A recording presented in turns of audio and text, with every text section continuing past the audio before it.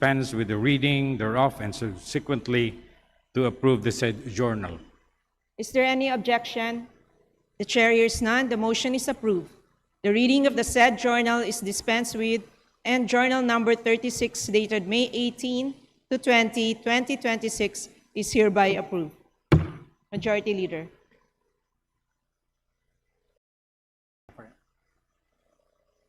Madam Speaker, I move that we proceed with the additional reference of business and request that the Secretary General be directed to read the titles of bills and resolutions on first reading, as well as communications and committee reports.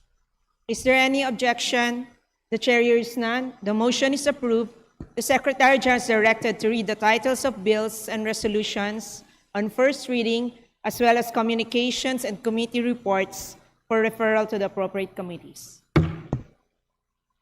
Additional reference of business. Bills on first reading. House Bill 9347, an act establishing senior citizen residential care homes in every region of the Philippines, providing for their functions, funding, and for other purposes, by Representative Baronda. To the Committee on Senior Citizens. House Bill 9349, an act providing for the Magna Carta of Residential Utility Consumers, by Representative Bocobo. To the Committee on Trade and Industry. House Bill 9350, an act recognizing the right of patients to designate a healthcare agent through a healthcare proxy, promoting advanced care planning, and providing for supported healthcare decision-making in the healthcare system, by Representative Swansing Bella Vanessa. To the Committee on Health. House Bill numbers 9351, 9354, and 9355, declaring certain roads in Cagayan de Oro City and Iligan City international roads, by Representative Regencia. To the Committee on Public Works and Highways. House Bill numbers 9352, 9353, 9356, and 9357, converting certain roads in Iligan City into a national road and appropriating funds therefore, by Representative Regencia. To the Committee on Public Works and Highways. House Bill 9359, an act providing for the Magna Carta of Waste Workers, by Representative Mendoza. To the Committee on Labor and Employment. House Bill 9361, an act amending RA 7876, otherwise known as the Senior Citizens Center Act of the Philippines, transferring the lead implementing agency from the DSWD to the National Commission of Senior Citizens, and for other purposes, by Representative Ordanes. To the Committee on Senior Citizens. House Bill 9362, an act granting free postgraduate education to public and private school teachers in state colleges and universities and local universities and colleges, and providing funds therefore, by Representative Acop. To the Committee on Higher Technical Education. House Bill 9363, an act granting free tertiary agricultural education and other related courses to all dependent children of qualified indigent farmers, providing funds therefore and for other purposes, by Representative Acop. To the Committee on Higher and Technical Education. House Bill 9364, an act establishing the Anti-Stunting Action Plan Council in the Philippines, defining its powers and functions, appropriating funds therefore and for other purposes, by Representative Acop. To the Committee on Health. House Bill 9365, an act establishing a forensic DNA database in the Philippines, appropriating funds therefore and for other purposes, by Representative Acop. To the Committee on Public Order and Safety. House Bill 9366, converting the Northeastern Mindanao State University Marihatag Off-Site Campus in Marihatag, Surigao del Sur, to a regular campus of the Northeastern Mindanao State University, to be known as Northeastern Mindanao State University Marihatag Campus, by Representative Momo. To the Committee on Higher and Technical Education. House Bill 9367, an act establishing a Philippine Strategic Petroleum Reserve System to ensure energy security and appropriating funds therefore, by Representatives Villaferte Miguel Luis, Villaferte Vincenzo Renato Luigi, Horibata, and Redon. To the Committee on Energy. House Bill 9368, granting a franchise to the South Cotabato 1 Electric Cooperative Inc. to construct, install, establish, operate, own, manage, and maintain distribution systems for the conveyance of electric power to end users in the city of Coronadal and in the municipalities of Tampakan, Tantangan, Banga, Surala, and Norala in the province of South Cotabato, by Representative Hernandez Ferdinand. To the Committee on Legislative Franchises. House Bill 9369, an act renewing for another 50 years the franchise granted to Philippine Airlines Inc. under PD 1590, entitled an act granting a new franchise to Philippine Airlines Inc. to establish, operate, and maintain air transport services in the Philippines and other countries, and for other purposes, by Representative Salceda. To the Committee on Legislative Franchises.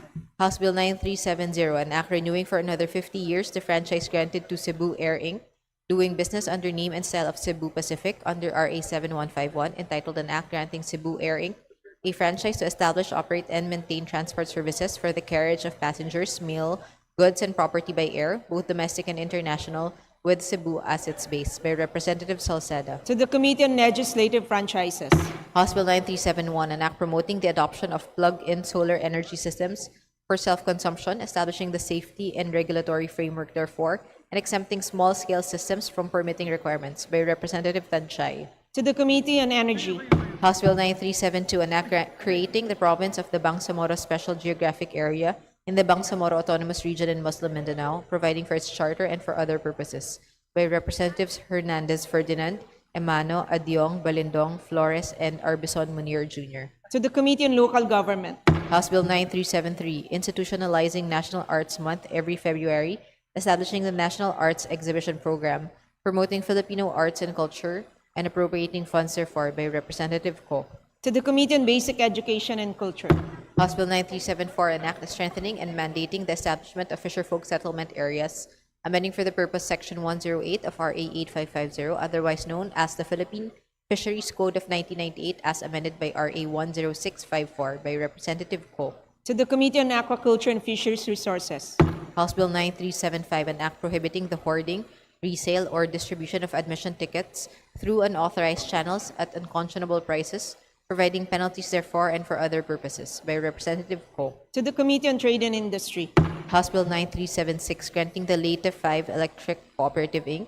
a franchise to construct, install, establish, operate, own, manage, and maintain distribution systems for the conveyance of electric power to the end users in the city of Ormoc and municipalities of Albuera, Cananga, Matagob, Villaba, Palumpon, Tabango, San Isidro, Calubian, Leyte, Merida, and Isabel Province of Leyte, by Representatives De Gooc and De Jesus. To the Committee on Legislative Franchises. House Bill 9378, an act establishing the GovTech Philippines Corporation as a government-owned or controlled corporation, defining its powers and functions as the central digital engineering, product development, and service delivery authority of the government, enhancing the Philippine e-governance and for other purposes, by Representative Benitez Alfredo. To the Committee on Government Enterprises and Privatization and the Committee on Information and Communications Technology. House Bill 9379, an act strengthening the establishment and operation of all public and private higher education institutions, by Representatives Romualdez Ferdinand Martin, Romualdez Zia Marie, Romualdez Andrew Julian, and Asidre. To the Committee on Higher and Technical Education. House Bill 9380, an act establishing the Palawan Coral Reef and Mangrove Restoration Program, providing funds therefore and for other purposes, by Representative Legazpi. To the Committee on Natural Resources. House Bill 9381, an act institutionalizing the DSWD Sustainable Livelihood Program, by Representative Legazpi. To the Committee on Social Services. House Bill 9383, an act increasing the base exemption for personal income tax, amending for the purpose Section 24 of the National Internal Revenue Code of 1997 as amended, and instituting automatic indexation based on the Consumer Price Index, by Representative Roman. To the Committee on Ways and Means. Resolutions, House Resolution 1037, resolution directing the Committee on Good Government and Public Accountability, jointly with other appropriate committees of the House of Representatives, to conduct an inquiry in aid of legislation to the reported failure of the GSIS to enforce matured and delinquent credit instruments secured by real estate mortgages and other collateral, resulting in potential financial losses, asset impairment, and opportunity costs to the GSIS fund to the prejudice of government employees and the Filipino people, by Representative De Maguila. To the Committee on Rules. House Resolution 1040, resolution expressing profound sympathy and sincere condolences on the demise of Mommy Isabel Chaving Basit Luistro, by Representative Olivares. To the Committee on Rules. House Resolution 1041, resolution directing the appropriate committees of the House of Representatives to conduct an inquiry in aid of legislation into the recurring power outages and the effectiveness of Republic Act No. 9136, otherwise known as the Electric Power Industry Reform Act of 2001, after 25 years of implementation, with the end in view of instituting urgent reforms to lower electricity rates, regulate pass-through charges, and ensure reliable and accountable power service, by Representative Yap Arthur. To the Committee on Rules. House Resolution 1044, resolution directing the Committee on Basic Education and Culture to conduct an inquiry in aid of legislation into the status of SPED and the implementation of inclusive learning resource centers, with the end view of addressing systemic gaps and strengthening inclusive education in the country, by Representative De Lima. To the Committee on Rules. Committee report. Committee report number 336, submitted by the Special Committee on Nuclear Energy and the Committee on Appropriations on House Bill number 375. To the Committee on Rules. Majority Leader.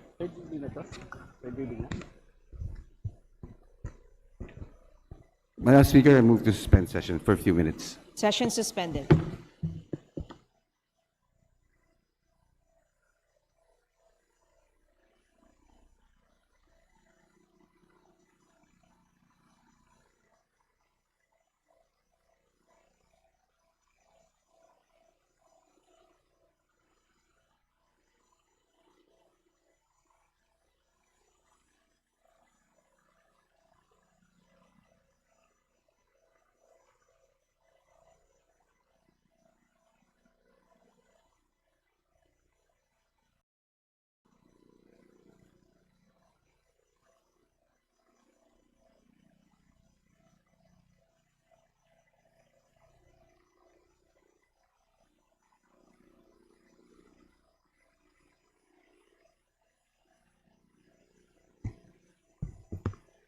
Session resumed.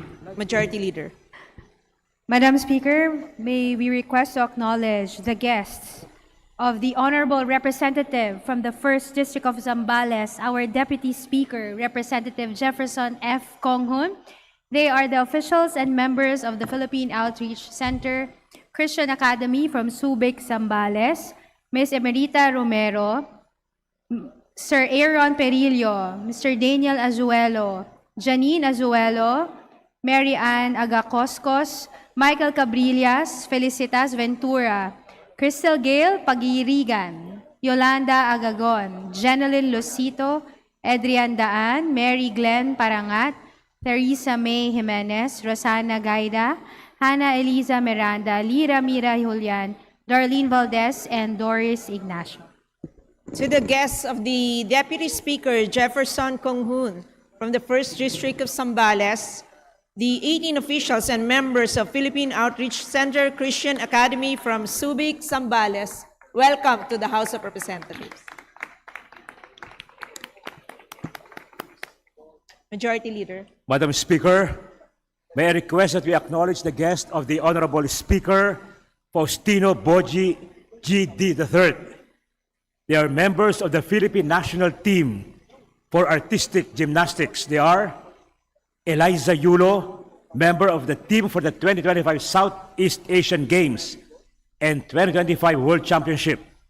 Maxine Bondok, member of the Philippine team to the 2025 Junior Asian Championship, 2025 Junior World Championships, and 2026 Junior Asian Championship. Lilia Escoces, member of the Philippine team to the 2025 Senior Asian Championship and 2026 American Cup. Mati Aboboto, member of the Philippine team to the 2026 Senior Asian Championship. Yana Pasco, member of the Philippine team to the 2026 Junior Asian Championship. Shelo Esliza, member of the Philippine team to the 2025 Junior Asian Championships and 2026 Senior Asian Championships. And Erin Albano, developmental athlete for women's artistic gymnastics. To the guests of Speaker Faustino Boji D. III, the Philippine National Team for Artistic Gymnastics, welcome to the House of Representatives.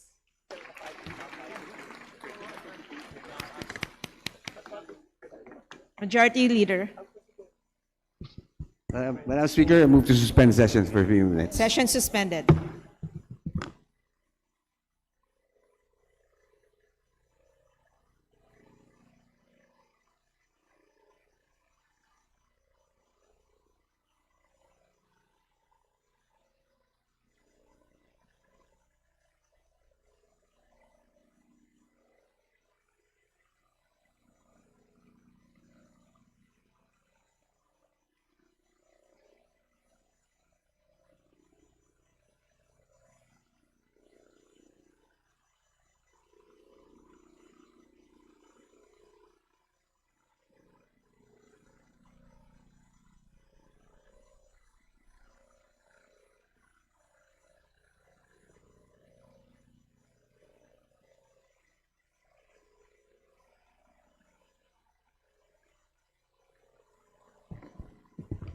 Session resumed. Majority Leader. Madam Speaker, I move to consider on third reading various local bills under the cluster of holidays. House Bill number 122, 494, 611, 671, 685, 688, 936, 982, 1049, 1069, 1076, 1278, 1414, 1540, 1695, 2224, 2658, 2939, 2953, 3273, 3572, 3717, 6433, 7030, and 9216, pursuant to the rules of the House. And for this purpose, May I request the Secretary General to be directed to read the title of the bills and thereafter call the roll for nominal voting. The Secretary is directed to read the title of the aforementioned measures and to call for nominal voting.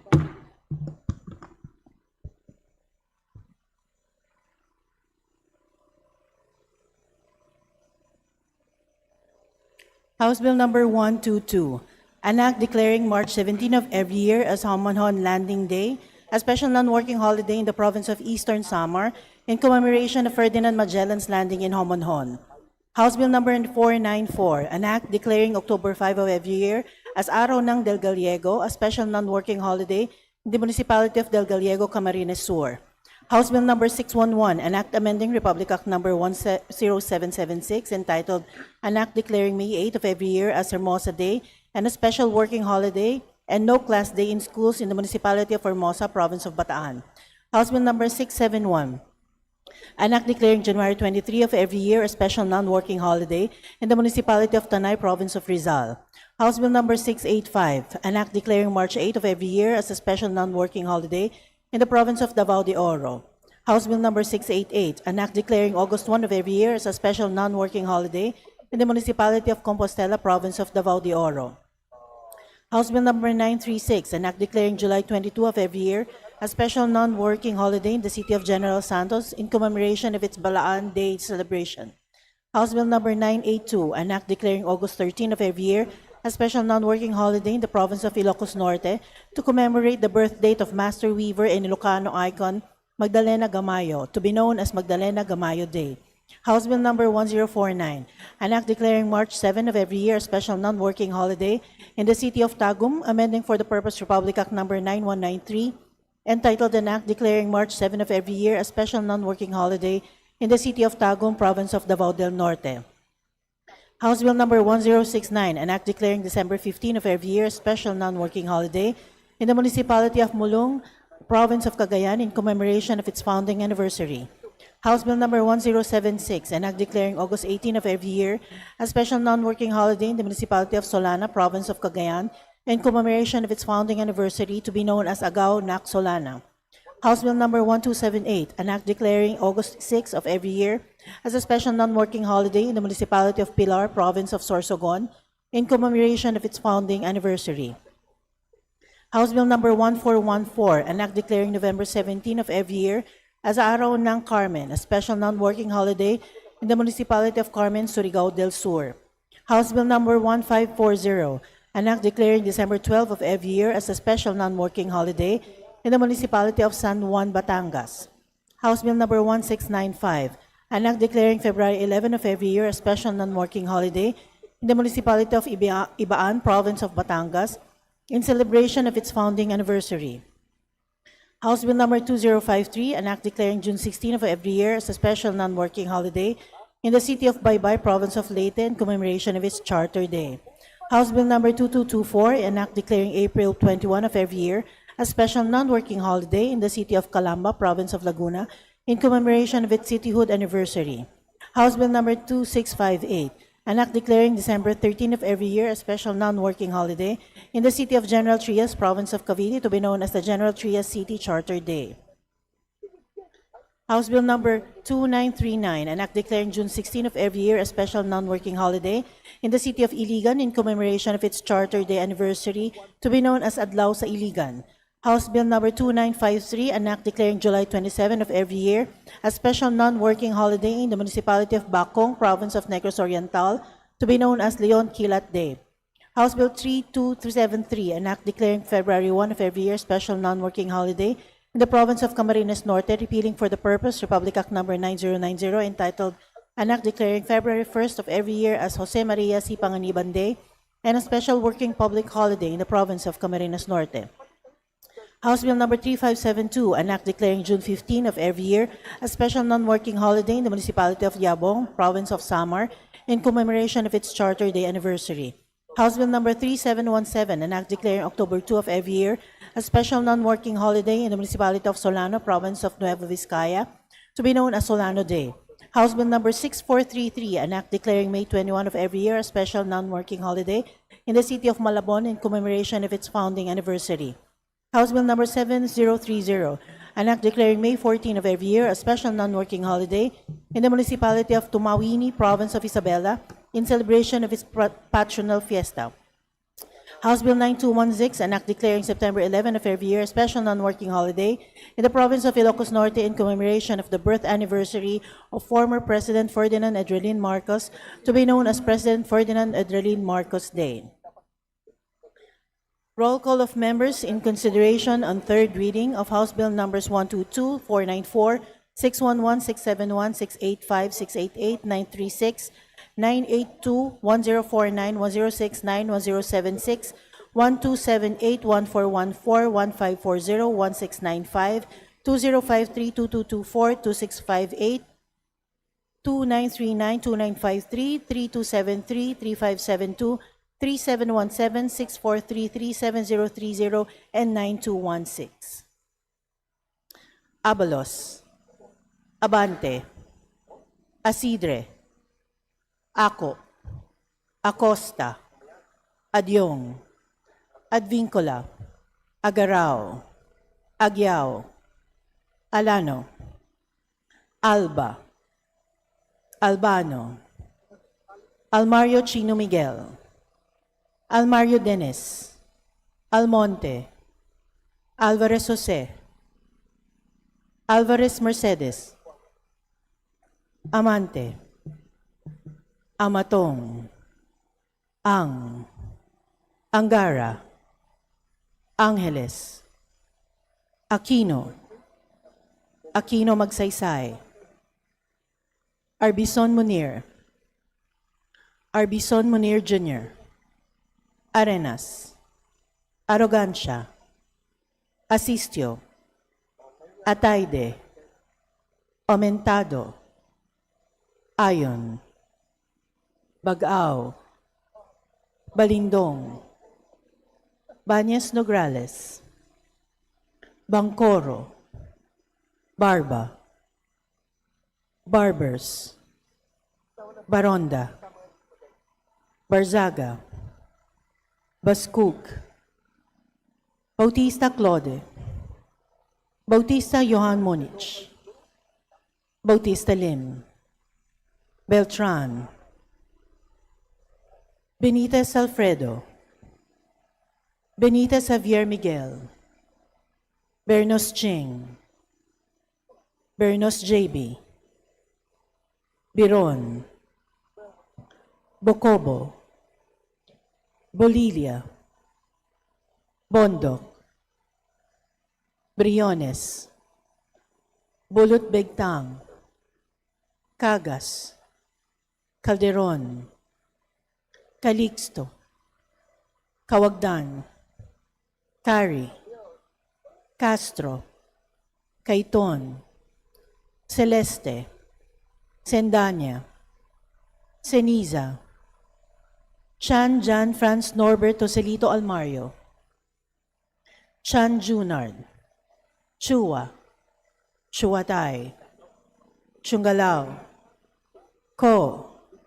Copilar, Juanco Jaime Eduardo Mark, Juanco Mark, Coliantes, Corvera, Cruz Agatha, Cruz Ricardo, Cruzado, Kua, Dagoo, Dalog, Dayanghirang, Daza, De Jesus, De Lima, De Venecia, Defensor, De Gamo,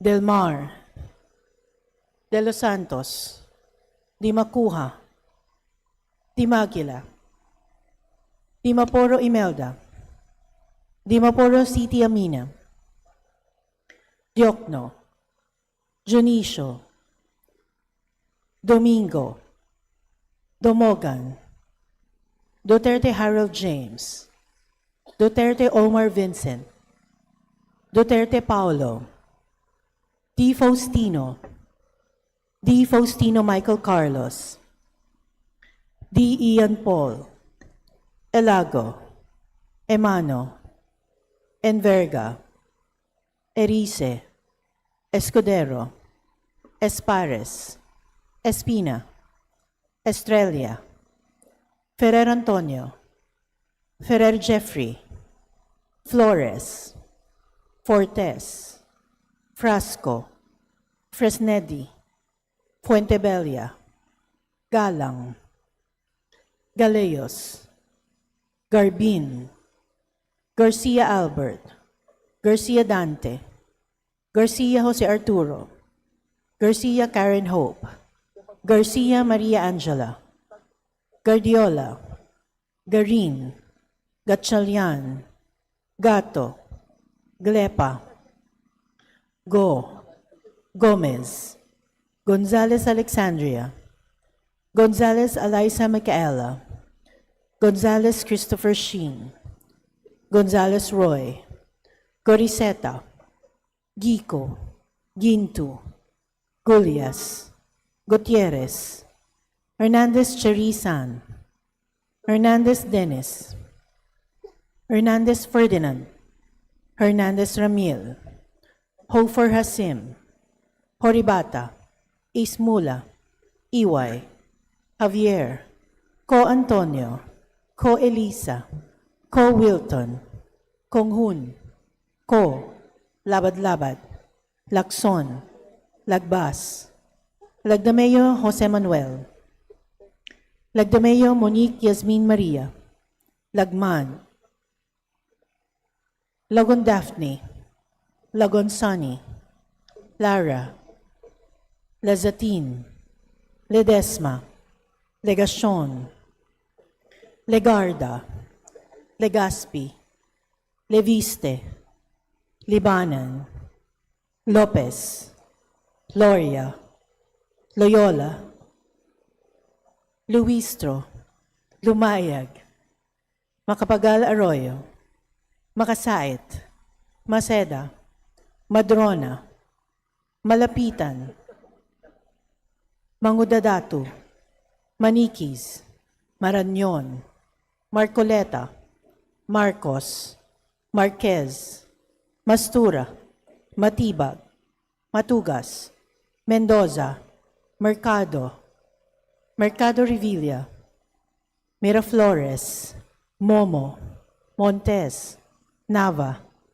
Nazal, Nisay, Nolasco, Waminal Henry, Waminal Sancho Fernando, Olivares, Ongchuan, Ordanes, Oreta, Ortega, Owano Dizon, Padiernos, Panaligan, Pancho, Panotes, Pascual, Perez, Pimentel, Plaza, Pleito, Po, Primicia Sagabas, Pumaren, Puno, Kimbo, Rama, Recto, Rehencia, Remulia, Revilla Brian, Revilla Ramon Jolo, Ridon, Rivera, Robes, Rodriguez Eulogio, Rodriguez Maximo, Rodriguez Rufus, Roman, Romualdez Andrew Julian,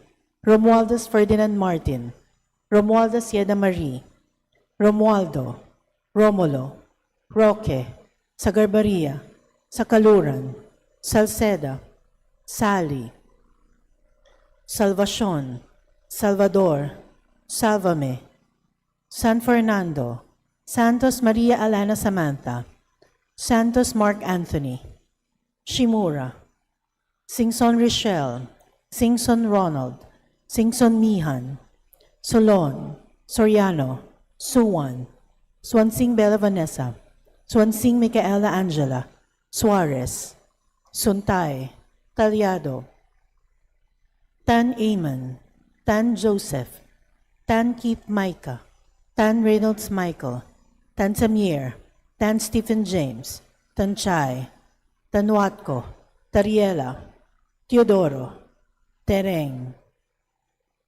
Teves, Tiangco, Tieng, Tino, Tolentino, Tuan, Tufo Jocelyn, Tulfo Ralph Wendell, Tupas, Tutor, T. Umali, Ungab, Uy De Carlo, Uy Roberto, Valeriano, Vargas, Vargas Alfonso, Veloso, Veloso Tuazon, Vergara, Villa, Villafuerte Miguel Luis, Villafuerte Vincenzo Renato Luigi, Villanueva, Villarica, Violago, Yamsuan, Yap Arthur, Yap Christopherson, Yap Eric, Yap John G. Snell, Yatko, Inares, Yu Jazel Victoria, Yu Joseph Kim, Yulo, Zamora Maria Carmen, Zamora Isabel Maria, Zubiri.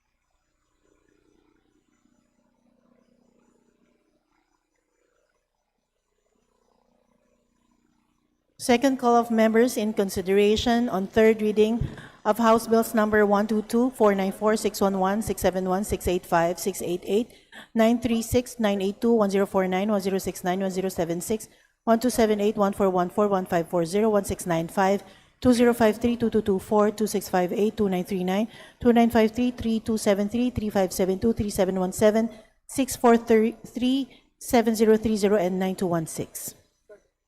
Abante, Advincula, Agarao, Alano,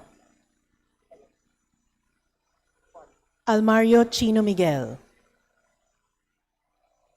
Alvarez Mercedes, Amatong, Ang,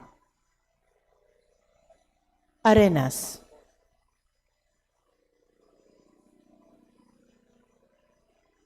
Aumentado, Barbers, Baskug,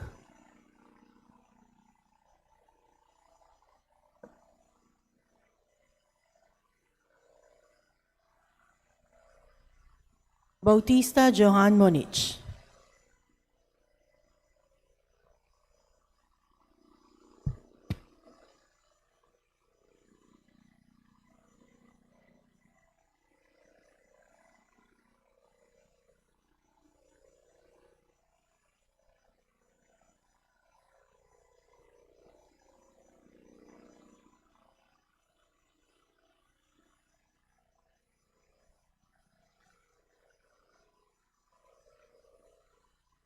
Benitez Alfredo, Benitez Javier Miguel, Biron, Chan Jan Franz Norbert Joselito Almario, Chuatay,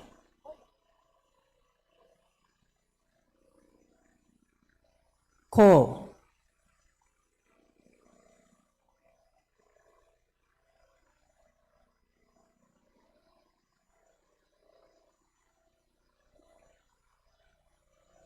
Corvera, Kuwa, Dayang Hirang, Daza, De Jesus, De Venecia, De Gamo, De Los Santos, Dimaporo City Amina, Duterte Harold James, Duterte Omar Vincent, Duterte Paulo, D. Faustino Michael Carlos.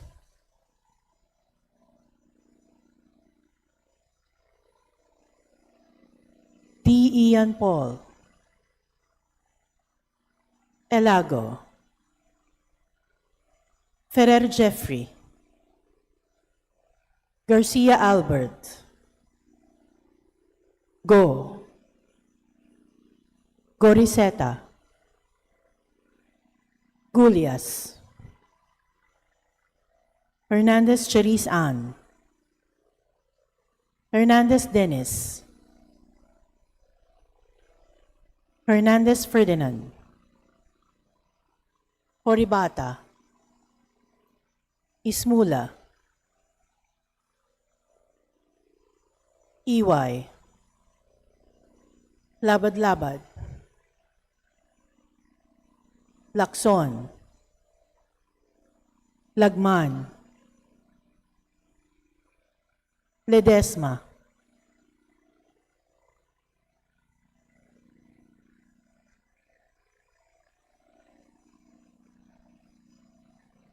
Ledesma. Macapagal Arroyo.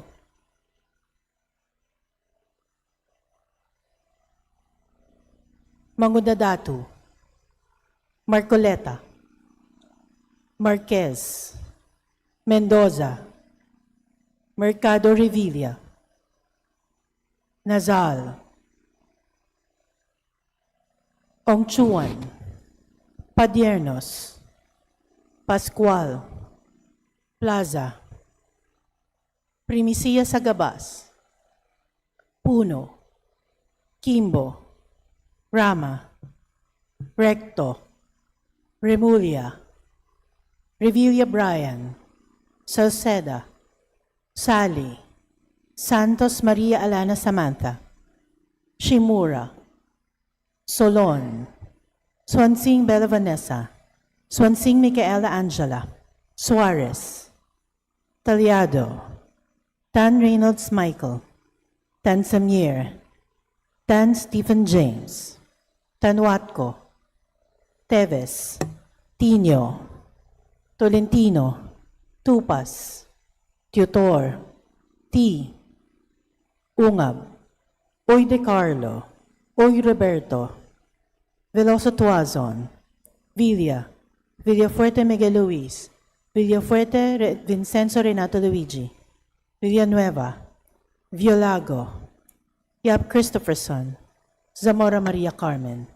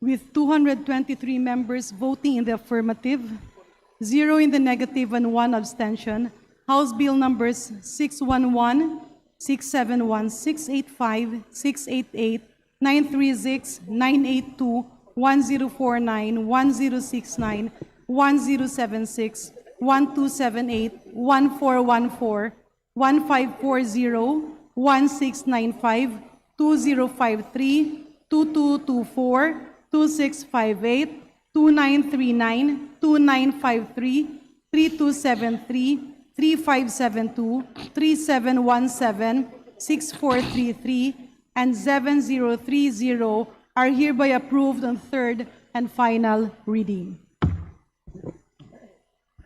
With 218 members voting in the affirmative, 4 in the negative, and 2 abstentions, House Bill 9216 is hereby approved on third and final reading.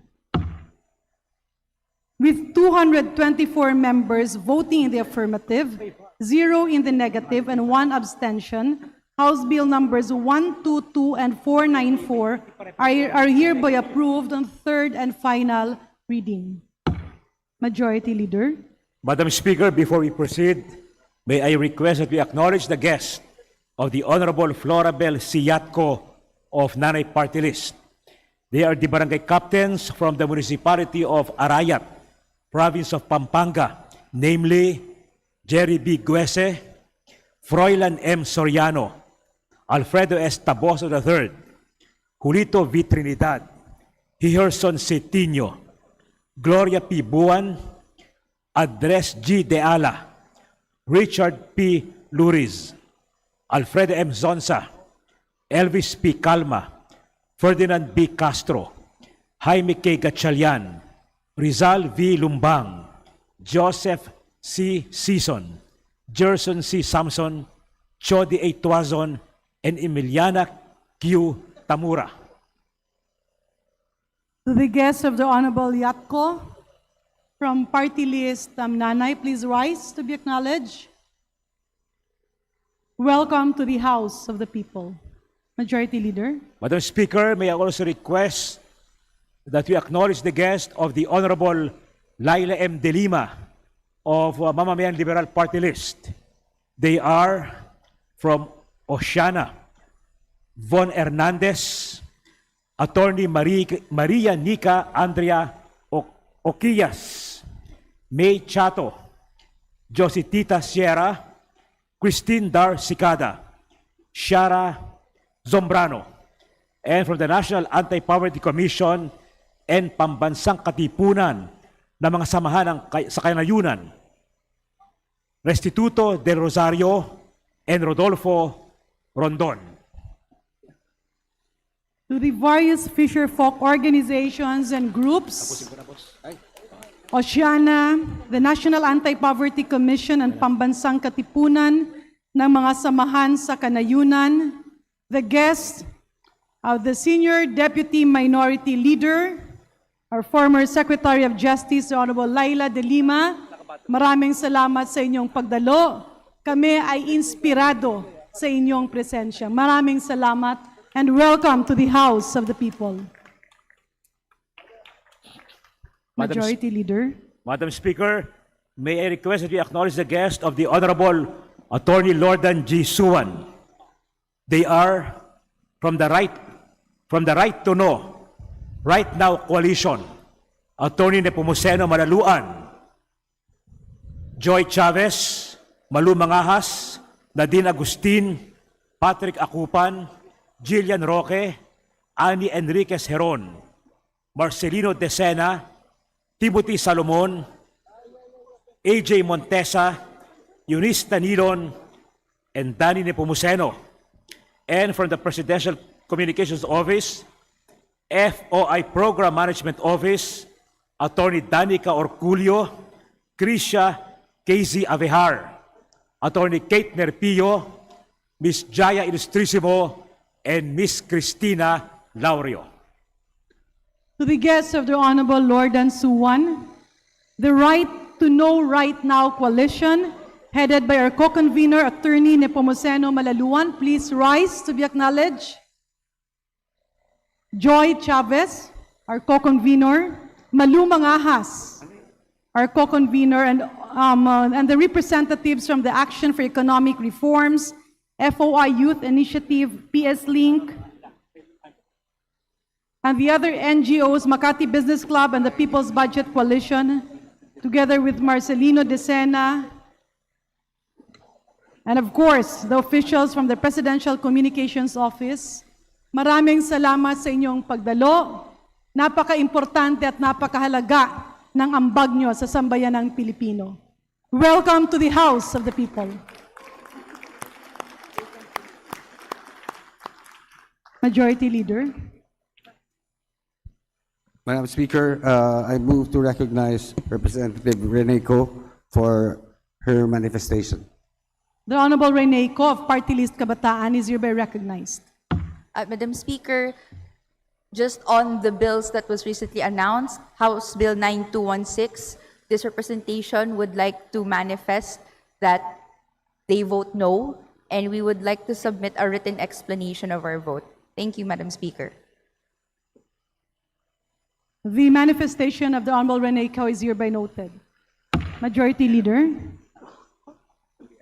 Madam Speaker, I move now that we recognize Representative Elago for her manifestation. The Honorable Sarah Jane Ilago of Party List Gabriela is hereby recognized.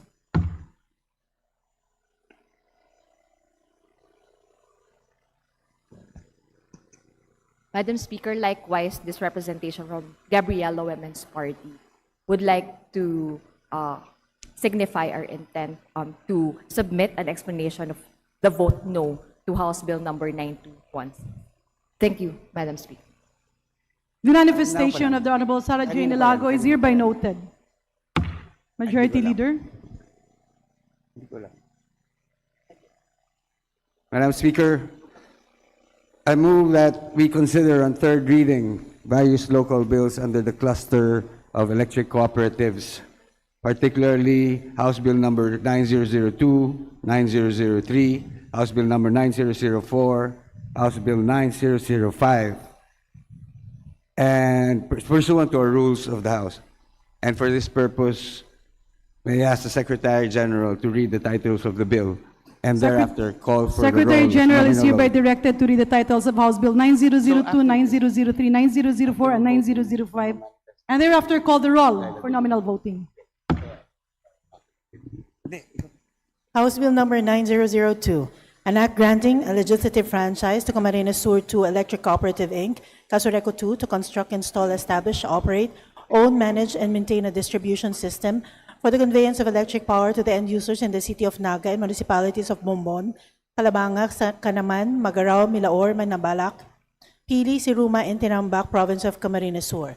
House Bill number 9003, an act granting a legislative franchise to Camarines Norte Electric Cooperative Inc., Canureco, to construct, install, establish, operate, own, manage, and maintain a distribution system for the conveyance of electric power to the end users in all municipalities in the province of Camarines Norte. House Bill number 9004, an act granting a legislative franchise to Pangasinan 1 Electric Cooperative Inc., Panelco 1, to construct, install, establish, operate, own, manage, and maintain a distribution system for the conveyance of electric power to the end users in the city of Alaminos and municipalities of Agno, Anda, Bani, Bolinao, Burgos, Dasol, Infanta, and Mabini, province of Pangasinan. House Bill number 9005, an act granting a legislative franchise to Camarines Sur 1 Electric Cooperative Inc., Casureco 1, to construct, install, establish, operate, own, manage, and maintain a distribution system for the conveyance of electric power to the end users in the municipalities of Libmanan, Cabusao, Sipocot, Ragay, Lupi, Pamplona, Pasacao, San Fernando, Gainza, and Camarigan, province of Camarines Sur. Roll call of members in consideration on third reading of House Bill numbers 9002, 9003, 9004, and 9005. Abalos, Sabante, Asidre, Acop, Pacosta, Adyong, Advincola, Agarao, Agyao, Alano, Alba, Albano, Almario Chino Miguel, Almario Dennis, Almonte, Alvarez Jose, Alvarez Mercedes, Amante, Amatong, Angara, Angeles, Aquino, Aquino Magsaysay, Arbison Munir Jr., Arenas, Arrogancia, Asistio, Ataide, Aumentado, Ayon, Bagao, Balindong, Banyas Nograles, Bangkoro, Barba, Barbers, Baronda, Barsaga, Bascug, Bautista Claude, Bautista Joan Monich, Bautista Lim, Beltran, Benitez Alfredo, Benitez Javier Miguel, Bernos Ching, Bernos JB, Biron, Bocobo, Bolivia, Bondok, Briones, Bullet Begtang, Cagas, Calderon, Calixto, Cawagdan, Cari, Castro, Caiton, Celeste, Sendanya, Senisa, Chan Jan Franz Norberto Silito Almario, Chan Junard, Chua, Chuatay, Chungalao,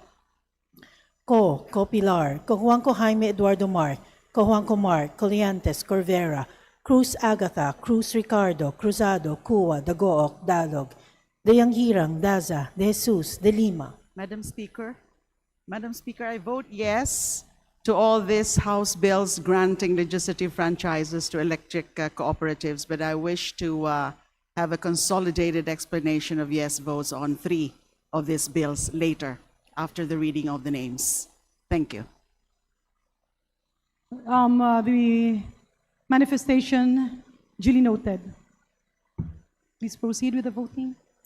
De Venecia, Defensor, De Gamo, Del Mar, De Los Santos, Di Macuja, Di Maguila, Di Maporo Imelda, Di Maporo City Amina, Diokno, Junicio, Domingo, Domogan, Duterte Harold James, Duterte Omar Vincent, Duterte Paulo, Di Faustino Michael Carlos, Di Ian Paul, Elago, Emano, Enverga, Erice, Escudero, Espares, Espina, Estrella, Ferrer Antonio, Ferrer Jeffrey, Flores, Fortes, Frasco, Fresnedi, Fuentebella, Galang, Galeos, Garbin, Garcia Albert, Garcia Dante, Garcia Jose Arturo, Garcia Karen Hope, Garcia Maria Angela, Guardiola, Garin, Gatchalian, Gato, Glepa, Go, Gomez, Gonzales Alexandria, Gonzales Eliza Micaela, Gonzales Christopher Sheen, Gonzales Roy, Gorizeta, Gico, Gintu, Golias, Gutierrez, Hernandez Charis Ann, Hernandez Dennis, Hernandez Ferdinand, Hernandez Ramil,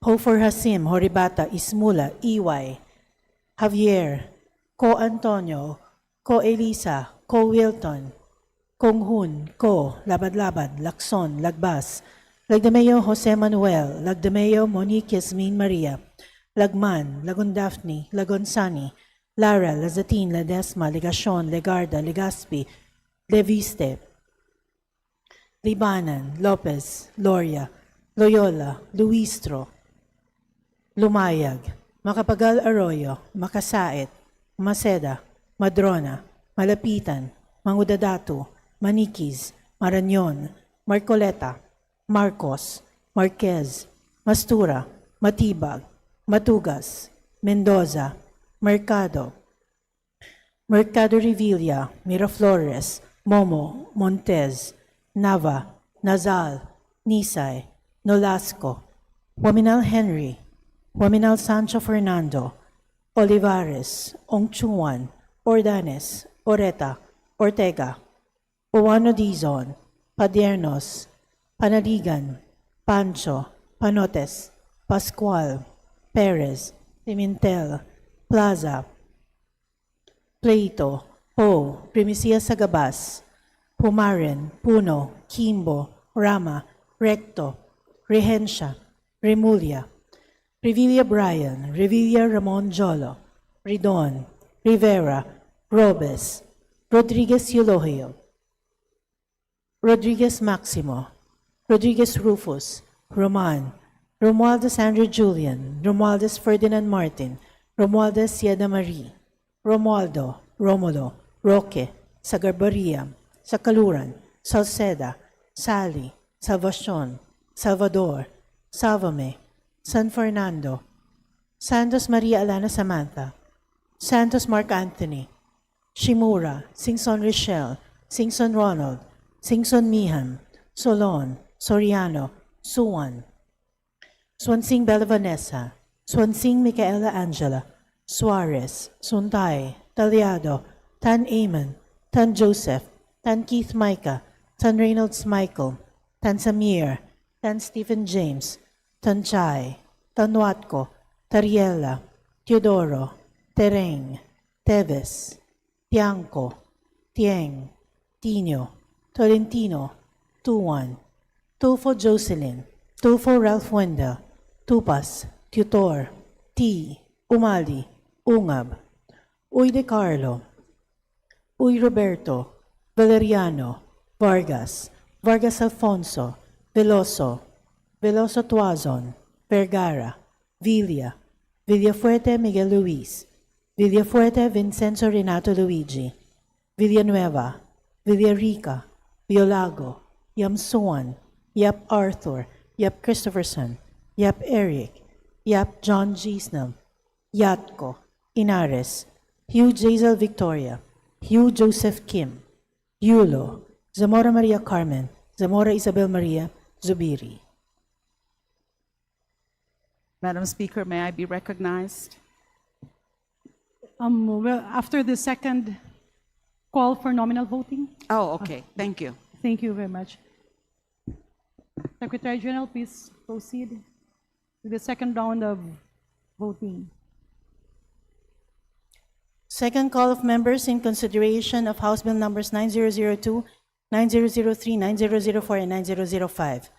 Abante, Advincola, Agarao, Alano, Almario Chino Miguel, Alvarez Mercedes, Amatong, Arenas, Aumentado, Barbers, Bascug, Benitez Alfredo, Benitez Javier Miguel, Liron, Chan Jan Franz Norberto Silito Almario, Co, Corvera, Cua, Dayanghirang, Daza, De Jesus, De Venecia, Tegamo, De Los Santos, Dimoporo City Amina, Duterte Harold James, Duterte Omar Vincent, Duterte Paulo, D. Faustino Michael Carlos, D. Ian Paul, Elago, Ferrer Jeffrey, Garcia Albert, Go, Gulias, Hernandez Charisan, Hernandez Dennis, Horibata, Iway, Labad-Labad, Lacson, Lagman, Ledesma, Magudadatu, Marcoleta, Mendoza, Mercado Revilla,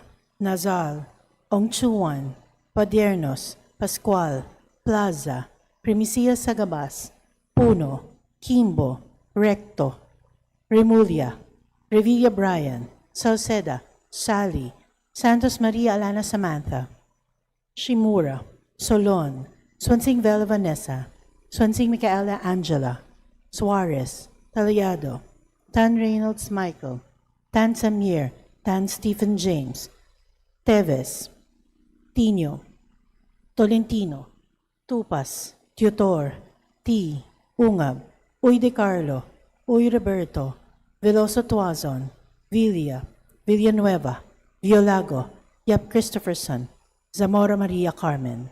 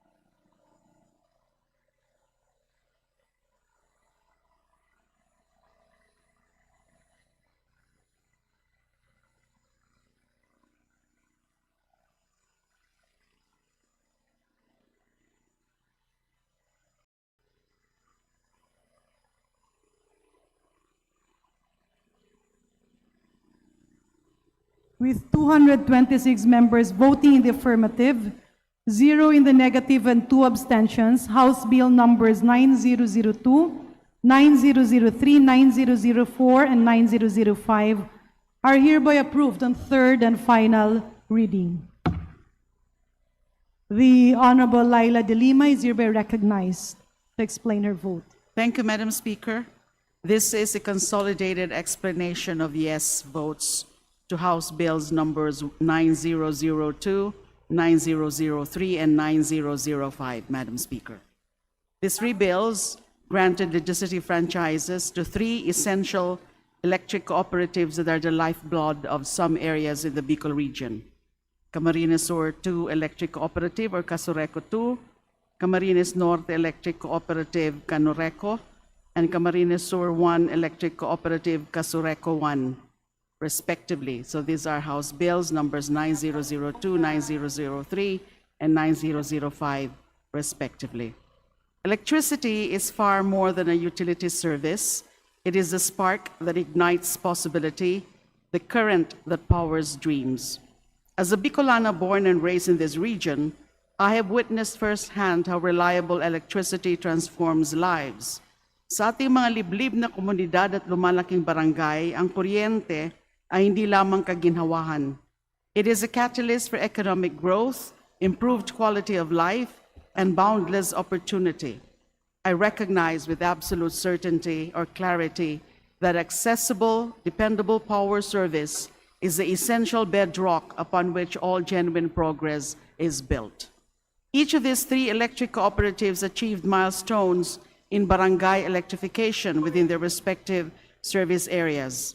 Moreover, these cooperatives received AAA classifications from the National Electrification Administration, or NEA, a distinction that stands as a beacon of their unwavering commitment to quality, reliability, and effective stewardship of public trust.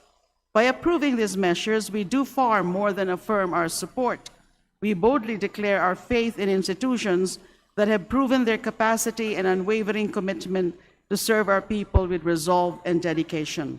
More crucially, we reaffirm a sacred pledge that no Bicolano community, from our most vibrant urban centers to our most remote municipalities, will ever be abandoned in the journey toward lasting development, shared prosperity, and genuine progress.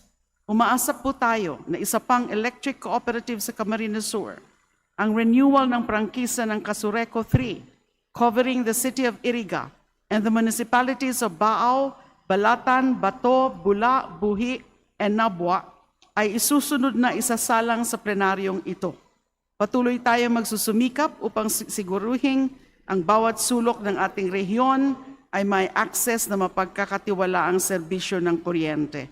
For these reasons and in recognition of the importance of sustained and dependable electrification for our people and our region, I decisively cast my yes vote in favor of House Bills numbers 9002, 9003, and 9005. Maraming salamat po. The explanation of vote of the Honorable Laila de Lima is hereby noted.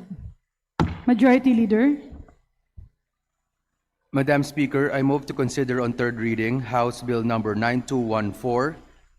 And for this purpose, may I request that Secretary General be directed to read the title of the bill and thereafter call the roll call for nominal voting. An objection, hearing none, the Secretary General is hereby directed to read the title of House Bill 9214 and thereafter call the roll for nominal voting. House Bill number 9214, an act renaming the Dr. Jose N. Rodriguez Memorial Hospital in the city of Caloocan, Metro Manila to Dr. Jose N. Rodriguez Medical Center and Sanitarium, repealing for the purpose Batas Pambansa Bilang 94. Roll call of members in consideration on third reading of House Bill number 9214. Abalos, Sabante, Asidre, Acop, Acosta, Adyong, Advincula, Agaraw, Aguiao, Alano, Alba, Albano, Almario Chino Miguel, Almario Dennis, Almonte, Alvarez Jose, Alvarez Mercedes, Amante, Amatong, Ang, Angara, Angeles, Aquino, Aquino Magsaysay, Arbison Munir, Arbison Munir Jr., Arenas, Arrogancia, Astitio, Ataide, Aumentado, Ayon, Bagao, Balindong, Baños Nograles, Bangkoro, Barba, Barbers, Baronda, Barzaga, Bascug, Bautista Claude, Bautista Johan Monich, Bautista Lim, Beltran, Benitez Alfredo, Benitez Javier Miguel, Bernos Ching, Bernos JB, Biron, Bocobo, Boliria, Bondok, Briones, Bulot Begtang, Cagas, Calderon, Calixto, Kawagdan, Cari, Castro, Caiton, Celeste, Sendanya, Siniza, Chan Jan Franz Norbert Joselito Almario, Chan Junior, Chuwat, Chuatay, Chungalao, Copilar, Cojuanco Jaime Eduardo Mark, Cojuanco Mark, Coliantes, Corvera, Cruz Agatha, Cruz Ricardo, Cruzado, Kua, Dagook, Dalog, De Yanghiram, Daza, De Jesus, De Lima, De Venecia, Defensor, De Gamo, Del Mar, De Los Santos, Di Macuja, Di Maguila, Di Maporo si Imelda, Di Maporo City Amina, Diokno, Junicio, Domingo, Dumogan, Duterte Harold James, Duterte Omar Vincent, Duterte Paulo, Di Faustino Michael Carlos, Di Ian Paul, Elago, Emano, Enverga, Erice, Escudero, Espares, Espina, Estrella, Ferrer Antonio, Ferrer Jeffrey, Flores, Fortes, Frasco, Fresnedi, Fuentebella, Galang, Galeos, Garbin, Garcia Albert, Garcia Dante, Garcia Jose Arturo, Garcia Karen Hope, Garcia Maria Angela, Guardiola, Garin, Gatchalian, Gato, Glepa, Go, Gomez, Gonzalez Alexandria, Gonzalez Eliza Micaela, Gonzalez Christopher Sheen, Gonzalez Roy, Goriseta, Kiko, Gintu, Gulias, Gutierrez, Hernandez Cherise Ann, Hernandez Dennis, Hernandez Ferdinand, Hernandez Ramil, Hofer Hasim, Horibata, Ismula, Iway, Javier, Ko Antonio, Ko Eliza, Ko Wilton, Kong Hun, Ko, Labad-Labad, Lacson, Lagbas, Lagdameo Jose Manuel, Lagdameo Monique Yasmin Maria, Lagman, Lagon Daphne, Lagon Sani, Lara, Lazatin, Ledesma, Legacion, Legarda, Legaspi, Leviste, Libanan, Lopez, Loria, Loyola, Luistro, Dumayag, Macapagal Arroyo, Makasait, Maceda, Madrona,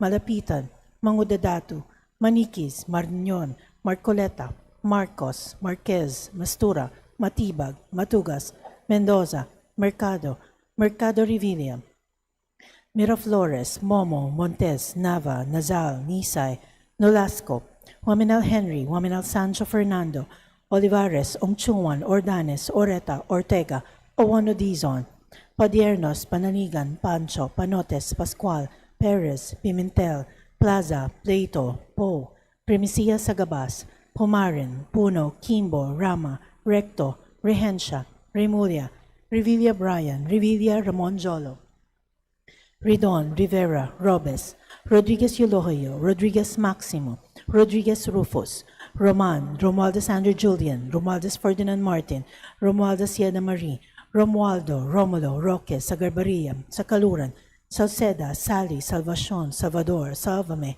San Fernando, Santos Maria Alana Samantha, Santos Mark Anthony, Shemura, Singson Rochelle, Singson Ronald, Singson Mihan, Solon, Soriano, Suwan, Swansing Bella Vanessa, Swansing Micaela Angela, Suarez, Suntay, Taliado, Tan Eamon, Tan Joseph, Tan Keith Michael, Tan Reynolds Michael, Tan Samir, Tan Stephen James, Tan Chai, Tan Watco, Tariela, Teodoro, Tereng, Teves, Tiangco, Tieng, Tino, Tolentino, Tuan, Tufo Jocelyn, Tufo Ralph Wendell, Tupas, Tutor, T. Umali, Ungab, Uy De Carlo, Uy Roberto, Valeriano, Vargas, Vargas Alfonso, Veloso, Veloso Tuazon, Vergara, Villa, Villafuerte Miguel Luis, Villafuerte Vincenzo Renato Luigi, Villanueva, Villarica, Violago, Yam Suwan, Yap Arthur, Yap Christopherson, Yap Eric, Yap John G. Snell, Yatko, Inares, Yu Jazel Victoria, Yu Joseph Kim, Yulo, Zamora Maria Carmen,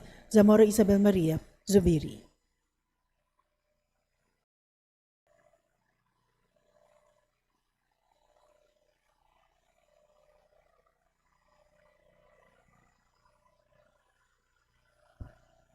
Second call of members in consideration on third reading of House Bill number 9214. Abante, Advincula, Agarao, Alano, Almario, Chino Miguel, Alvarez, Mercedes, Amatong, Arenas, Aumentado, Barbers, Bascook, Benitez Alfredo, Benitez Javier Miguel, Biron, Chan, Jan, Franz, Dorbe, Tosilito Almario, Corvera, Cuwa, De Yanghirang, Daza, De Jesus, De Venecia, De Gamo, De Los Santos, Dimaporo City Amina, Duterte Harold James, Duterte Omar Vincent, Duterte Paulo, D. Faustino Michael Carlos, D. Ian Paul, Ferrer Jeffrey, Garcia Albert, Go Gulias, Hernandez Charisan, Hernandez Dennis, Soribata, Iway, Labad-Labad, Lacson, Ledesma, Magundadatu, Marcoleta, Mendoza, Mercado Revilla, Nazal, Longchuan, Padiernos, Pascual, Plaza, Primicia Sagabas, Puno, Kimbo, Rector, Remulia, Revilla, Brian, Salceda, Sally, Santos Maria Elena Samantha Shimura Solon, Swansing Bella Vanessa, Swanting Micaela Angela Suarez Taliado, Tan Reynolds Michael, Tan Samir, Tan Stephen James, Teves, Tolentino, Tupas, Tutor, T. Ungab, Uy De Carlo, Uy Roberto, Veloso Tuazon, Villa, Villanueva, Violago, Yap Christopherson, Zamora Maria Carmen.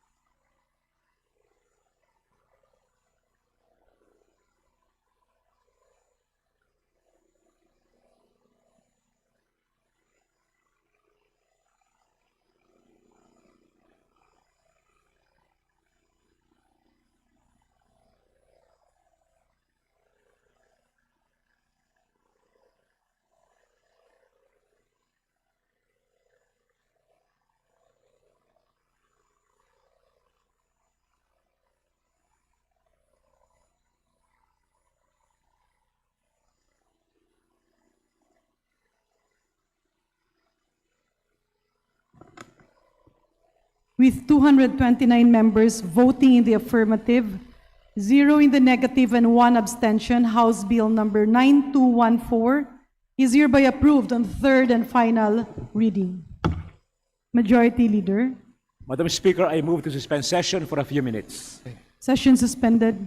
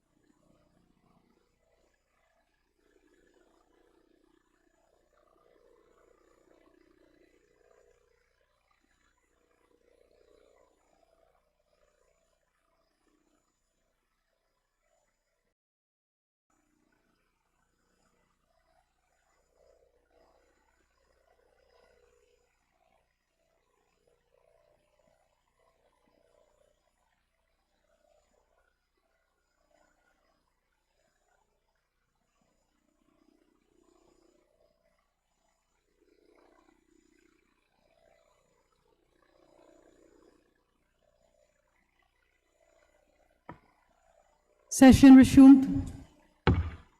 Madam Speaker, parliamentary inquiry.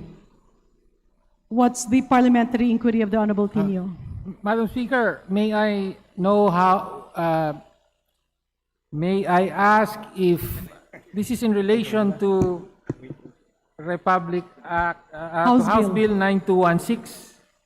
This is an act declaring September 11 of every year a special non-working holiday in the province of Ilocos Norte in commemoration of the birth anniversary of former President Ferdinand Edralin Marcos, to be known as President Ferdinand Edralin Marcos Day. May I ask if my vote was recorded as a yes vote?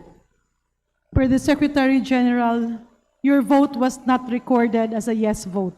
Thank you for that clarification, Madam Speaker.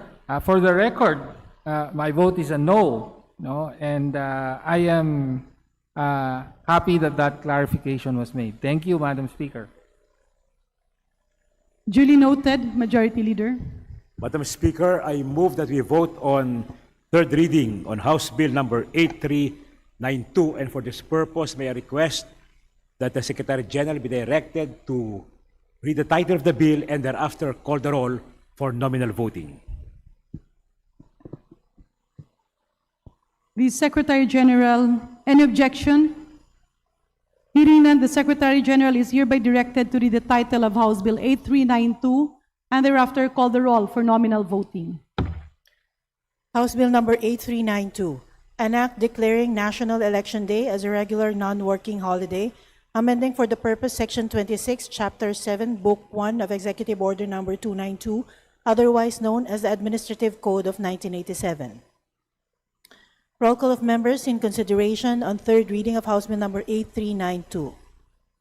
Abalos, Sabante, Asidre, Acop, Acosta, Adyong, Advincula, Agarao, Aguiao, Alano, Alba, Albano, Almario Chino Miguel, Almario Dennis, Almonte, Alvarez Jose, Alvarez Mercedes, Amante, Amatong, Angara, Angeles, Aquino, Aquino Magsaysay, Arbison Munir Jr., Arenas, Arrogancia, Asistio, Atayde, Aumentado, Ayon, Bagao, Balindong, Banyas Nograles, Bangkoro, Barba, Barbers, Baronda, Barsaga, Bascug, Bautista Claude, Bautista Johan Munich, Bautista Lim, Beltran, Benitez Alfredo, Benitez Javier Miguel, Bernus Ching, Bernus JB, Biron, Bocobo, Bolivia, Bondok, Briones, Bulut Begtang, Cagas, Calderon, Calixto, Kawagdan, Cari, Castro, Caiton, Celeste, Sendanya, Ceniza, Chan, Jan, Franz Norberto Silito Almario, Chan Junior, Chua, Chuatay, Chungalao, Copilar, Cojuanco Jaime Eduardo Mark, Cojuanco Mark, Coliantes, Corvera, Cruz Agata, Cruz Ricardo, Cruzado, Cua, Dagook, Dalog, Deyanghirang, Daza, De Jesus, De Lima, De Venecia, Defensor, De Gamo, Del Mar, De Los Santos, Di Macuja, Di Maguila, Di Maporo Imelda, Di Maporo City Amina, Diokno, Dionisio, Domingo, Dumogan, Duterte Harold James, Duterte Omar Vincent, Duterte Paolo, Di Faustino Michael Carlos, Di Ian Paul, Elago, Emano, Enverga, Erice, Escudero, Espares, Espina, Estrella, Ferrer Antonio, Ferrer Jeffrey, Flores, Fortes, Frasco, Fresnedi, Fuentebella, Galang, Galeos, Garbin, Garcia Albert, Garcia Dante, Garcia Jose Arturo, Garcia Karen Hope, Garcia Maria Angela, Guardiola, Garin, Gatchalian, Gato, Glepa, Gomez, Gonzalez, Alexandria, Gonzalez, Eliza Micaela, Gonzalez, Christopher Sheen, Gonzalez, Roy, Goriseta, Gico, Gintu, Golias, Gutierrez, Hernandez, Charis Ann, Hernandez, Dennis, Hernandez, Ferdinand, Hernandez, Ramil, Hofer Rasim, Horibata, Ismula, Iway, Javier, Co Antonio, Co Elisa, Co Wilton, Konghun, Co Labad-Labad, Lacson, Lagbas, Lagdameo Jose Manuel, Lagdameo Munich Yasmin Maria, Lagman, Lagon Daphne, Lagon Sani, Lara, Lazatin, Ledesma, Legacion, Legarda, Legaspi, Leviste, Libanan, Lopez, Loria, Loyola, Luistro, Lumayag, Macapagal Arroyo, Makasayat, Maceda, Madrona, Malapitan, Mangudadatu, Maniquis, Marañon, Marcoleta, Marcos, Marquez, Mastura, Matibag, Matugas, Mendoza, Mercado, Mercado Revilla, Miraflores, Momo, Montes, Nava, Nazal, Nisay, Nolasco, Waminal Henry, Waminal Sancho Fernando, Olivares, Ong Chuan, Ordenes, Oreta, Ortega, Oano Dizon, Padiernos, Panaligan, Pancho, Panotes, Pascual, Perez, Pimentel, Plaza, Plato, Poe, Primicia Sagabas, Pumaren, Puno, Kimbo, Rama, Recto, Rehencia, Remulia, Revilla Brian, Revilla Ramon Jolo, Ridon, Rivera, Robes, Rodriguez Eulogio, Rodriguez Maximo, Rodriguez Rufus, Roman, Romualdez Andrew Julian, Romualdez Ferdinand Martin, Romualdez Sienda Marie, Romualdo, Romulo, Roque, Sagarbaria, Sakaluran, Salceda, Sally, Salvacion, Salvador, Salvame, San Fernando, Santos Maria Alana Samantha, Santos Mark Anthony, Shimura, Singson Richelle, Singson Ronald, Singson Mihan, Solon, Soriano, Suman, Swansing Bella Vanessa, Swansing Micaela Angela, Suarez, Suntay, Talyado, Tan Amon, Tan Joseph, Tan Keith Micah, Tan Reynolds Michael, Tan Samir, Tan Stephen James, Tan Chai, Tan Watco, Tariela, Teodoro, Tereng, Teves, Tiangco, Tieng, Tiinyo, Tolentino, Tuan, Tufo Jocelyn, Tufo Ralph Wendell, Tupas, Tutor, T, Umali, Ungab, Uy De Carlo, Uy Roberto, Valeriano, Vargas, Vargas Alfonso, Veloso, Veloso Tuazon, Vergara, Villa, Villafuerte Miguel Luis, Villafuerte Vincenzo Renato Luigi, Villanueva, Villarica, Violago, Yam Suwan, Yap Arthur, Yap Christopherson, Yap Eric, Yap John Gisna, Yatco, Inares, Yu Jazel Victoria, Yu Joseph Kim, Yulo, Zamora Maria Carmen, Zamora Isabel Maria Zubiri.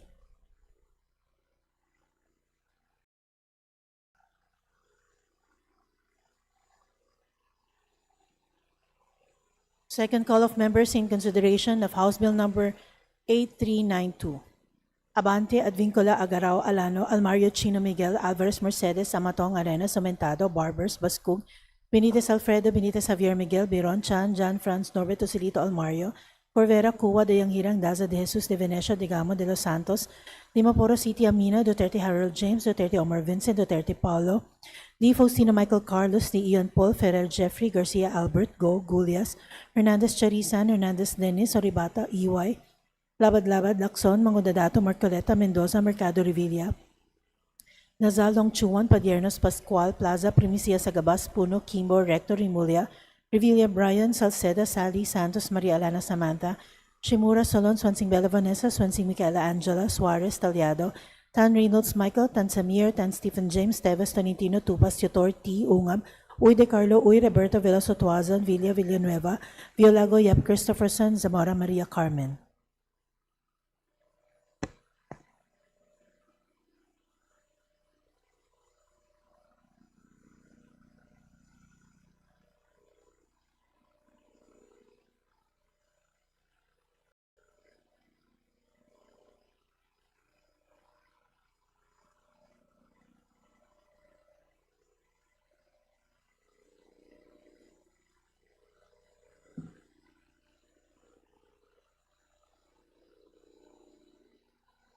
With 233 members voting in the affirmative, 0 in the negative, and 1 abstention, House Bill Number 8392 is hereby approved on third and final reading.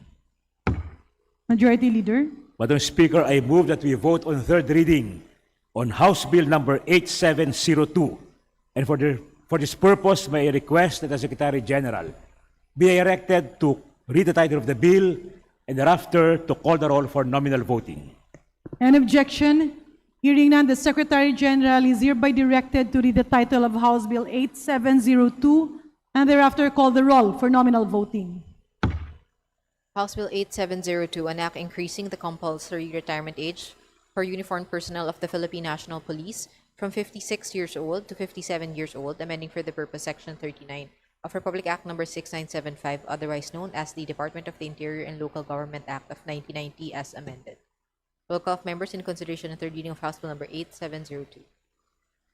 Abalos, Abante, Asidre, Acop, Acosta, Adyong, Advincula, Agarao, Agyao, Alano, Alba, Albano, Almario Chino Miguel, Almario Dennis, Almonte, Alvarez Jose, Alvarez Mercedes, Amante, Amatong, Angara, Angeles, Aquino, Aquino Magsaysay, Arbison Manir Jr., Arenas, Arrogancia, Asistio, Atayde, Aumentado, Ayon, Bagao, Balindong, Baños Nograles, Bancoro, Barba, Barbers, Baronda, Barzaga, Bascub, Bautista Claudia, Bautista Johan Munich, Bautista Lim, Beltran, Benitez Alfredo, Benitez Javier Miguel, Bernos Ching, Bernos JB, Beron, Bocobo, Bolilla, Bondoc, Briones, Bulut Begtang, Cagas Calderon, Calixto Cawagdan, Cari, Castro, Caiton, Celeste, Sendanya, Siniza, Chan Jan, Franz, Norbert, Joselito Almario, Chan Junard, Chua, Chuatay, Chungalao, Ko Pilar, Coanco Jaime Eduardo Mark, Coanco Mark, Poliantes, Corvera, Cruz Agatha, Cruz Ricardo, Cruzado, Cua, de Gooc, Dalog de Anhirang, Daza de Jesus de Lima de Venecia Defensor, de Gamo del Mar de los Santos de Macua, de Maguila, de Maporo Emelda, de Maporo City Amina,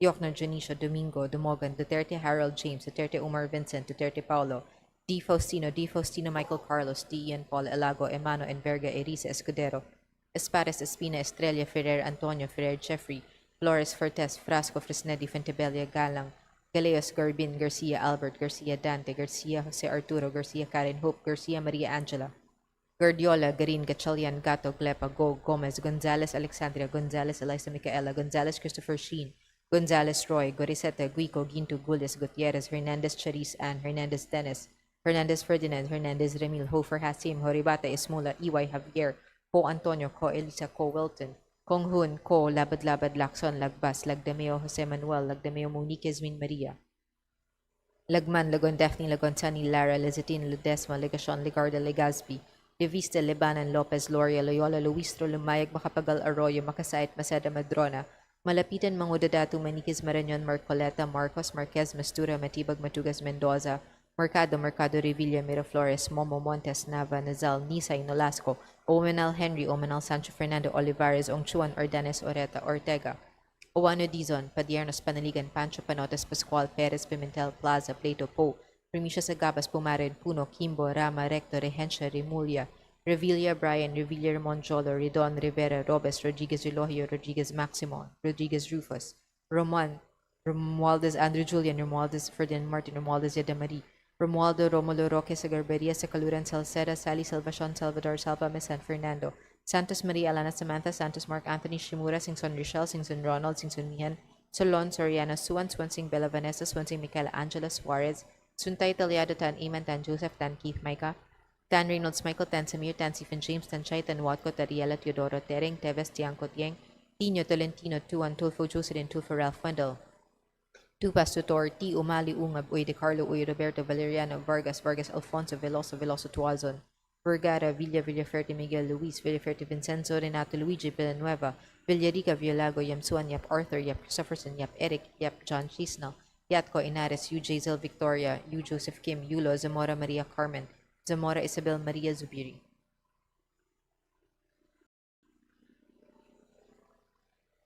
Second call in consideration of House Bill number 8702.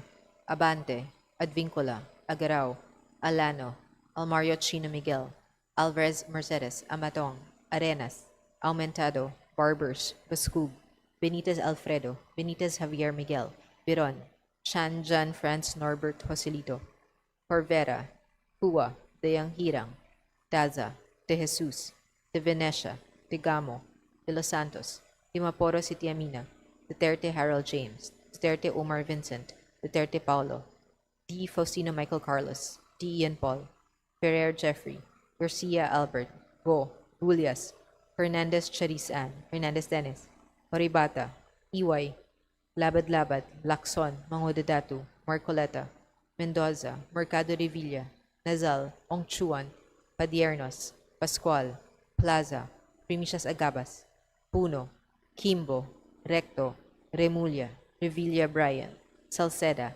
Sally, Santos Maria Lana Samantha, Shimura, Solon, Swansing Bella Vanessa, Swansing Micaela Angela, Suarez, Taliado, Tan Reynolds Michael, Tan Samir, Tan Stephen James, Teves, Tolentino, Tupas, Tutor, T. Ungab, Uy De Carlo, Uy Roberto, Veloso Tuazon, Villa, Villanueva, Violago, Yap Christopherson, Zamora Maria Carmen.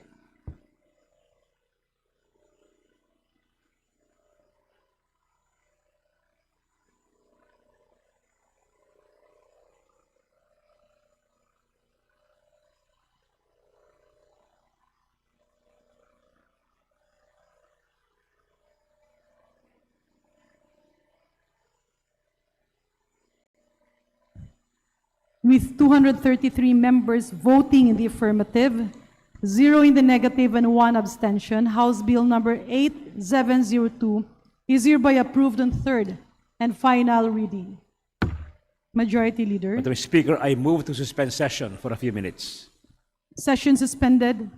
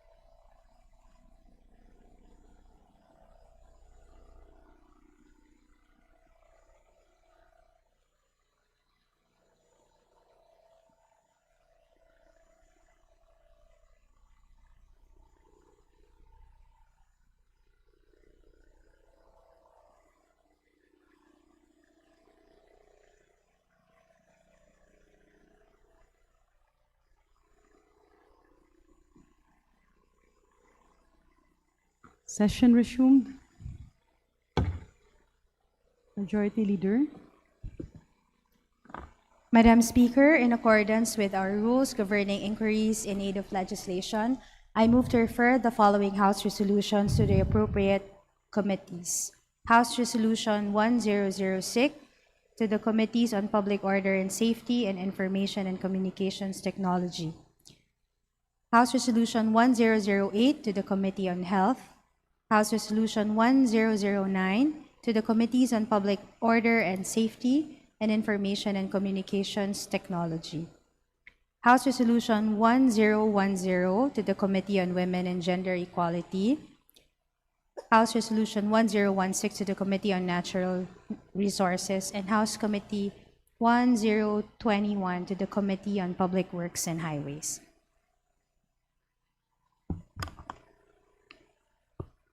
Any objection? Hearing none, the motion is carried. Majority Leader.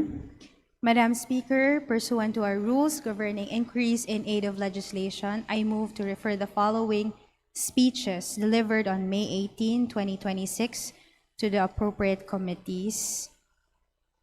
Representative Abante to the Committee on Energy, Representative Dagook to the Committees on Energy and Legislative Franchises, Representative Yap to the Committee on Energy, Representative Elago to the Committee on Aquaculture and Fisheries Resources, Representative Poe to the Committee on Aquaculture and Fisheries Resources.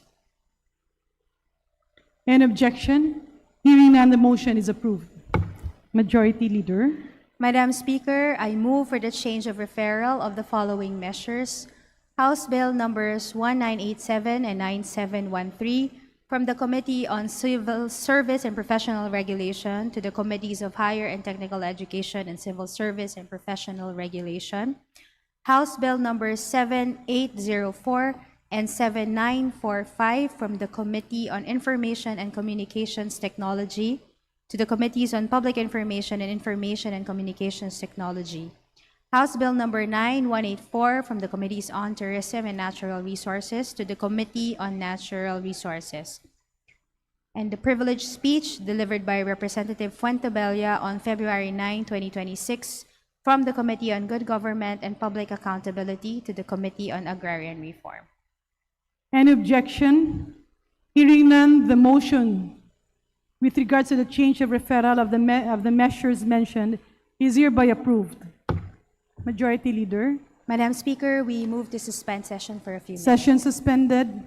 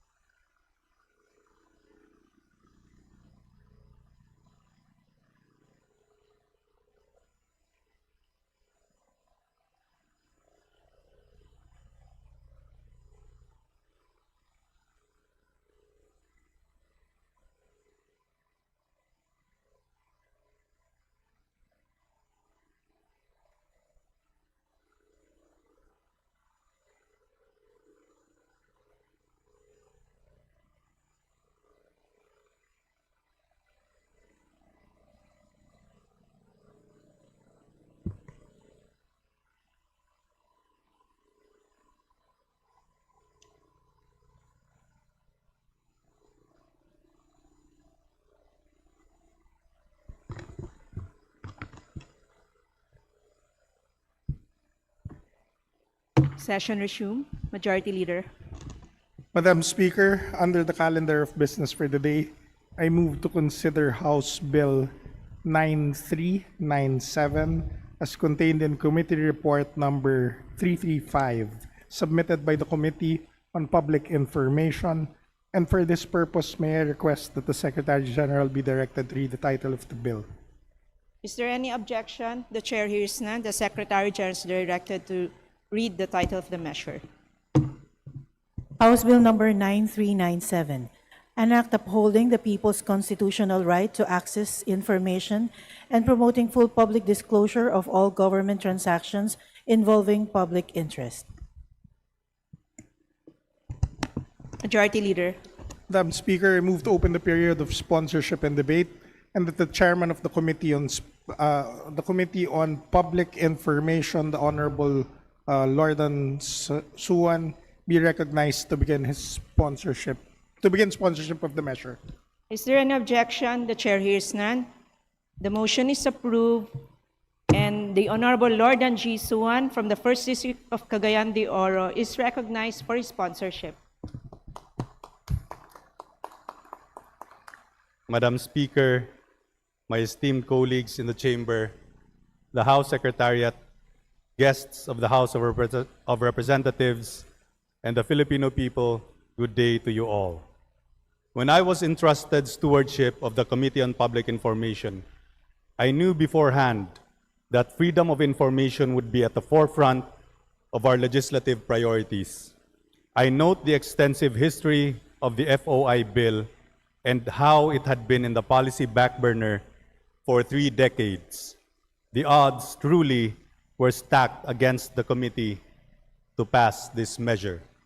Throughout those years, there were multiple opportunities to pass this essential legislation. Enumerating each one would only remind us of regret. Had we passed it earlier, could we have prevented the corruption that plagued past and present administrations? Could we have built a more efficient, more responsive bureaucracy? Could we have unlocked our full potential as an economic powerhouse in the region and contribute to our ascent as a middle power in the global stage? Alas, we can only speculate. Muntikan na, almost. This is how I would describe the legislative history of the FOI bill. From the 8th Congress to the previous Congress, it has always been muntikan na. In the 20th Congress, however, things appear to be very different. There is renewed and sustained momentum to pass the FOI bill, as seen in its inclusion in the President's LEDAC priorities. In this August chamber, the committee made a subtle yet profound shift from freedom of information to the right to information, affirming that access to information is not a mere privilege granted by the government, but a constitutional right guaranteed to every Filipino. If there is one benefit, one silver lining we can derive from having the multiple times that the FOI bill, now the RTI Act, have been deferred, it is that we were able to build on rock-solid ground. The proposed RTI Act is anchored on a simple but fundamental principle. In a democracy, government information belongs to the people. This measure institutionalizes Section 28, Article 2, and Section 7, Article 3 of the 1987 Constitution, which guarantees that the right of the people to information on matters of public concern shall be recognized. After all, it is the right of every Filipino taxpayer to know how government transacts and spends its resources in all public sector tiers, from local government units to the alter egos of the President himself. This bill does not merely recognize a right, it makes that right real, enforceable, and accessible. It establishes clear guidelines for information requests, provides remedies against unjustified denials, and mandates proactive disclosure through accessible platforms and a centralized RTI portal. Importantly, the measure covers all branches of government, local government units, state universities and colleges, government-owned or controlled corporations, and even private entities that perform public functions or utilize public funds. At the same time, it carefully balances transparency with the protection of legitimate interests, including national security, privileged information, trade secrets, and the fundamental right to privacy. We incorporated the best and most innovative provisions of the many iterations of the FOI bill into the RTI measure, while adding its distinguishing feature, the creation of the RTI Commission. Ladies and gentlemen, my dear colleagues, this representation and the Committee on Public Information are aware of the administration's push to optimize the bureaucracy in order to mitigate red tape and enhance government productivity. And so I preempt the question, why create a commission at a time of government resizing or right-sizing? Because right-sizing does not automatically mean downsizing. A commission dedicated to transparency and accountability does not add to bureaucratic excess. It curbs it. By making government transactions open to public scrutiny, the RTI Commission becomes a powerful check against abuse by making pertinent details of government transactions transparent and accessible to the general public. Foremost among the reasons to have an RTI Commission is that this body will be in the vanguard of restoring the public's trust in our democratic institutions. In the past few months, government offices have suffered significant reputational damage due to the illicit acts of a select few. We need to rebuild our people's trust by promoting transparency while empowering them to hold their elected leaders accountable. The RTI Commission will ensure that the public is kept informed of government dealings, thereby empowering Filipinos to participate more meaningfully in nation building, scrutinize public spending, and demand accountability and integrity from their public officials.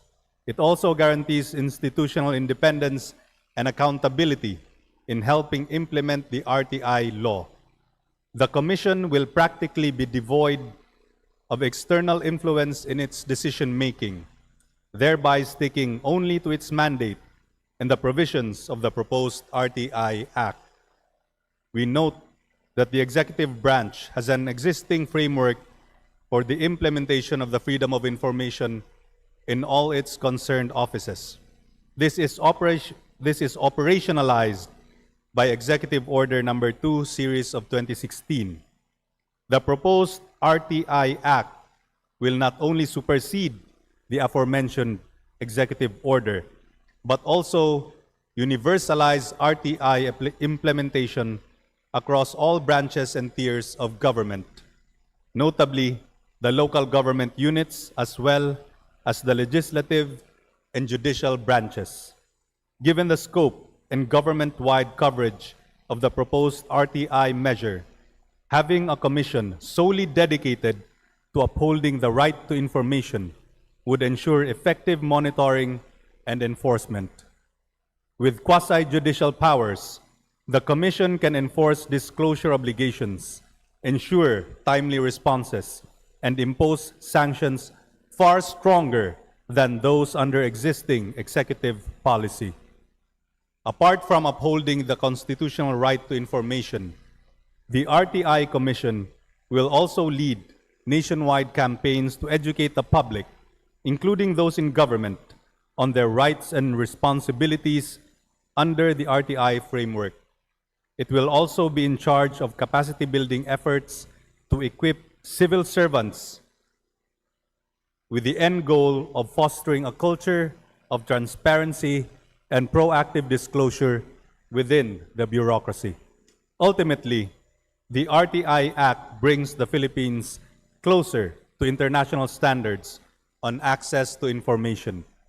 During our technical working group meetings, excellently chaired by Representative Brian Yamsuan, and in the drafting of the substitute RTI Act, we considered as input the best practices of other countries in the implementation of their respective RTI laws, not to copy them wholesale, but to adapt them to the Philippine context. The private sector likewise stands to gain significantly from the passage of the RTI Act, which serves as an essential economic policy infrastructure. In countries with established RTI systems, businesses rely on public data for investment, innovation, and planning. In contrast, the absence of an RTI law in the Philippines makes access to information inconsistent, slow, and costly, discouraging investment and effectively acting as a hidden tax on firms. These challenges are even more severe in rural, predominantly agricultural areas where information silos, especially at the local level, limit access to vital data such as soil conditions, weather patterns, and production figures. This slows modernization and makes it harder for micro, small, and medium-sized enterprises, cooperatives, and startups to grow.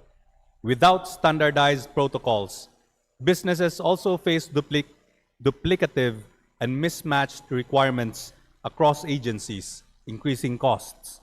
Taken together, these barriers highlight the urgent need for the RTI Act to drive efficiency and strengthen competitiveness. My dear colleagues, let me cite another practical reason why this measure needs to be passed now more than ever before. We are living through a geopolitical crisis that threatens our economic stability. The conflict in the Middle East has disrupted global fuel supply chains, and the effects are reaching our shores. We are a fuel import-reliant, service-based, consumption-driven economy buoyed by international remittances. In times like these, we need a government that is more efficient, more prudent, and more accountable in managing our finite resources. Having an RTI law will ensure that every public transaction, except those legitimately exempt, is open to public scrutiny. After all, taxes are the lifeblood of the nation. We have to make sure that taxpayers' money is well accounted for and that every move of government, from the local to the national level, should not be wasteful and impulsive, especially as fuel prices soar, inflation persists, and household incomes unfortunately remain stagnant. This measure, my dear colleagues, can serve as a powerful instrument for government to weather the geopolitical storm now confronting our nation. Economically speaking, we find ourselves in the very eye of that storm. By supporting this measure, we give our people another avenue for participatory governance, which in turn makes government less excessive, more transparent, and far more prudent in the conduct of public transactions and the spending of public funds. This measure is not only a buffer against economic uncertainty, but also a powerful anathema to corruption. We cannot undo the scandals of the past, which put our democratic institutions under siege, but we can prevent them from happening again. We cannot afford another crisis of that magnitude while the world around us grows more volatile. My dear colleagues, my friends in the hallowed halls of Congress, I urge you to support the Right to Information Act. It will be one of the institutional buffers that helps us weather the storms ahead. Before I end, let me thank our partners in civil society, in the private sector, and in government sa pagsisikap at sa hindi pagbitiw sa advokasiyang maipasa ang batas na ito. 35 years is a long time to wait for a measure so fundamental to democracy. Madam Speaker, ultimately, we answer to the Filipino people. They have been clamoring for transparency for far too long. The more transparent government is, the less room there is for corruption. And a more transparent government is a more effective government, one better able to serve its people and shield them from economic uncertainty through sound, responsible governance. Maraming salamat po at mabuhay ang sambayan ng Pilipino. Majority Leader. Madam Speaker, I move to recognize the gentleman from Party List Panday Bayanihan, the Honorable Representative Brian Poe, for his sponsorship speech. The Honorable Brian Poe from the Panday Bayanihan Party List is recognized for his sponsorship. Madam Speaker, esteemed colleagues, magandang araw po. As Vice Chair of the Committee on Public Information, as a public servant, but more importantly, as a concerned citizen, I rise today not only in support of the proposed Right to Information Act of 2026, but in affirmation of a principle that lies at the very heart of democracy, that sovereignty resides in the people, and that government exists to serve them openly and honestly and accountably. It is an honor to sponsor this measure, especially since it was the very first bill I filed here in Congress as my commitment towards reform. For more than 3 decades, the Filipino people have waited for a comprehensive law that fully operationalizes the constitutional right to information. Since the first Freedom of Information was filed in 1992, generations of lawmakers, journalists, civil society leaders, academics, reform advocates, and ordinary citizens have carried this cause forward.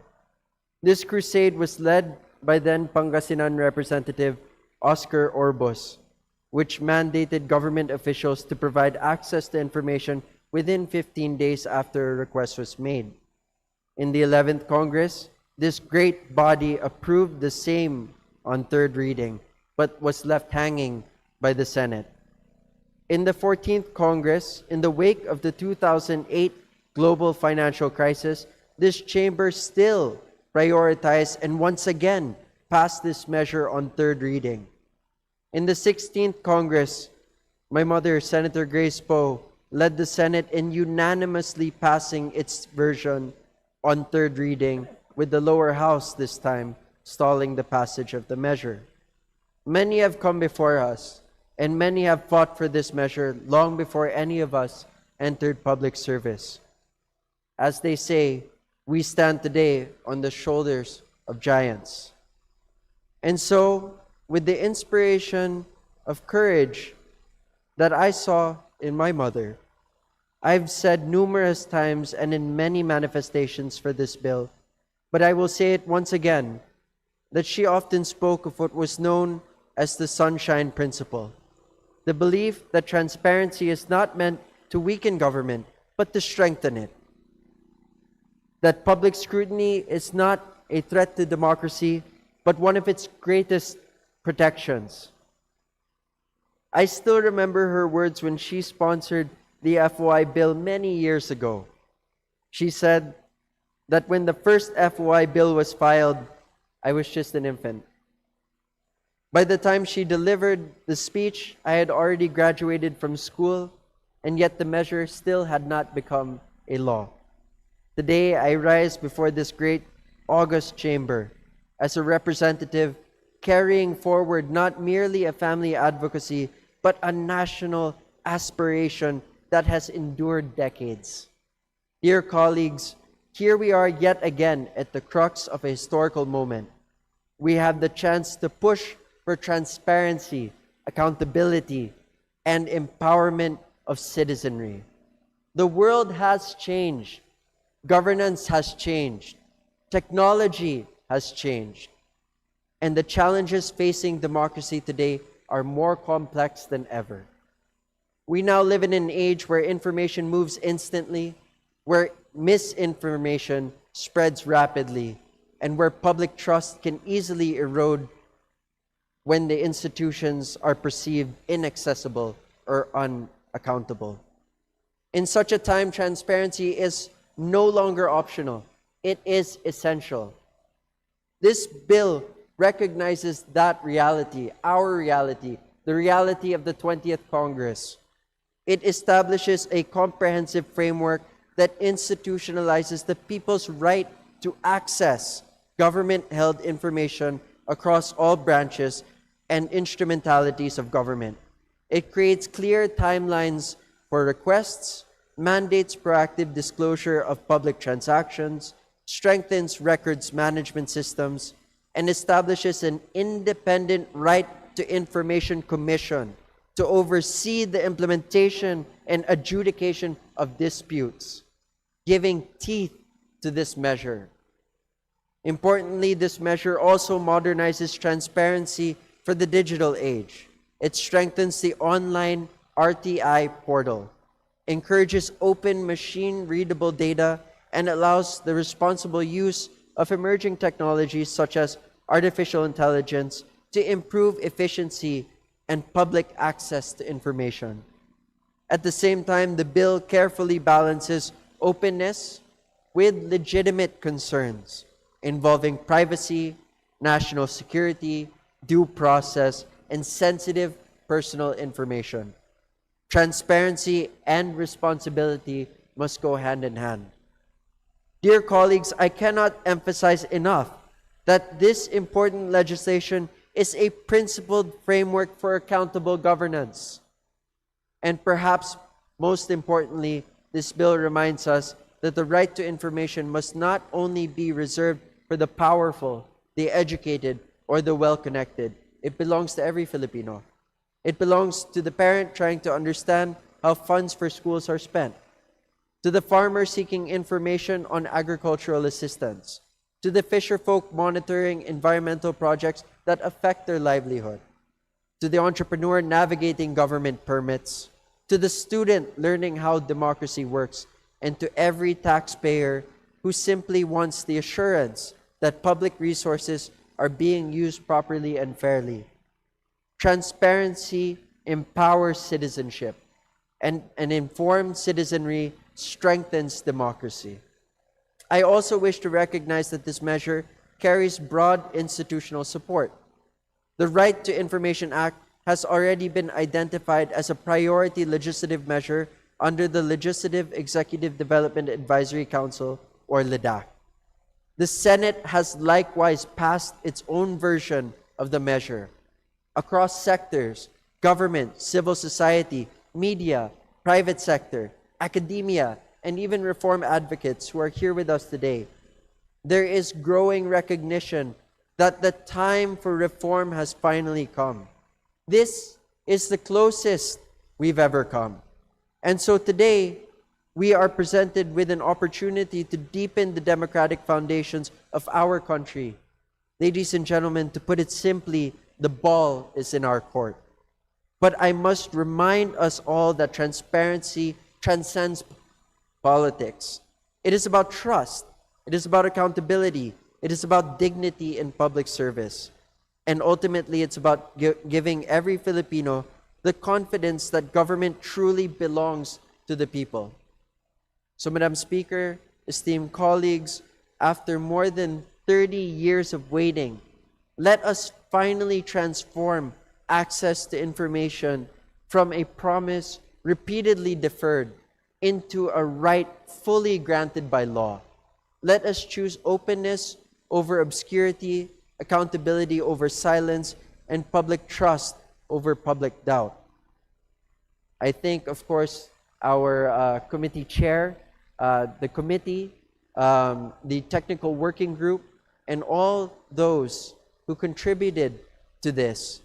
And in consideration of the foregoing, I respectfully urge the swift passage of the Right to Information Act of 2026 in this great chamber, the House of the People. Let us be the Congress that passes the right to information. Maraming salamat po. Majority Leader. Madam Speaker, I move to recognize the gentleman from Party List Act Teachers, the Honorable Antonio L. Tino, for sponsorship speech. The Honorable Antonio L. Tino from the ACT Teachers Party List is recognized for his sponsorship. Maraming salamat, Madam Speaker. Tumitindig po ako, Madam Speaker at mga kapwa ko mambabatas upang isulong ang kagyat na pagpasa sa House Bill number 9397 o ang Right to Information Act of 2026. Napakahalaga ng panukalang ito sa pagtitiyak na ang kapangyarihan ay nagmumula at nananatili sa sambayanan. Sariwa pa sa aking alaala ang pagpupunyagi natin noong ika-17 Kongreso kung kailan masigasig nating ipinaglaban ang pagsasabatas ng Freedom of Information Act. Bilang chairman ng Committee on Public Information, kasama ang mga Freedom of Information Advocates na marami sa kanila ay kapiling po natin ngayon sa gallery. At kung pwede po ay tumindig din po ang mga matagal na nating kasama at matagal nang nagtutulak ng panukalang batas na ito. Kung maaari po ay magsitayo sila. Madam Speaker, if you will allow. Salamat po sa inyong pagpupursige. Thank you. Okay.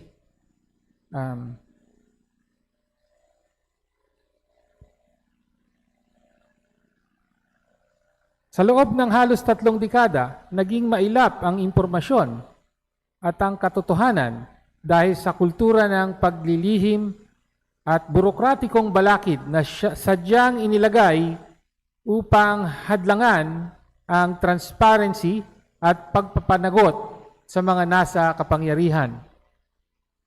Hindi lamang simpleng kahilingan ang access sa impormasyon. Mabisang sandata ito ng mamamayan laban sa korupsyon, katiwalian at abuso sa loob ng gobyerno. Sa pamamagitan ng House Bill 9397, binubuwag natin ang kultura ng paglilihim at pinapalitan ito ng prinsipyo ng full public disclosure na nakaugat sa konstitusyon. Tampok sa panukalang ito ang pagtatatag ng isang independent at quasi-judicial na Right to Information Commission. Titiyakin ng komisyon na hindi basta-basta may pagkakait ang mga dokumentong may kinalaman sa interes ng publiko. Inaatasan din ng batas ang lahat ng ahensya ng pamahalaan, kabilang ang mga local government units at GOCCs, na kusang ilathala ang kanilang mga transaksyon, budget, at iba't ibang tipo ng public records na kailangang maisa publiko dahil may epekto sa kapakanan ng mamamayan. Naglatag din tayo ng malinaw na mekanismo para sa online Right to Information Portal upang mapabilis ang pagkuha ng datos sa tulong ng makabagong teknolohiya. Higit sa lahat, nagbibigay ang panukalang ito ng matibay na proteksyon para sa mga whistleblower na may lakas ng loob na maglantad ng mga anomalya at maling gawain sa burokrasya. Wala tayong ilusyon na ang Freedom of Information at ang panukalang batas na ito ang solusyon sa korupsyon at abuso ng gobyerno para sa kapakinabangan ng iilan laban sa interes ng mamamayan.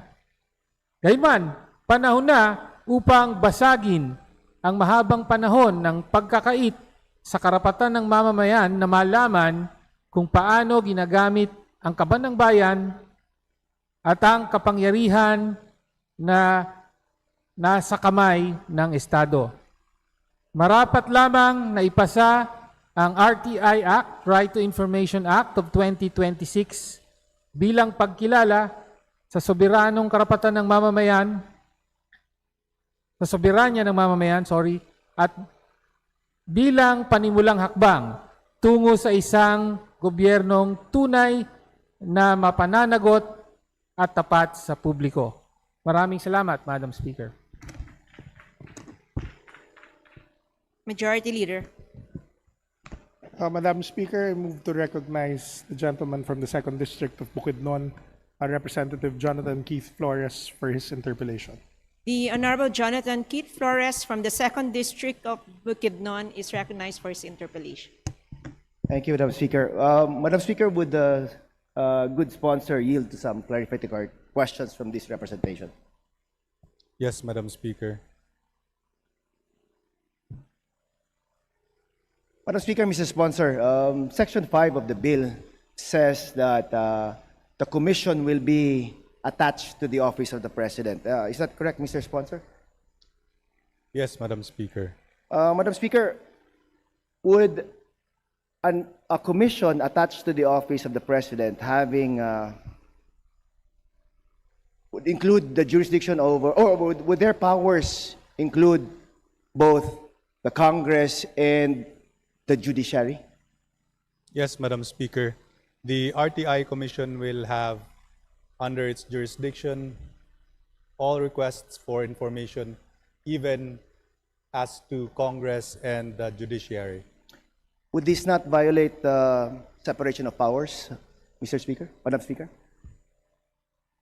This will not violate the separation of powers, Madam Speaker, because the Constitution itself in Section 7 does not give any exception as to any government instrumentality which may be exempt from the right to information.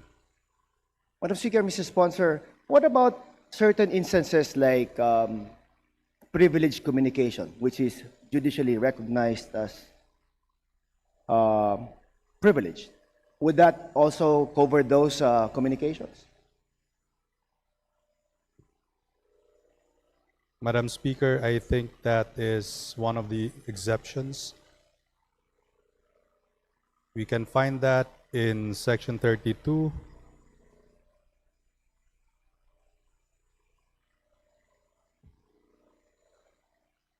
Letter C. One of the exceptions is that the information pertains to a testimony, report, document, or discussion obtained during an executive session of the Congress of the Philippines or any of its committees. What about privileged communication that is recognized by the courts? Example, between lawyer-client, spouses, and others, Madam Speaker. Those privileged communications, Madam Speaker, regarding the courts are still privileged and will not be divulged by the Commission. I think that the bill is also sensitive to this issue. And for example, in Section 32, paragraph D, it says here, the information is classified as privileged communications in legal proceedings by law or by the rules of court, including non-disclosable information as recognized under the Rule on Access to Information about the Supreme Court, Court of Appeals Freedom of Information Manual, Rule on Access to Information about the Sandigan Bayan, the Rule on Access to Information about the lower courts, and other pertinent issuances of the Supreme Court on the matter, unless the person entitled to the privilege has waived it, meaning that those kinds of privileged communications are still privileged and they will not be divulged.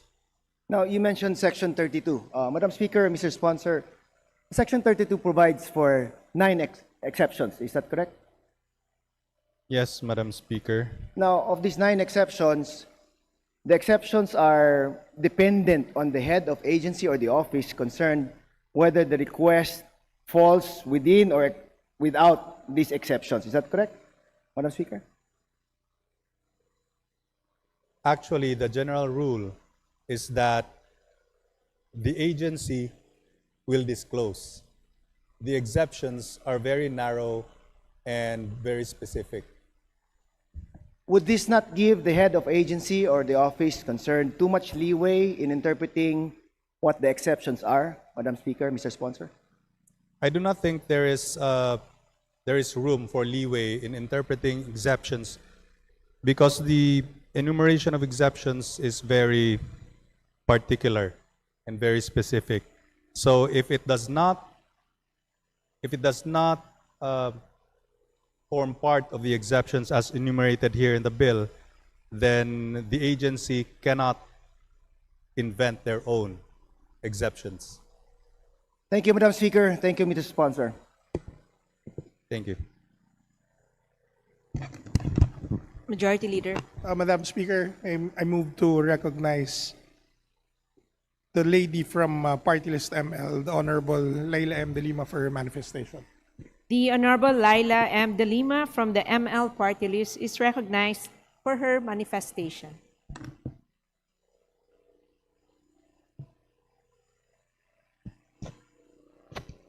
Thank you, Madam Speaker.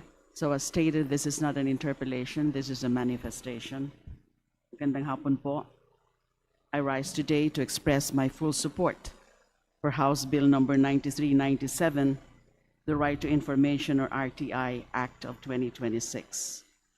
This historic measure consolidates 29 related bills filed across party lines, representing the 20th Congress's commitment to fulfilling a constitutional promise unlegislated for over 3 decades. My fellow Bicolano lawmaker, the late Senator Raul S. Rocco, first filed this bill in the 8th Congress. I repeat, it's 8th Congress. Since then, the People's Right to Information Act, previously known as the Freedom of Information, or FOI Act, has been fiercely championed and fought for in previous Congresses by my fellow Liberal Party lawmakers, including the late Representative Edsel Lagman, former Representatives Lorenzo Erin Tañada III, Jose Christopher Kit Del Monte, George Bolet Banal, Joseph Emilio Jun Abaya, Teodoro Teddy Bagilat Jr., and former Vice President, now Mayor Leni Robredo, in the House of Representatives, and Senator Francis Kiko Pangilinan in the Senate. In the 20th Congress, my fellow Liberal Party members and I carried this fight for transparency through House Bill 2897, now substituted by this bill, House Bill 9397. Ngayon, sa wakas, tinutugunan natin ang matagal ng hamon ng kasaysayan. The people's right to information is not a statutory privilege, but a constitutional mandate. Sa kabila ng malinaw na mandato at paglipas ng mahigit 3 dekada mula nang ipinagtibay ang konstitusyon, wala pa ring komprehensibong batas na nagbibigay ng epektibong mekanismo sa pagpapatupad ng karapatang ito. Executive Order No. 2 of 2016 provided a partial solution within the executive branch, but executive orders can be rescinded, diluted, or abandoned by successive administrations. The people's freedom of and right to information cannot be abrogated by a mere stroke of the presidential pen. It cannot have its protection stripped away through administrative convenience. Hindi na tayo maaring magtago sa likod ng kawalan ng batas. A statute is not merely preferable, it is essential. Paano magiging tunay na makapangyarihan ng mamamayan kung ang impormasyon ay nananatiling nakatago? Paano makikilahok ang sambayanan sa pamamahala kung mahalagang tala, pasya at aksyon ng pamahalaan ay hindi naaabot ng taong bayan? Paano maniningil ng pananagutan ng mamamayan kung ang katotohanan ay nakatago? These are not mere rhetorical questions. Their answers are woven into this proposed law. This bill possesses several critical strengths that distinguish it as comprehensive and enforceable legislation, as already laid down or set forth by the distinguished sponsor. And those features or strengths include its comprehensive coverage of all branches and instrumentalities of government, all local government units, state universities and colleges, constitutional commissions. It also creates an independent quasi-judicial right to information commission to oversee implementation and resolve disputes. It also provides for the protection of persons who disclose information in good faith regarding wrongdoing, corruption, or serious threats to public safety or public health and safety from legal or employment-related sanctions. And it also provides sanctions against erring individuals criminally and administratively. In our current era, marked by corruption, misinformation, or fake news, and eroding public trust, access to information is essential. Democracy thrives not in secrecy, but in openness. Citizens cannot meaningfully participate in governance if information remains inaccessible. They cannot hold institutions accountable if records are withheld, and public trust cannot flourish where transparency is absent.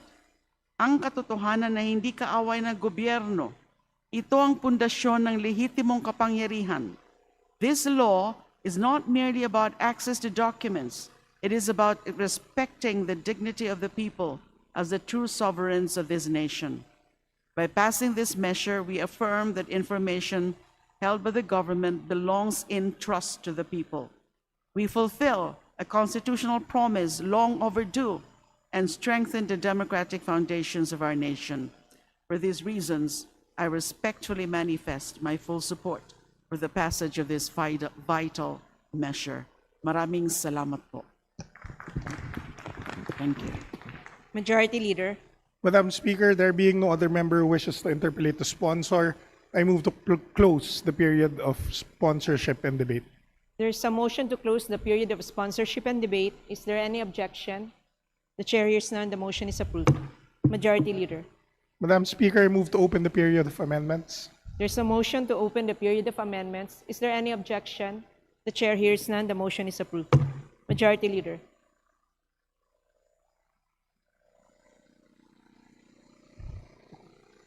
Madam Speaker, I move to withdraw my motion to open the period of amendments.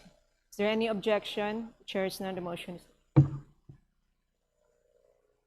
Madam Speaker, I move to withdraw the motion to close the period of sponsorship and debate. There's a motion. Is there any objection? The chair hears none. The motion is approved. Majority Leader.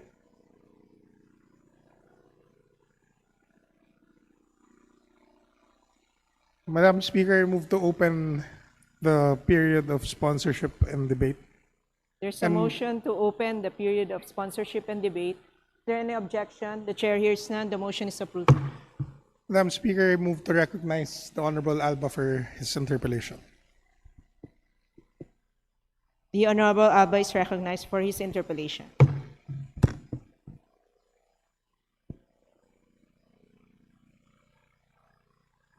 Madam Speaker, would the gentleman from, again, the Oro yield to just 2 questions? Yes, Madam Speaker. Madam Speaker, distinguished sponsor, we believe that the right to freedom of information is very important to ensure that we are able to protect democracy and the access to information of the general public. My first question is, can we guarantee that this right to information, or do we have enough safeguard in the proposed measure to prevent abuse, misuse, and the possible weaponization of information? Yes, Madam Speaker. We have exceptions to the information that may be disclosed. And although these exceptions are exhaustive, they are the safeguards that we need in order to make sure that this right to information is not abused. Second, Madam Speaker, this is not a perfect world. And as I have said, the potential for misuse, abuse, and weaponization is really very much possible, especially in this age of artificial intelligence. Madam Speaker, may I know, or may the good sponsor, can we be assured that the proposed measure provides remedies in the event that there is potential misuse, abuse, and possibly weaponization of information. Madam Speaker, may I ask the honorable interpellator to expound as to who is the one who is abusing that, who is the abuser here? Yes. The ones requesting the information? Yes, Madam Speaker. We know that once information is accessed by a certain individual, we don't have the control on how such information will be processed and delivered back to the public. So the only question is that if and when that particular event will happen, do we have enough? I mean, those who can be affected by this disclosure, do we have enough remedy to address such misuse or abuse? Does the proposed measure provide for remedies? Madam Speaker, I think that the only situation in which such abuse may happen is when SALNs will be exposed and sensitive information will be revealed to the general public and might be misused. But that is not a concern, in my opinion, because we are going to redact these details. So they will not be revealed to the requester of the information, and so no such possible abuse may happen. And also, there is the RTI Commission, which of course will create further policies as to make sure that no such abuse may happen. Thank you, Madam Speaker. Thank you, good sponsor. Majority Leader. Madam Speaker, there being no other member who wishes to interpolate the sponsor, I move to close the period of sponsorship. There's and a debate. motion. Is there any objection? The chair hears none. The motion is approved. Majority Leader. Madam Speaker, I move to open the period of amendments. There's a motion. Is there any objection? Chair hears none. The motion is approved. Majority Leader. Madam Speaker, there being no committee amendments or individual amendments, I move to close the period of amendments. There's a motion. Is there any objection? The chair hears none. The motion is approved. Majority Leader. Madam Speaker, I move to vote on second reading House Bill 9397. So moved, Madam Speaker. There's a motion to approve House Bill 9397. Those who are in favor say aye. Aye. Those who are against say nay. The ayes have it. House Bill 9397 is approved on second reading. Congratulations. Majority Leader. Madam Speaker, move to suspend session for a few minutes. Session suspended.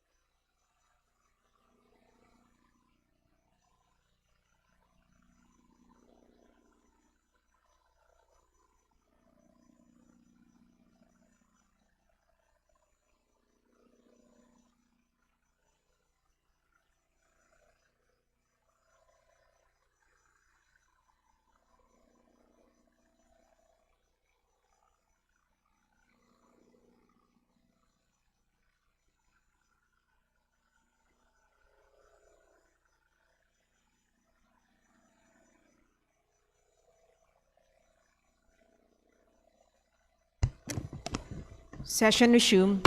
Majority Leader.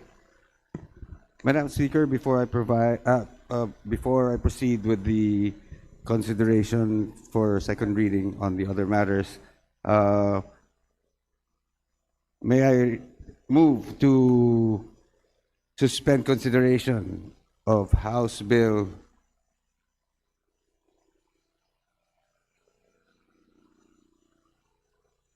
number 9397. Kasi hindi niya na-suspend. Okay na. Session suspended.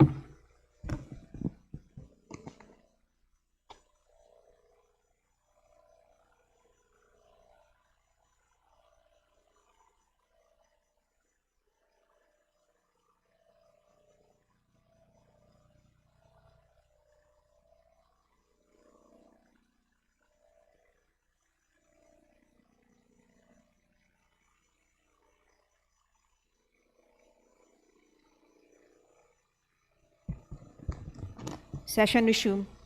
Majority Leader.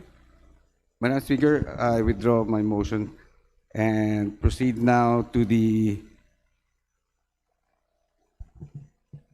under the calendar of business of the day. I move to consider House Bill number 9358 and 9377. O isa lang. 9358. And for this purpose, may I request that the Secretary General be directed to read the title of the bill. There's a motion. Is there any objection? The chair hears none. The Secretary General is directed to read the title of the measure.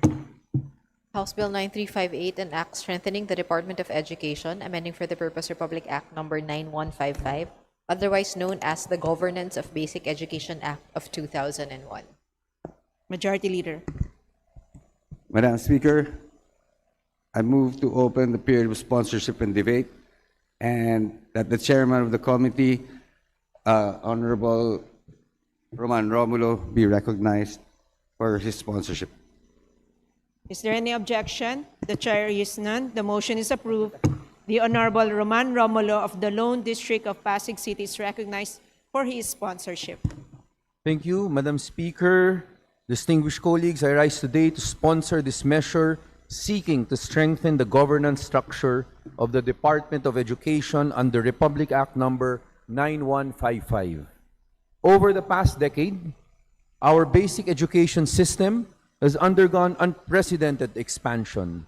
The implementation of the K-12 program and the establishment of the senior high schools significantly increased the number of schools, learners, teachers, and administrative demands across the country. While these reforms expanded access to education, they also exposed structural limitations in the current governance framework of the Department of Education.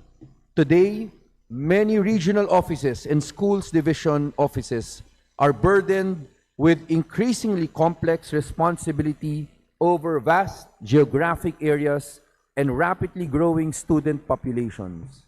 In many provinces and cities, a single division office is expected to supervise hundreds of schools spread across geographically isolated and disadvantaged communities.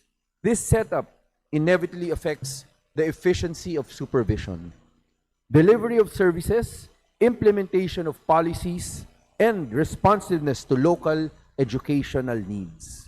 This bill seeks to address these realities by strengthening the administrative and governance capacities of the Department of Education at regional, division, and district levels. First, the measure empowers DepEd regional offices to not only implement national policies, but also to contextualize these policies according to the specific needs and conditions of their respective regions. It recognizes that educational governance cannot adopt a purely one-size-fits-all approach, especially in a country as geographically and culturally diverse as the Philippines. By enabling regional offices to provide clearer direction setting and stronger technical support to school divisions offices, we promote more responsive, coherent, and effective implementation of the national education programs. Second, the bill grants flexibility to establish more than one schools division office within a province, city, municipality, or cluster thereof, subject to the assessment and approval of the Secretary of Education. This is a practical and necessary reform. As learner population grows and administrative workloads expand, governance structures must likewise evolve to ensure that schools receive adequate supervision, support, and operational assistance. The measure likewise strengthens school district governance by allowing the rationalization and establishment of additional school districts where necessary, ensuring that field-level supervision remains efficient and accessible. Importantly, this bill also updates the law to reflect the current governance structure of the Bangsamoro Autonomous Region in Muslim Mindanao pursuant to Republic Act No. 11054. It formally recognized the authority of the Minister of Basic, Higher, and Technical Education of BARM and allows the Department of Education to extend technical assistance and training support to schools and learning centers within the region whenever necessary. At its core, the measure is about bringing educational governance closer to our schools, our teachers, and our learners. It recognizes that effective education reform requires not only sound policies from the central office, but also capable and empowered regional and local governance structures that can respond to realities on the ground. By strengthening the institutional capacity of DepEd at all levels, we improve policy implementation, administrative efficiency, accountability, and ultimately the quality of education delivered to every Filipino learner. In view of the foregoing, approval of this measure is earnestly sought. Thank you, Madam Speaker, esteemed colleagues. Majority Leader.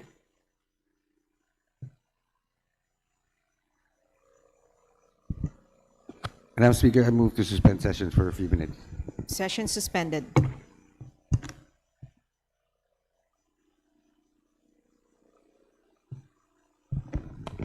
Session resumed.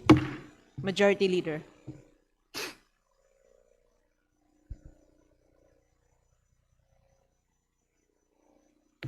Madam Speaker, is there no interpellators?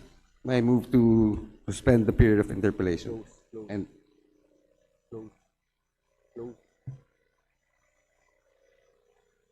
sorry, can I say that again? Madam Speaker, there being no other members who wishes to interpolate the sponsor, I move to close the period of sponsorship and debate. There's a motion. Is there any objection? The chair hears none. The motion is approved. Madam Speaker, I move to open the period of amendments. There's a motion. Is there any objection? The chair hears none. The motion is approved.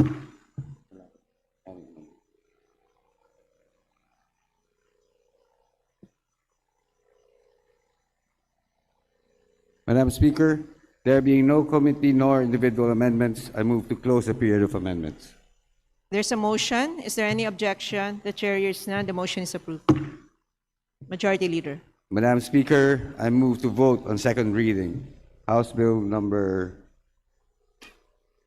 9358. There's a motion to approve House Bill 9358. Those are in favor, say aye. Aye. Those are against, say nay. The ayes have it. House Bill 9358 is approved on second reading. Thank you, Madam Congratulations. Speaker. Thank you, esteemed colleagues. Majority Leader. Madam Speaker, I move to recognize the guests of Jose Manuel Alba, the guests from the local government unit of Malitbog, Bukidnon, namely Honorable Sachin Pamela Tupas, Councilor, Ms. Amalin Amorin, Tourism Officer, and Ms. Marian Tabalbag Casino, spouse of Mayor Gary Casino. To the guests of the Honorable Jose Manuel F. Alba from the 1st District of Bukidnon, from the local government unit of Malitbog, Bukidnon, welcome to the House of Representatives.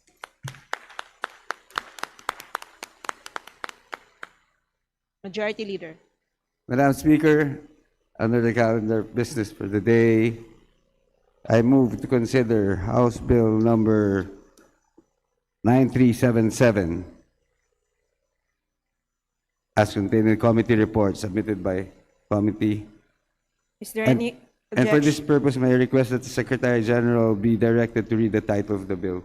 Is there any objection? The chair hears none. The motion is approved. The Secretary General is directed to read the title of the measure. House Bill 9377, an act strengthening civic education by integrating the study of the Constitution into the curriculum of basic education and institutionalizing the observance of Constitution Day in school. Majority Leader. Madam Speaker, I move to open the periods of sponsorship and debate, and that the chairperson of the committee, Honorable Roman Romulo, be recognized to begin his sponsorship of the measure. Is there any objection? The chair hears none. The motion is approved, and the Honorable Roman Romulo of the Lone District of Pasig City is recognized for his sponsorship. Thank you, Madam Speaker, esteemed colleagues. Today, I have the honor of presenting for plenary approval House Bill number 9377, otherwise known as the Constitutional Education Act. At the heart of every strong democracy is an informed and engaged citizenry. Our Constitution is not merely a legal document reserved for lawyers, judges, or public officials. It is the fundamental covenant between the state and the Filipino people. It defines our rights, protects our freedom, and establishes the principles upon which our republic stands. Yet for many young Filipinos, the Constitution remains distant, abstract, and unfamiliar. This measure seeks to change that.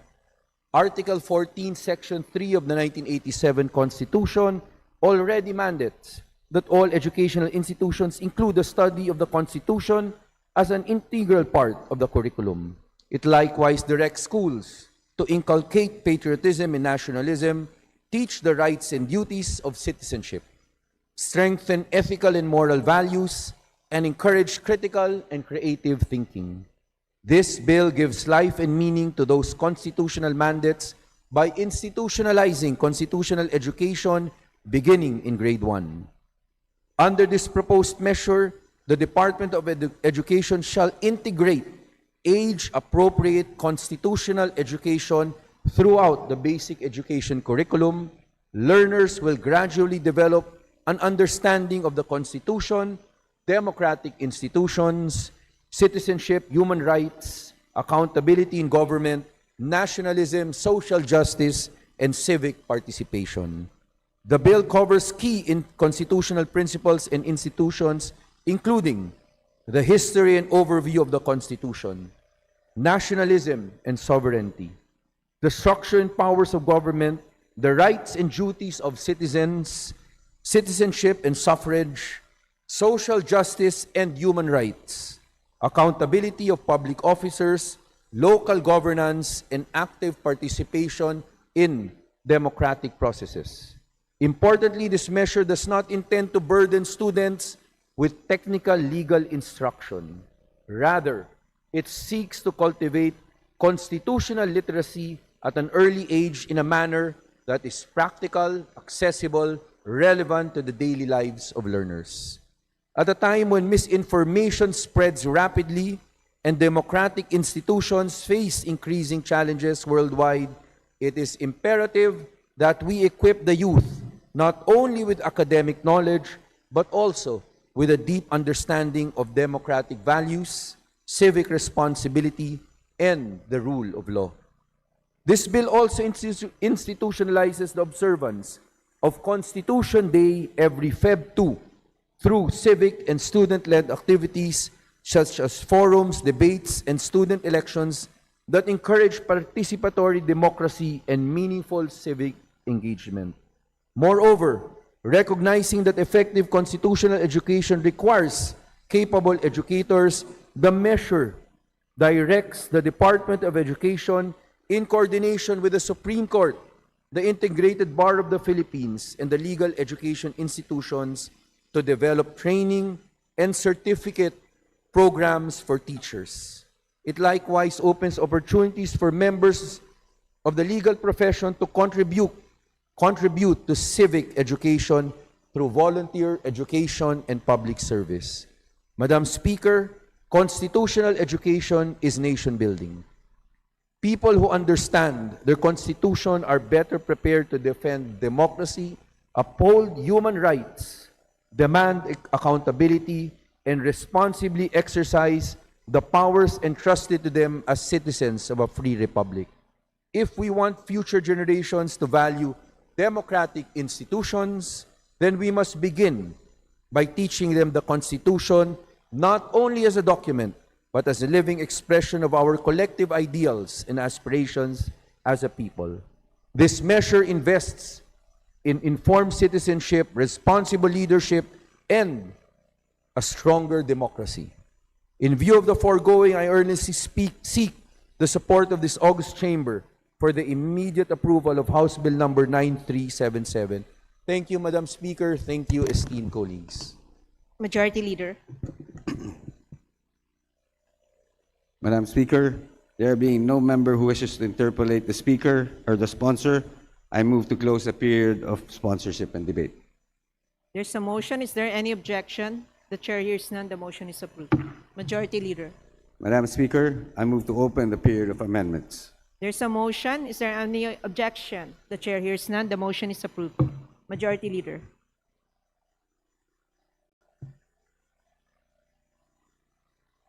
Madam Speaker, there being no committee nor individual amendments, I move to close the period of amendments. There's a motion. Is there any objection? The chair hears none. The motion is approved. Majority Leader. Madam Speaker, I move to vote on second reading House Bill number... Ano number yun? Dito. Ito. Sorry. Sa kabila. 9377. House Bill number 9377.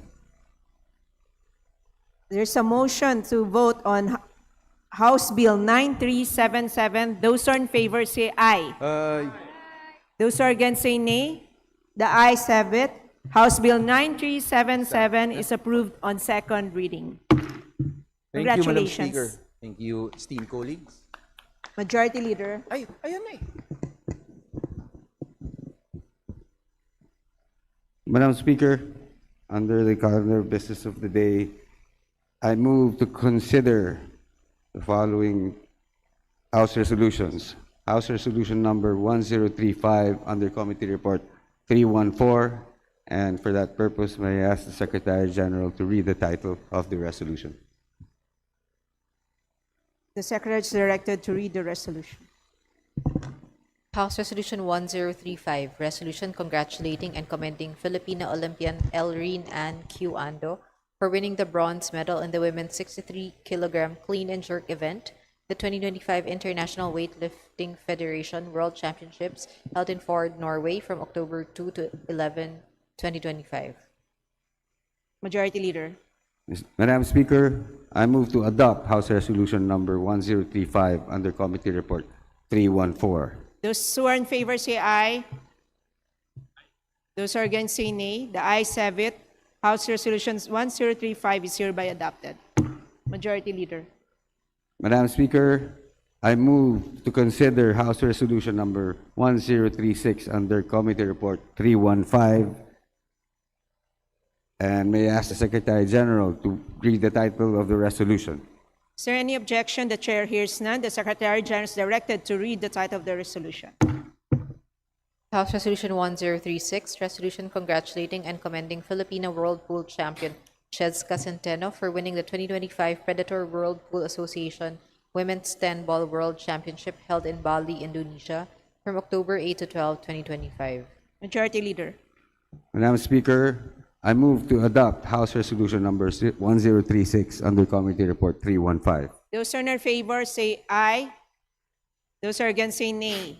The ayes have it. House Resolution 1036 is hereby adopted. Majority Leader.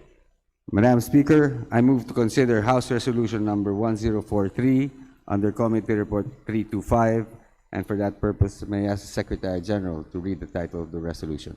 The Secretary General is directed to read the title of the resolution. House Resolution 1043, resolution congratulating and commending the members of Aurora Gaming Philippines for winning the Mobile Legends Bang Bang Mobile 7 World Championship held in Jakarta, Indonesia from January 3 to 25, 2026. Majority Leader. Madam Speaker, I move to adopt House Resolution number 1036 under Committee Report 315. There's a motion to adopt House Oh, sorry. Resolution 1043. 1043 under Those Committee who are in Report favor say 325. aye. Those who are against say nay. The ayes have it. House Resolution 1043 is hereby adopted. Majority Leader.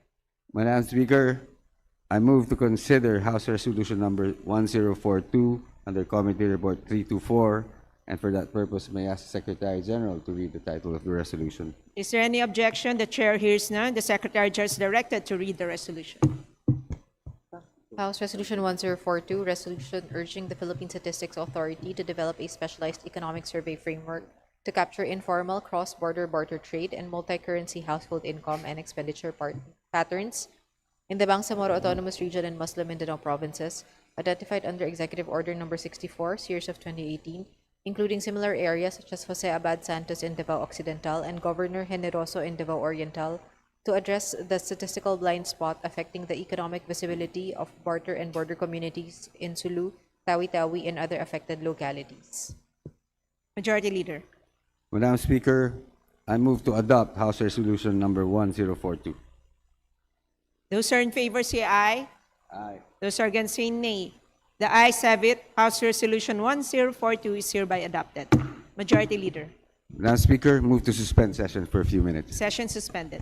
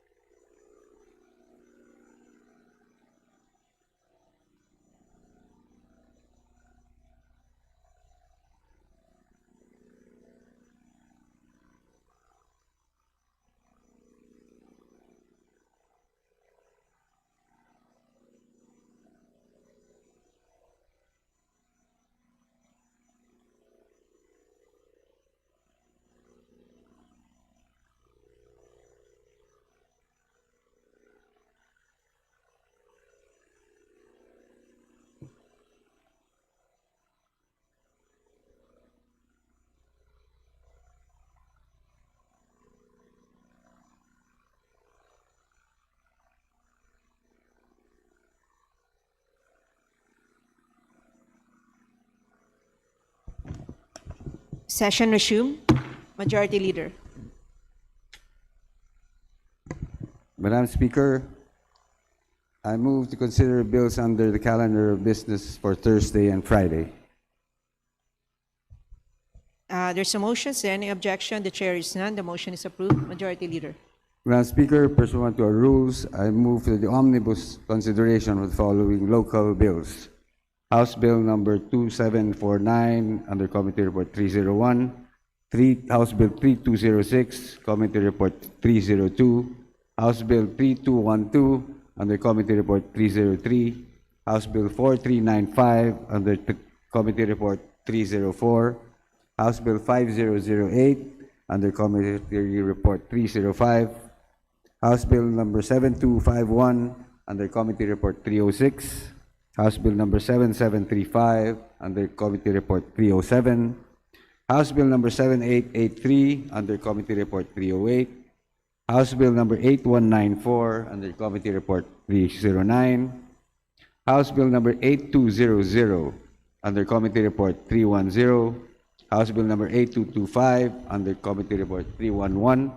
House Bill number 2486 under Committee Report 316. House Bill number 9384 under Committee Report 317. House Bill number 9360 under Committee Report 321. House Bill number 9382 under Committee Report 323. House Bill number 9387 under Committee Report 330. House Bill number 9388 under Committee Report 331. House Bill number 9390 under Committee Report 933. And House Bill number 9391 under Committee Report 334. And for this purpose, may I request that the Secretary General be directed to read the title of the bills. Is there any objection? The chair hears none. The Secretary is directed to read the title of the following measures. House Bill 2749, an act declaring December 5 of every year as a special non-working holiday in the city of Palayan, province of Nueva Ecija, to commemorate the foundation anniversary of the city of Palayan. House Bill 3206, an act declaring December 23 of every year a special non-working holiday in the municipality of Sindangan, province of Zamboanga del Norte, to be known as Araw ng Sindangan in celebration of its founding anniversary. House Bill 3212, an act declaring June 26 of every year as a special non-working holiday in the province of Batanes. House Bill 4395, an act declaring the 13th day of August of every year a special non-working holiday in the municipality of Norzagaray, province of Bulacan, in celebration of the Kasay Festival and for other purposes. House Bill 5008, an act declaring August 5 of every year as a special non-working holiday in Calbayog City to commemorate the birth anniversary of the late Senate President Jose Dira Avellino, to be known as Jose Dira Avellino Day. House Bill 7251, an act declaring May 12 of every year as a special non-working public holiday in Cagayan de Oro City, to be known as Cagayan de Oro Liberation Day. House Bill 7735, an act declaring November 11 of every year a special non-working holiday in the province of Marinduque in celebration of the Feast of Mahal na Ina ng Biglang Awa. House Bill 7883, an act declaring March 27 of every year a special non-working holiday in the city of Las Piñas, to be known as Las Piñas City Charter Day. House Bill 8194, an act declaring December 11 of every year as a special non-working holiday in the municipality of San Jose, Batangas. House Bill 8200, an act declaring June 16 of every year a special non-working holiday in the municipality of La Trinidad, province of Benguet, in commemoration of its founding anniversary, to be known as La Trinidad Day. House Bill 8225, an act declaring December 11 of every year a special non-working holiday in the municipality of Tuba, province of Benguet, in commemoration of its founding anniversary, to be known as Tuba Day. House Bill 2486, an act declaring July 10 of every year as a special non-working holiday in the city of Santa Rosa, province of Laguna, in commemoration of its cityhood anniversary. House Bill 9348, an act declaring November 11 of every year a special non-working holiday in the municipality of Santa Barbara, province of Iloilo, to commemorate the birth anniversary of Ilonggo hero and Revolutionary General Martin T. Delgado, to be known as General Martin T. Delgado Day. House Bill 9360, an act changing the name of Central Azucarera de Tarlac High School Annex in Barangay Balete, Tarlac City, province of Tarlac, to Balete National High School. House Bill 9382, an act establishing a College of Medicine in the Mindanao State University General Santos City campus in the city of General Santos and appropriating funds therefor. House Bill 9387, an act establishing a regular campus of the Don Mariano Marcos Memorial State University in the municipality of Negilian, province of La Union, to be known as the Don Mariano Marcos Memorial State University East La Union campus and appropriating funds therefor. House Bill 9388, an act establishing a College of Medicine in Northeastern Mindanao State University main campus in the city of Tandag, province of Surigao del Sur, and appropriating funds therefor. House Bill 9390, an act establishing a College of Medicine in the Bukidnon State University in Malay, Balay City, province of Bukidnon, and appropriating funds therefor. House Bill 9391, an act establishing a College of Medicine in the University of Science and Technology of Southern Philippines, Cagayan de Oro City campus in Cagayan de Oro City, province of Misamis Oriental, and appropriating funds therefor. Majority Leader. Madam Speaker, I move to open the period of sponsorship and debate and that the respective explanatory notes be considered as sponsorship of the said measures. There's a motion. Is there any objection? The chair hears none. The motion is approved. Majority Leader. Madam Speaker, there being no member who wishes to interpolate on the said measures, I move to close the period of sponsorship and debate. There's a motion. Is there any objection? The chair hears none. The motion is approved. Madam Majority Speaker, I move to open the period of amendments and approve the committee amendments, if any, as contained in the respective committee reports of the aforementioned bills. There's a motion. Is there any objection? The chair hears none. The motion is approved. Majority Leader. Madam Speaker, there being no individual amendments, I move to close the period of amendments. There's a motion. Is there any objection? The chair hears none. The motion is approved. Majority Leader. Madam Speaker, I move to vote on second reading the following aforementioned bills. Those who are in favor say aye. Those who are against say nay. The ayes have it. House Bill 2749, 3206, 3212, 4395, 5008, 7251, 7735, 7883, 8194, 8200, 8225, 2486, 9348, 9360, 9382, 9387, 9388, 9390, 9391, including their committee amendments, is approved on second reading. Majority Leader. Madam Speaker, I now move to designate the following members to the Conference Committee on the disagreeing provisions of House Bill number 6636 and Senate Bill number 1966, institutionalizing the Assistance to Individuals in Crisis Situations program of the Department of Social Welfare and Development, namely Representative Chino Miguel Almario, Representative Attorney Miro Kimbo, Representative Dante Garcia, Representative Lani Mercado Revilla, Representative Jocelyn F. Tulfo, Representative Zia Alonto Adjong, and Representative Marcelino Libanon. There's a motion to designate the aforementioned members to the said conference committee. Is there any objection? The chair hears none. The motion is approved. Majority Leader. Mr. Speaker, I move to include additional co-authors to the House Bills numbers 9257, 9358, 9377, and 9397, and the House Resolution numbers 1035, 1036, 1042, and 1043 as contained in the list to be submitted by the Committee on Rules. Is there any objection? The chair hears none. The motion is approved. Majority Leader. Madam Speaker, I move to suspend session for a few minutes. Session suspended.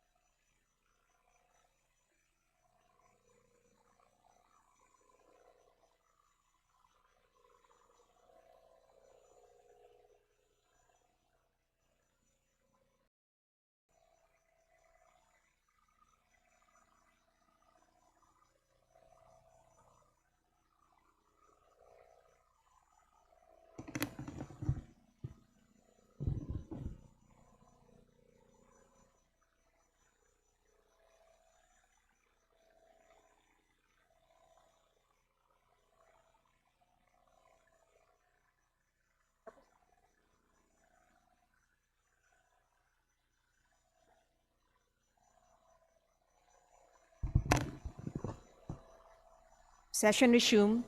Majority Leader.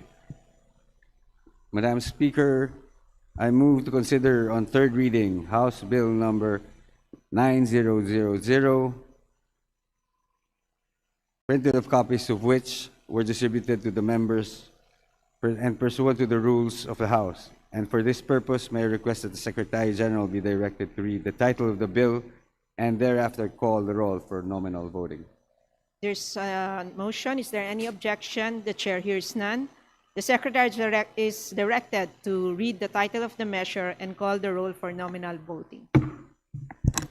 House Bill number 9000, an act granting the Times Broadcasting Network Corporation a franchise to construct, install, establish, operate, and maintain radio and television broadcasting stations in the Philippines. Roll call of members in consideration on third reading of House Bill number 9000. Abalo Sabante Asidre, Ako, Pacosa, Adyong, Advincula, Agaraw, Aguiao, Alano, Alba, Albano, Almario Chino Miguel, Almario Dennis, Almonte Alvarez Jose, Alvarez Mercedes, Amante Amatong, ang Angara Angeles Aquino, Aquino Magsaysay, Arbison Manero, Arbison Manero Jr., Arena Sagorgancia, Asistio Atayde, Aumentado, Ayon, Bagao, Balindong, Banyas Nograles, Bangcoro, Barbara Barbers, Baronda, Barzaga, Bascog, Bautista Claude, Bautista Johan Munich, Bautista Lim, Beltran, Benitez Alfredo, Benitez Javier Miguel, Bernos Ching, Bernos JB, Biron Bucoba, Bolilia, Bodok, Briones, Bulit Begtang, Gagas, Calderon, Calixto, Kawagdan, Carrie, Castro, Caiton, Celeste, Sandanya, Siniza, Chan, Jan, Franz, Norberto, Silito, Almario, Chan, Junard, Chua, Chuatay, Chungalaw, Coco Pilar, Cohanco, Jaime, Eduardo Mark, Cohanco, Mark, Coliantes, Corvera, Cruz Agata, Cruz Ricardo, Cruzado, Cuba, Dagok, Dalag, Deang Hirang, Daza, de Jesus, de Lima, de Venecia, Defensor, de Gama, del Mar, de los Santos, de Macod, de Magila, Dimaporo, Imelda, Dimaporo City, Amina, Diokno, Dionisio, Domingo, Damogan, Duterte, Harold James, Duterte, Omar Vincent, Duterte, Paulo, Di Faustino, Michael Carlos, D. Ian Paul, Delago, Emano, Enverga, Erisa, Escudero, Espares, Espina, Estrella, Ferrer Antonio, Ferrer Jeffrey, Flores Fortes, Frasco, Fresnetti, Fendibel, Galang, Galeos, Garbin, Garcia Albert, Garcia Dante, Garcia Jose Arturo, Garcia Karen Hope, Garcia Maria Angela, Guardiola, Garin, Gatchalian, Gato, Glepa, Go Gomez, Gonzalez Alexandria, Gonzalez Eliza Micaela, Gonzalez Christopher Sheen, Gonzalez Roy, Coriseta, Gico, Ginto, Gulias Gutierrez, Hernandez Charisan, Hernandez Dennis, Hernandez Ferdinand, Hernandez Ramil, Alfarasim, Maribata, Ismula, Iway, Javier, Co Antonio, Co Elisa, Co Wilton, Kong Hun, Ko Labad-Labad Lacson, Lagbas, Lagdameo Jose Manuel, Lagdameo Monique Yasmin Maria, Lagman, Lagon Daphne, Lagon Sunny, Lara Razdin, Ledesma, Legacion, Legarda, Legaspi, Livisa, Libanon, Lopez, Gloria, Leola, Luistro, Namayag, Makapagal, Arroyo, Makasayat, Maceda, Madrona, Malapitan, Mangodadato, Maniquis, Maranyon, Marcoleta, Marcos, Marquez, Mastura, Matibag, Matugas, Mendoza, Mercado, Mercado, Revilla, Miraflores, Momo, Montes, Nava, Nizal, Nisay, Nolasco, Mamel Henry, Mamel Sancho Fernando, Olivares, Songchuan, Ordanes, Soreto, Ortega, Juano Dizon, Padiernos, Panalian Pancho, Panotes, Pascual, Perez, Pimentel, Plaza, Plato, Po, Primicia, Sagabas,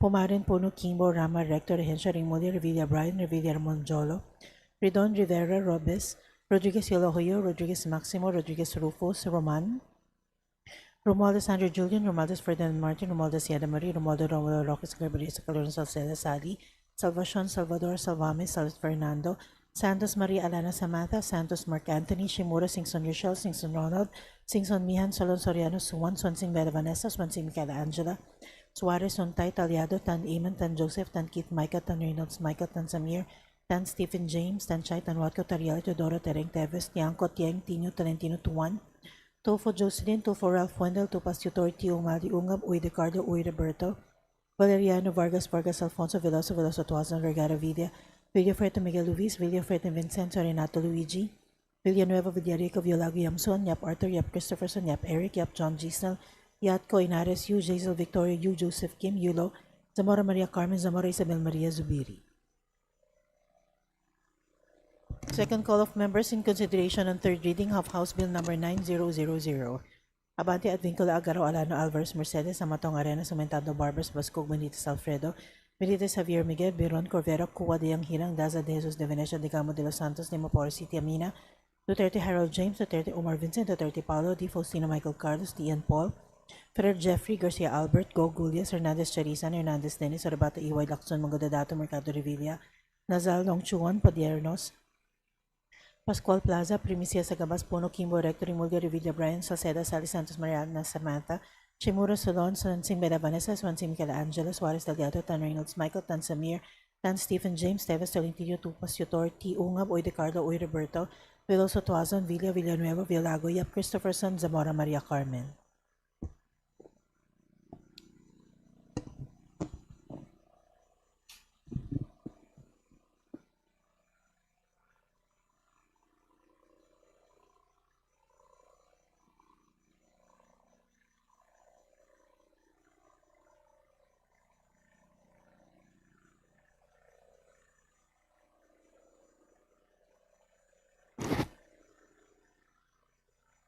With 234 members voting in the affirmative, 0 in the negative, and 3 abstentions, House Bill number 9000 is hereby approved on third and final reading. Majority Leader. Madam Speaker, I move to immediately transmit to the Senate House Bill number 9000 we have just approved on third reading. There's a motion. No. Session suspended. Mamaya.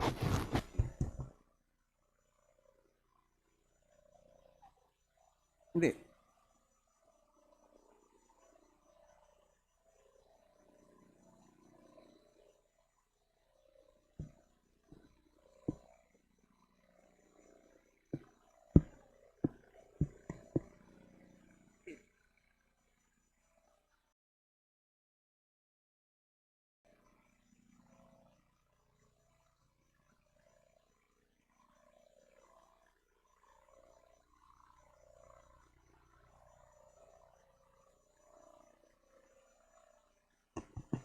Session resumed.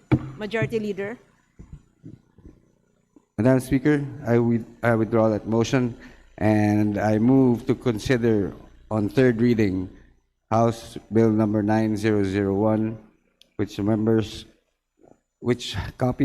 printed copies were distributed to members pursuant to our rules.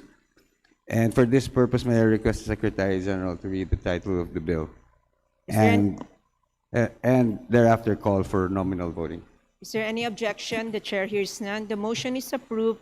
The Secretary General is directed to read the title of the measure and therefore call for the roll of nominal vote. House Bill number 9001, an act granting the Cagayan de Oro Media Corporation a franchise to construct, install, establish, operate, and maintain radio and television stations in the Philippines. Roll call of members in consideration on third reading of House Bill number 9001. Abalos, Sabante, Asidre, Acop, Costa, Diong, Advincula, Agaraw, Aguiao, Alano, Alba, Albano, Almario, Chino, Miguel, Almario, Dennis, Almonte, Alvarez, Jose, Alvarez, Mercedes, Amati, Amatong, Angara, Angeles, Aquino, Aquino, Magsaysay, Arbison Munir, Jr., Arena, Sarugancia, Asisio, Atay, de Aumentado, Ayon, Bagao, Balindong, Banyas, Nograles, Mocoro, Barbara, Barbers, Baronda, Basarga, Bascug, Bautista Claude, Bautista Johan Monich, Bautista Lim, Beltran, Benitez Alfredo, Benitez Javier Miguel, Bernus Ching, Bernus JB, Biron Bucobo, Bolilia, Bondok, Briones, Bullet Begtang, Cagas, Calderon, Calixto, Cawagdan, Carrie, Castro, Caiton, Celeste, Sendaño, Siniza, Chan, Jan, Franz, Norberto, Silito, Almario, Chan, Junar, Chua, Chuatay, Chongalao, Coco, Pilar, Cojuanco, Jaime, Eduardo, Mark, Cojuanco, Mark, Juliantes, Corvera, Cruz, Agatha, Cruz, Ricardo, Cruzado, Cuadago, Dalog, Biang Hirang, Daza, De Jesus, De Lima, De Venecia, Defensor, De Gama, Del Mar, De Los Santos, De Macua, De Maguila, De Mapora, Imelda, De Mapora, City Amina, De Ocno, Dionisio, Domingo, Dumogan, Duterte, Howard James, Duterte, Omar Vincent, Duterte, Paulo, Di Faustino, Michael Carlos, Di Ian Paul, De Lago, Emano, Enverga, Risa, Escudero, Espares, Espina, Estrella, Ferrer, Antonio, Ferrer, Jeffrey, Flores, Fortes, Frasco, Fresnete, Fentebele, Galang, Gales, Garbin, Garcia, Albert, Garcia, Dante, Garcia, Arturo, Garcia, Karen Hope, Garcia, Maria Angela, Gariola, Garin, Gatchalian, Gato, Glepa, Go, Gomez, Gonzalez, Alexandra, Gonzalez, Eliza, Michaela, Gonzalez, Christopher Sheen, Gonzalez, Roy, Gorizeta, Gico, Ginto, Gulias, Gutierrez, Hernandez, Charisan, Hernandez, Dennis, Hernandez, Ferdinand, Hernandez, Ramil, Ho for Racim, Moribata, Ismuda, EY, Javier, Ko Antonio, Ko Elisa, Ko Wilton, Ponghun, Ko, Labadaba, Lacson, Lagbas, Lagdamay, Jose Manuel, Lagdamay, Monique, Asmin, Maria, Lagman, Lagon, Daphne, Lagon, Sani, Lara, Rosatin, Ledesma, Ligacion, Legarda, Legaspi, Levisa, Libanan, Lopez, Loria, Loyola, Luis, Lumayag, Makapagal, Arroyo, Makasahit, Maceda, Madrona, Malapitan, Magandadato, Maniquis, Marañon, Marcoleta, Marcos, Marquez, Mastura, Matibag, Matugas, Mendoza, Mercado, Revilla, Miraflores, Momo, Montes, Nava, Nazal, Nisay, Nolasco, Wominal Henry, Wominal Sancho, Fernando, Olivares, Songchuan, Ordana, Soreto, Ortega, Juan Dizon, Padiernos, Panaligan, Pancho, Panotes, Pascual, Perez, Pimentel, Plaza, Plato, Po, Primicia, Sagabas, Pomarian, Puno, Kimbo, Rama, Rector, Regencia, Rimulya,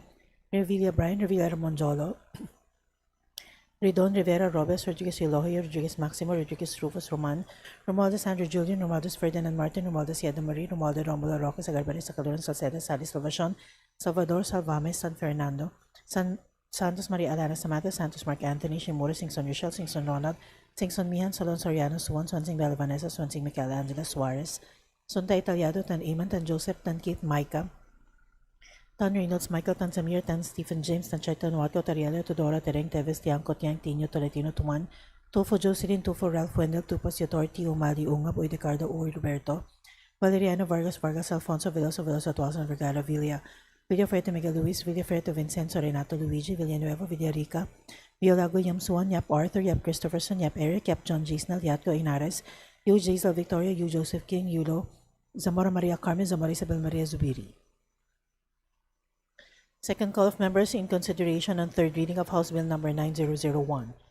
Abante Advíncula, Garo Alano, Alvarez Mercedes, Amatong Arena, Samentado, Barbers, Bosco Benitez, Alfredo Benitez, Javier Miguel, Biron, Gorvera, Cuwa de Yanghirang Daza de Jesus de Venecia de Gamo de los Santos, Dimaporo City, Amina, Duterte, Harold James, Duterte, Omar Vincent, Duterte, Paolo, Di Faustino, Michael Carlos, Ian Paul, Ferrer Jeffrey Garcia Albert, Go Gudias, Hernandez Charis, Ann, Hernandez Dennis, Oribata, Iway Lacson, Magandadato, Mercado Revilla, Nazal, Ongchuan Padernos, Pascual Plaza, Primicia, Sagabas, Bono, Kimbo, Rector, Imulia, Revilla, Brian, Salceda, Sally, Santos, Mariana, Samantha, Chimura, Solon, Swansing, Bella, Vanessa, Swansing, Angela, Suarez, Daliado, Tan Reynolds, Michael, Tan Samir, Tan Stephen James, Davis Tolentino, Tupas, Yotor, T. Ungab, Luis Ricardo, Or, Roberto, Veloso, Tuazon, Villa, Villanueva, Villago, Yap, Christopherson, Zamora, Maria Carmen.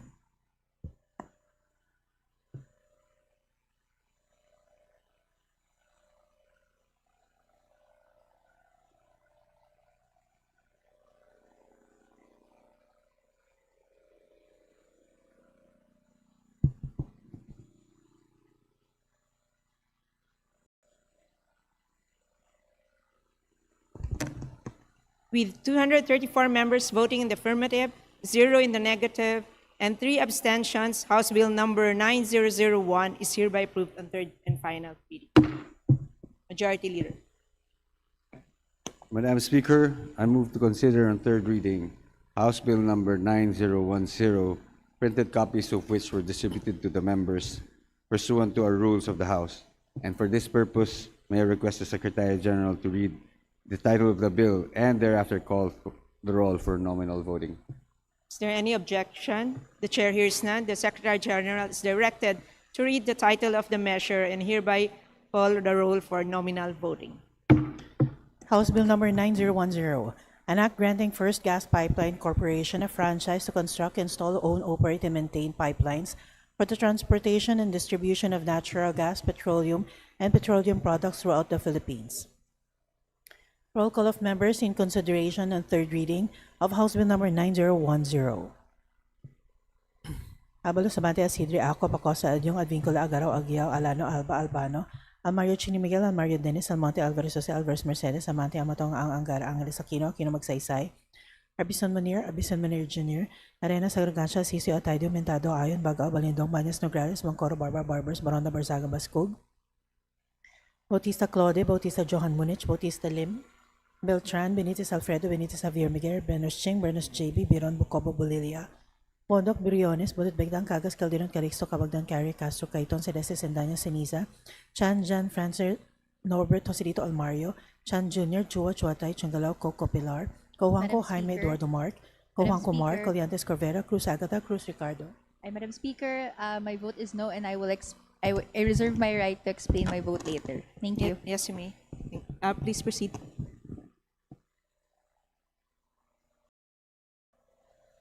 Pilar Cojuanco, Jaime Eduardo Mark, Cojuanco Mark, Coliantes Corvera, Cruz Agata, Cruz Ricardo, Cruzado Cuadagok, Dalag de Yanghirang Daza de Jesus de Lima de Venecia, Defensor de Gama del Mar de los Santos, de Macoa de Maguila, Dimaporo Imelda, Dimaporo City Amina, Diokno Junicio Domingo Amogan, Duterte Harold James, Duterte Omar Vincent, Duterte Paulo, Di Faustino Michael Carlos, Di Ian Paul, Dalago. Madam Speaker, my vote is no. Thank you. Emano Enverga, Erisa, Escudero, Espares, Espina, Estrella, Ferrer Antonio, Ferrer Jeffrey, Flores, Fortes, Frasco, Fresnelli, Vendebella, Galang, Galeos, Garbin, Garcia Albert, Garcia Dante, Garcia Jose Arturo, Garcia Karen Hope, Garcia Maria Angela, Guardiola, Garing, Gachalian, Gato, Glepa, Go Gomez, Gonzales Alexandre, Gonzales Eliza Michael, Gonzales Christopher Sheen, Gonzales Roy, Coriseta Gico Ginto, Galias Guterres, Hernandez Charisan, Hernandez Dennis, Hernandez Ferdinand, Hernandez Ramil, Hofer Hasim, Horibata, Ismola EY, Javier, Co Antonio, Co Elisa, Co Wilton, Konghun Ko, Labad Lacson, Lagbas, Lagdamayo Jose Manuel, Lagdamayo Moniquez Mina Maria, Lagman, Lagon Daphne, Lagon Sani, Lara, Lazadin, Ledesma, Ligacion, Ligarda, Legazpi, Levisa, Libanan, Lopez, Loria, Loyola, Luis Sur Lumayag, Makapagal, Arroyo, Makasait, Maceda, Madrona, Malapitan, Magodadato, Maniquis, Marañon, Marcoleta, Marcos, Marquez, Mastura, Matibag, Matugas, Mendoza, Mercado, Revilla, Miro Flores, Momo Montes, Navan, Diazal, Nisay, Nolasco, Maminal Henry, Maminal Sancho Fernando, Olivares, Songchuan, Ordanes, Oreto, Ortega, Juan Dizon, Padiernes, Panaligan, Pancho, Panotes, Pascual, Perez, Pimentel, Plaza, Plato, Po, Primicia, Sagabas, Pumarin, Puno, Kimbo, Rama, Rector, Hensha, Remulia, Revilla, Brian, Revilla, Monjolo, Ridon, Rivera, Trobes, Rodriguez Elohoyo, Rodriguez Maximo, Rodriguez Rufus, Roman Romualdez Andrew Julian, Romualdez Ferdinand Martin, Romualdez Yada Marie, Romualdo Romulo Roque Zagalbaria, Sacalon Salceda, Sally Salvacion, Salvador Salvamis, San Fernando, Santos Maria Alana Samantha, Santos Mark Anthony, Shimura, Singson Rochelle, Singson Ronald, Singson Mihan, Salon Soriano, Swan, Swansing Bella Vanessa, Swansing Michelangela Suarez, Sontay Talyado, Tan Eamon, Tan Joseph, Tan Kit Micah, Tan Reynolds Michael, Tan Samir, Tan Stephen James, Tan Chay, Tan Watco, Tariel, Doro Tereng, Teves, Tiangco, Tieng, Tino. Madam Speaker, I vote no and will explain my vote later. Yes, you may. Thank you. Please proceed. Tolentino, 2-1, 2 for Jocelyn, 2 for Ralph Mendel, 2 Pasiutor, Tio Mali, Ungab, Uy De Carlo, Uy Roberto, Valeriano Vargas, Vargas Alfonso, Veloso, Veloso Tuazan, Vergal, Villa, Villafrete Miguel Luis, Villafrete Vincenzo, Renato Luigi, Villanueva, Villarica, Villalago, Yam Suan, Yap Arthur, Yap Christopherson, Yap Eric, Yap John Gisnel, Yatco, Inares, Yu Jaisel Victoria, Yu Joseph Kim, Yulo, Zamora Maria Carmen, Zamora Isabel Maria Zubiri. Second call of members in consideration and third reading of House Bill number 9010.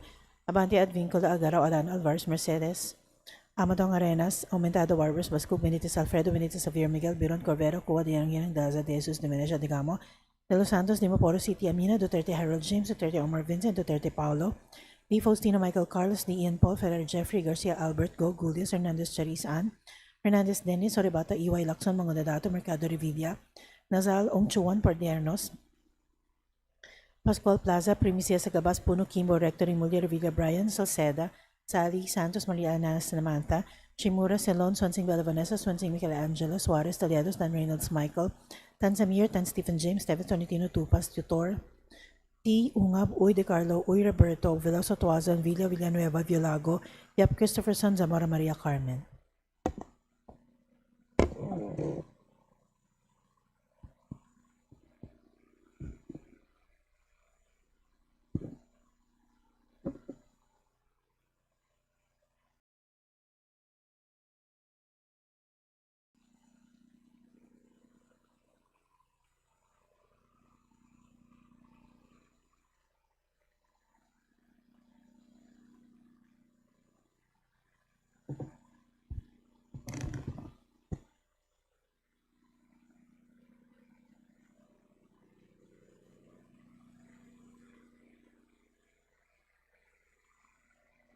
With 224 members voting in the affirmative, 3 in the negative, and 10 abstentions, House Bill number 9010 is hereby approved on third and final reading. The Honorable Rene Luis M. Co. from the Kabataan Party List is recognized to explain her vote. You have 3 minutes. Thank you, Madam Speaker. Madam Speaker, mga kapwa mambabatas at lahat ng mamamayang nakikinig, bumoboto ang kabataan ng no sa House Bill number 9010 at mariin nating tinututulan ang pagbibigay ng prangkisa sa First Gas Pipeline Corporation, not only for transportation but also distribution of natural gas energy, dahil ito po ay 60% owned by Prime Infrastructure Capital Incorporated, which is primarily owned by Enrique Razon Jr., the richest Filipino, the 175th richest in the world with a net worth of $16.5 billion or 1 trillion pesos. Madam Speaker, unang kalahati pa lamang ng taon, sunod-sunod na ang krisis pang ekonomiya na sumalubong sa ating lahat at lalo pang nagbaon sa bansa sa hirap. So Madam Speaker, this is just simple math. An economic crisis plus the unrestricted control of billionaires on our economy equals a disaster for the Filipino people and a super booster for their already fat pockets.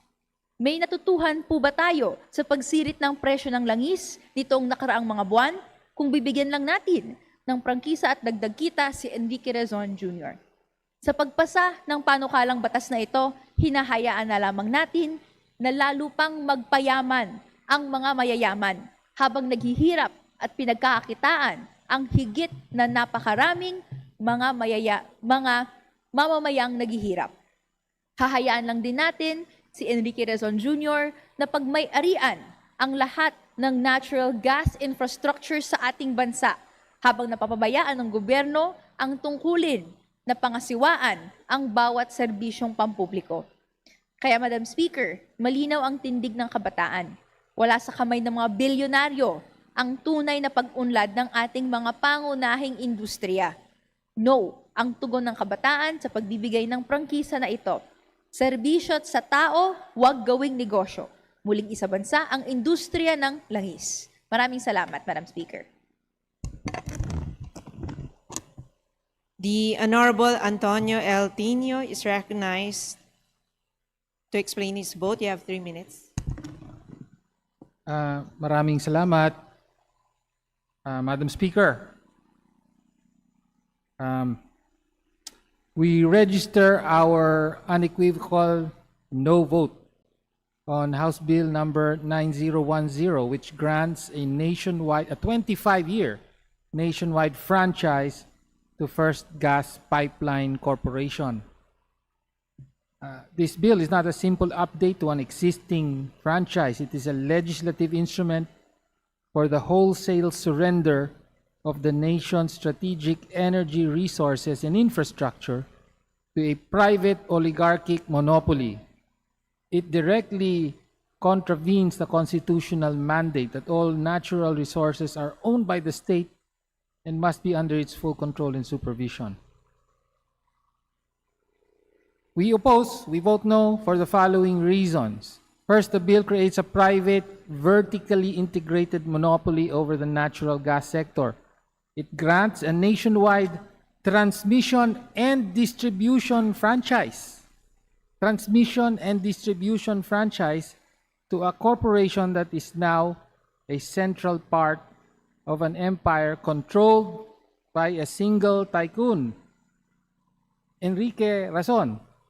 This empire already holds a dominant 45% stake in the Malampaya gas field, controls 60% of the critical Batangas LNG terminal and gas-fired power plants, and now seeks control over the very pipelines that would carry this gas. And again, the franchise is for transmission and distribution.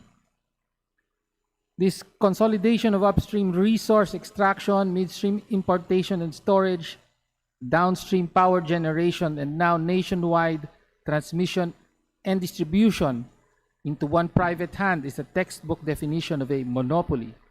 The so-called non-exclusivity clause is a hollow formality, as no other entity can possibly compete after this franchise established a single privately owned national grid. Second, the bill facilitates the plunder of national patrimony. The timing is not coincidental with the announcement of new gas discoveries in Malampaya.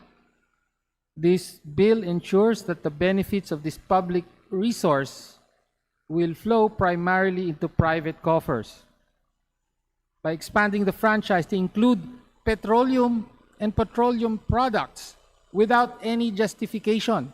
So this is not just a franchise to distribute natural gas, but also petroleum and petroleum products. The bill strongly suggests preparatory moves to also control and profit from potential oil finds in Malampaya or from any future joint exploration in the West Philippine Sea. Advanced po mag-isip ito. This is a preemptive grab on the nation's remaining energy wealth. Third, the bill will exacerbate the energy crisis and burden the Filipino people. A private monopoly controlling a national transmission network and distribution network has the power to set unaffordable tariffs, dictate terms to power generators, and prioritize export or pure profit over domestic needs. This will lead to higher electricity prices, stifle national industrialization, and deepen energy insecurity. It institutionalizes the crisis of the privatized power sector. Fourth, the bill raises serious questions of corporate maneuvering and legislative good faith. The transfer of the franchise from the parent holding company to its subsidiary coincides with major recent changes in corporate ownership and control. This Congress is being asked to grant a a valuable public franchise without full transparency on who the ultimate beneficial owners are. Please wrap up. Yes.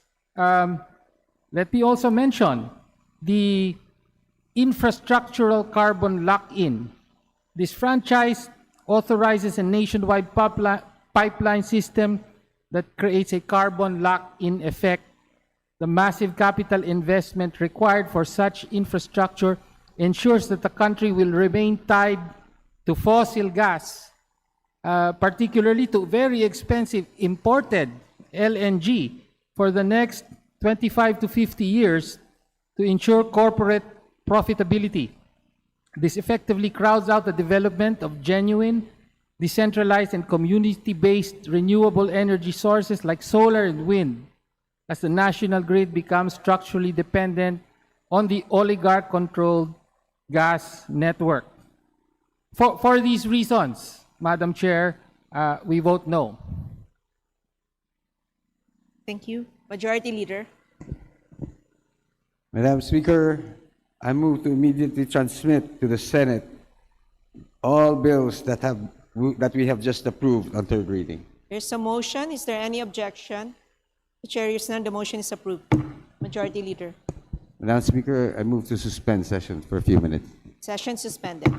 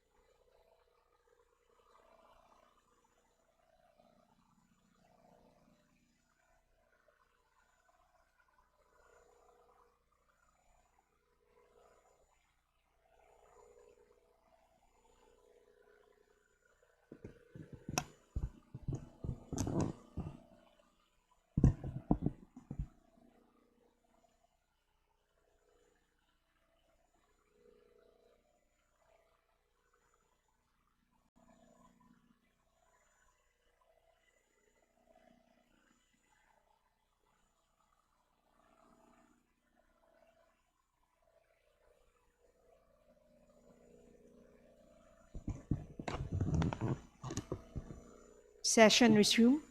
Majority Leader.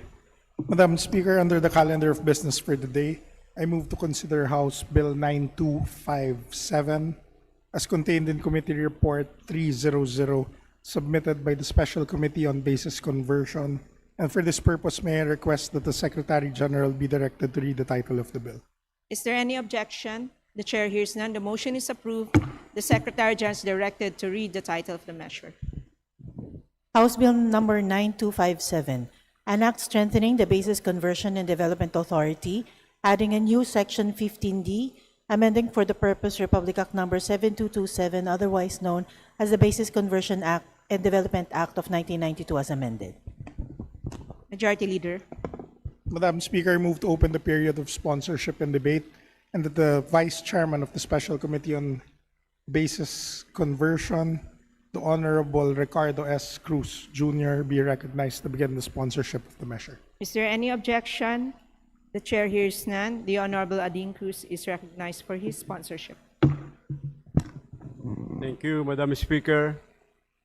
Our dear colleagues, today we discuss a measure that is simple in its purpose but significant in its impact. The bill is about creating more opportunities for Filipinos. It is about jobs. It is about decent and comfortable housing.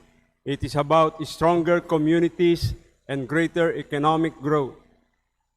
This is House Bill number 9257 in substitution of House Bills numbered 4490, 4899, 5717, 5968, and 6068. Introduced by Representative Rufus Rodriguez, Maximo Rodriguez, Gloria Macapagal Arroyo, Eric Olivares, Christine Singson, Mihan, Eric Goyap, Edwick Giap, Arturo B. Robes, Jefferson Conghun, Bambi Emano, Ricardo S. Cruz, Carmelo Lasatin Jr., Antonino Roman III, and Ferdinand Beltran. For many years, the Basis Conversion and Development Authority, or BCDA, has transformed former military camps into centers of progress. We have seen this in Bonifacio Global City, Newport City, Clark Freeport Zone, Camp John Hay, and now New Clark City. Lands that once had limited use have become places where business grow, investment come in, and jobs are created. But while these places have grown, one challenge remains. Under the present framework, BCDA development is limited by leasehold arrangement. This means many workers in our economic zones still live far from where they work because affordable and permanent housing options remain limited. And this is exactly what Bill seeks to improve. The bill allows a limited and carefully planned freehold arrangement for residential areas in BCDA zones. In simple terms, this means more opportunities for Filipinos to own homes closer to where they work. Because let us be honest, ang gusto ng Pilipino ay hindi habang buhay na umuupa. Ang gusto natin ay sariling bahay. This bill supports that dream.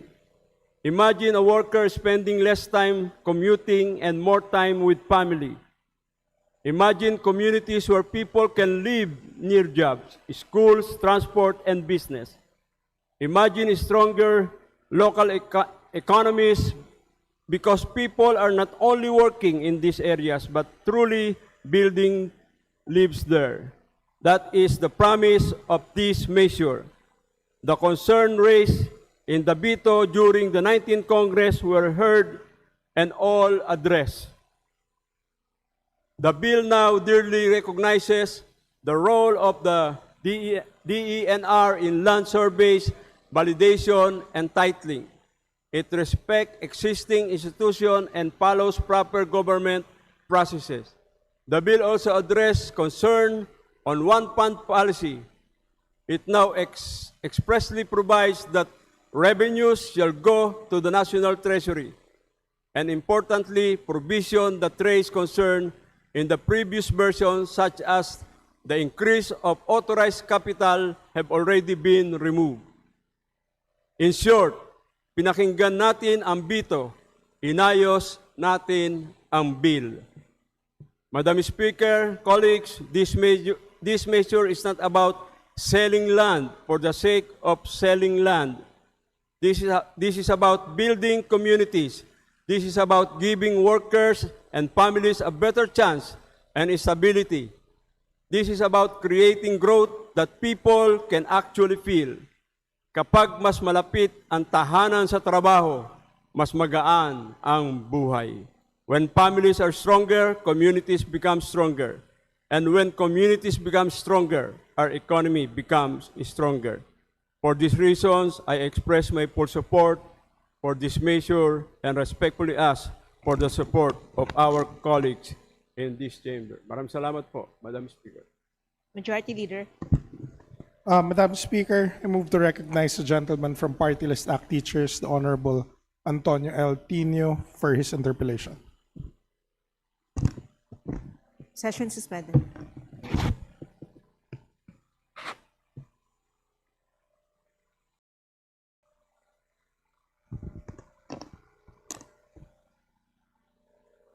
Session resumed. Majority Leader. Madam Speaker, I move to open the period of sponsorship and debate. Is there any objection? Hearing none, the motion is approved. Majority Leader. Madam Speaker, I move to recognize the gentleman from Party List Act Teachers, the Honorable Antonio L. Tino, for his interpellation. The Honorable Antonio Tino of the Act Teachers Party List is recognized for his interpellation. Thank you, Madam Speaker. Ginoong sponsor, ilang katanungan lang po kung maaari. Yes po, Madam Speaker. Salamat po. Congressman Tino. Opo. Well, sa title sabi nga, an act strengthening the Bases Conversion and Development Authority, adding a new section 15D and amending the BCDA Act of 1982.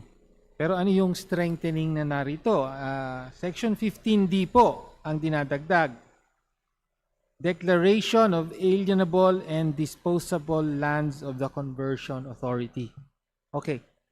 So una muna, para malinaw po, ano po ba yung mga lupain na sinasaklaw o sasaklawin kung maging batas ito? Nandito rin naman po.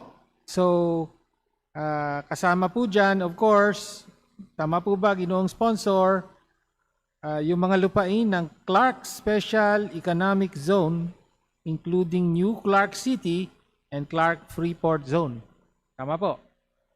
Tama po. Opo. So yung dating, well yan na nga, Clark. Dating Clark Air Base, yan, no?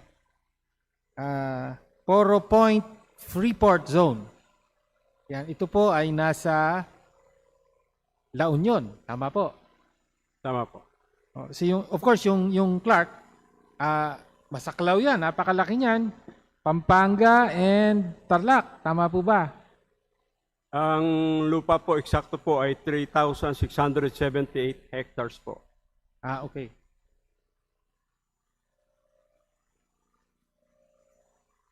Okay. So, yeah. So, yun yung Clark. And then, meron tayong Poro Point. And then, meron tayong John Hay Reservation. So, ito naman yung nasa Baguio, of course. And then, Bataan Technology Park within the Morong Special Economic Zone. Okay. Dahil nabanggit na po ng sponsor, pwede na nga po bang matanong, kasi sabi po rito, 10% of the total land area within the following economic and free port zones and reservations under the Conversion Authority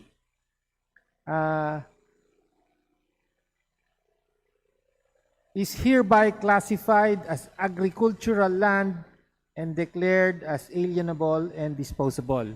Okay. Puntahan na muna natin yung saan ba, anong mga lupa ang pinag-uusapan natin at gaano kalaki. ang magiging coverage nito. So, di isa-isahin na po natin yung sa Clark po. Gaano kalaki po yung lupain na involved. Actually, kung mababanggit nyo na, ano yung 10%? Para alam natin. At doon, madiderive na rin natin kung gaano kalaki yung total land area. So sa Clark po, ilang hektarya po yung dinideklarang alienable and disposable? Madam Speaker, ang sa Clark po ay 3,500 hectares po. 3,500 hectares sa Clark. Tapos sa Oro Point naman po, Oro Point Freeport Zone. Sa Poro Point ay 23 more or less hectares. 23 hectares. Okay. And then sa John Hay Reservation, ito, maraming nakakaalam din dito. Siyempre, sa Baguio ito, no? Madam Speaker, sa Camp John Hay po ay around 30 hectares. Around 30 hectares. And then finally, sa Bataan Technology Park, within the Morong Special Economic Zone, Madam Speaker, around 36 hectares. around 36 hectares. Okay. So ang talagang pinakamalaki po, of course, ay itong sa Clark, 3,500 hectares po. No? So, ano ba ang pwedeng reference dito? If I remember correctly, yung UP Diliman campus is, I think, something like 500 hectares. Parang ganon. No? So, roughly, if I'm correct, parang times 7 noon yung pinag-uusapan natin na laki ng lupa na covered ng batas na ito. Tapos yung sa Poro Point, sa John Hay at sa Bataan, sabi nyo nga, from 23 to 36 hectares. So, relatively, mas maliliit po. No? Dahil alam naman natin, mas maliliit din yung mga dating kampo na yon. Okay. So, yun na po, Madam Speaker, para mas alam natin gaano kalaki yung lupain na covered dito. Tapos, ang pinaka-esensya po ng amendment na to is that line. No? This is that 10%, such areas of land, yung nabanggit natin, will now be declared as agricultural land. Diba? So, hereby classified as agricultural land and declared as alienable and disposable. No? Ngayon, tama po ba ako, Madam Speaker at ginoong sponsor, kaya po ginawa yan dahil sa ating konstitusyon, sabi po, Section 3 of Article 12, National Economy and Patrimony, sabi po, lands of the public domain are classified into agricultural, forest or timber, mineral lands, and national parks. Agricultural lands of the public domain may be further classified by law according to the uses to which they may be devoted. Then, alienable lands of the public domain shall be limited to agricultural land. So, sa mga lupain po na pag-aari ng Estado, yun nga, agricultural, forest or timber, mineral lands, and national parks. Yun po ang mga tipo ng lupain na nasa public domain, pag-aari ng Estado. Agricultural lands lang po ang alienable. Alienable, okay, sabi po rito the BCDA lands, 10% of the BCDA lands hereby classified as agricultural land and declared as alienable and disposable. So, kaya po siya dinideklarang agricultural land ay para maging alienable. Tama po? Tama po. Tama. Pag sinabing alienable, ano po ba ibig sabihin nun? Para sa kaunawaan ng lahat. Pag sinabing alienable, ano ibig sabihin nun? Pwede pong, Madam Chairperson, ang ibig sabihin po nun ay pwede pong ibenta. Ayun. Okay. So, alienable and disposable. So, Sa esensya, ang ginagawa ng batas na ito, yung mga lupain ng saklaw ng BCDA, etong more than 3,600 hectares, all in all, 3,500 of which ay nasa Clark. Lupa yan ng estado. No? Sabihin natin, lupa ng gobyerno, public land, ganon. No?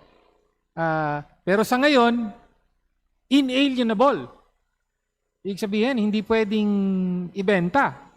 Okay, ngayon, ang gusto, sa pamamagitan ng batas na ito, ideklara siyang agricultural para pwede nang maibenta. In other words, pwede na pong mapunta sa pribadong kamay. Tama po? Tama po. In other words, privatization. Ganun po, privatization ng lupa.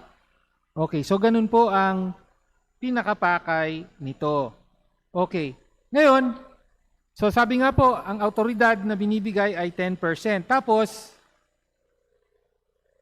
nagtatakda po na kailangan na merong, kasi ang tanong ngayon, o sige, 10%. Yung mga nabanggit nyo, 3,500 hectares, 30 hectares, and so on and so forth. The next question is, well, alin doon? Aling bahagi? Who will,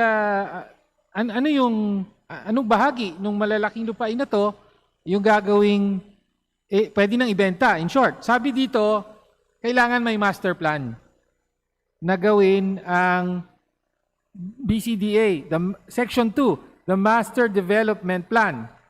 It shall be formulated and prepared jointly by the BCDA and its implementing arm. So gagawa po ng master plan.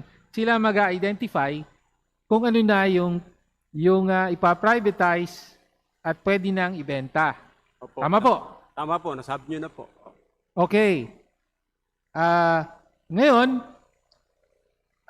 so of course, parang napakalawak, masaklaw ang kapangyarihan. Silang ma-identify kung anong pinaka magandang bahagi, ano yung ibebenta. Sa batas po, meron din namang general na guidelines kung paano daw ang magiging gamit sa lupa. In other words, gabay sa master plan. Sige, gawa kayo ng master plan, pero kailangan yung master plan, i-consider nyo yung ganitong gamit. Alinsunod sa ganito, 5% for residential and residential mixed-use purposes. And 5% for institutional and industrial purposes, consistent with government priorities. Okay. Una, just a clarification. Yung 5% na yon, actually, baka dapat may clarificatory language. Okay, kasi 5% of what? Ano po, ang intention, pwede po bang, kasi 5% ng 10%? Or are we talking about, of the 10%, 5% will be for this purpose, and the other 5% will be for that purpose? Madam Chair, yung 10% divided sa dalawa. Ayun. Oo. So, I'm just flagging that para sa committee na baka may ambiguity na kasi a plausible interpretation could be of the 3,600 hectares which comprise 10% of the land that will be declared alienable and disposable. Baka ang maging interpretation dito 5% nun. Diba? Di iba yon. So yun lang po, i-note lang natin, maybe of the 10%, 5% will be such and such. Okay. Ngayon, anyway, so going back, 5%, dun sa 10%, 5% non-residential and residential mixed-use purposes. Okay. So yun po yung una. Basically, pag residential housing po. Tama po ba? Private housing. Pag residential mixed use, ano po ibig sabihin nun?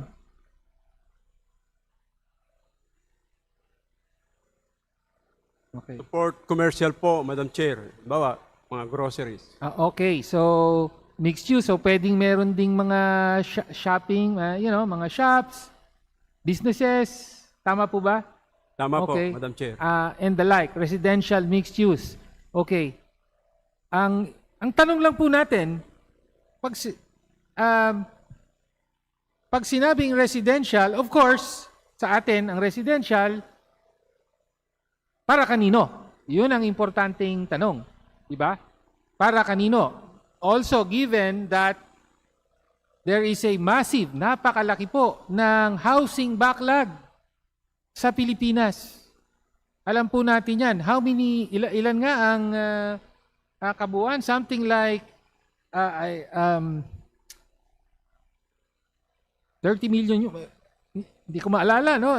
At the moment, the figure escapes me, but napakalaki po ng housing backlog natin. Napakaraming Pilipino ang walang bahay.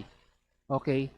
Kaya nga, ang tanong po ngayon, para kanino ang magiging housing na to? Kasi residential ito, pero sa ating batas, maraming klase ng housing. Meron pong high-end, di ba? Merong pang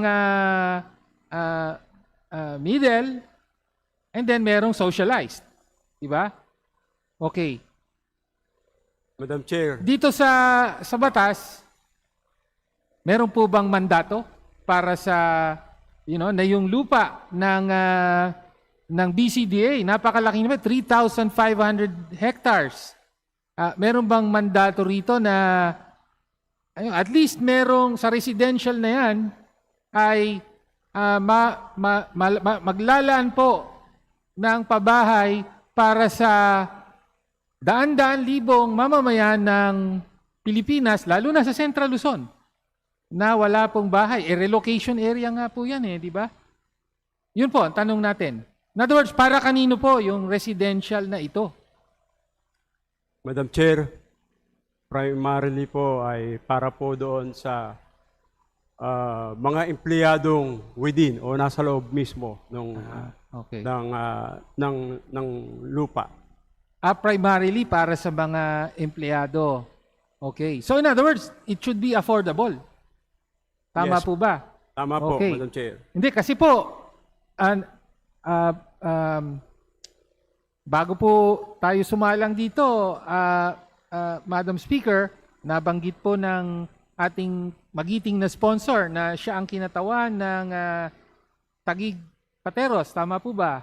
Tama po. O, at nabanggit nyo po yung BGC. Di po ba? Bonifacio Global City. And of course, parang ganito nga yung nangyari doon na yung malawak na lupain ng Fort Bonifacio, kaya nga BGC, parang ganito ang karanasan. At para sa Taguig po, naging positive, sabi nyo, di ba? Of course, naintindihan natin, napakalaki ng income na generate nito. Pero alam din natin, yung BGC ay high-end po yan. Tama po ba? Exclusive. Parang, kumbaga, kabilang sa pinakamahal yata, yung mga condo and so on, dyan sa BGC. So, ang tanong lang po natin, baka naman ganun din po mangyari dito sa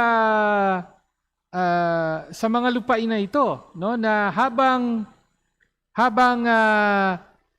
daan-daan libo, milyon po ang mga kababayan natin na walang dissenting pabahay, ay ang lupa ng gobyerno na ito ay syempre maximization of income yan di syempre baka maraming BGC ang malikha rito. Paano yan? Yes po, Madam Chair. Yan po ang sinusolusyonan natin dito para maka-avail o maka-afford yung ating po mga maraming kababayan dito po sa sinasabing lupang ito. Okay. Well, yun po ang hindi explicit. Wala pong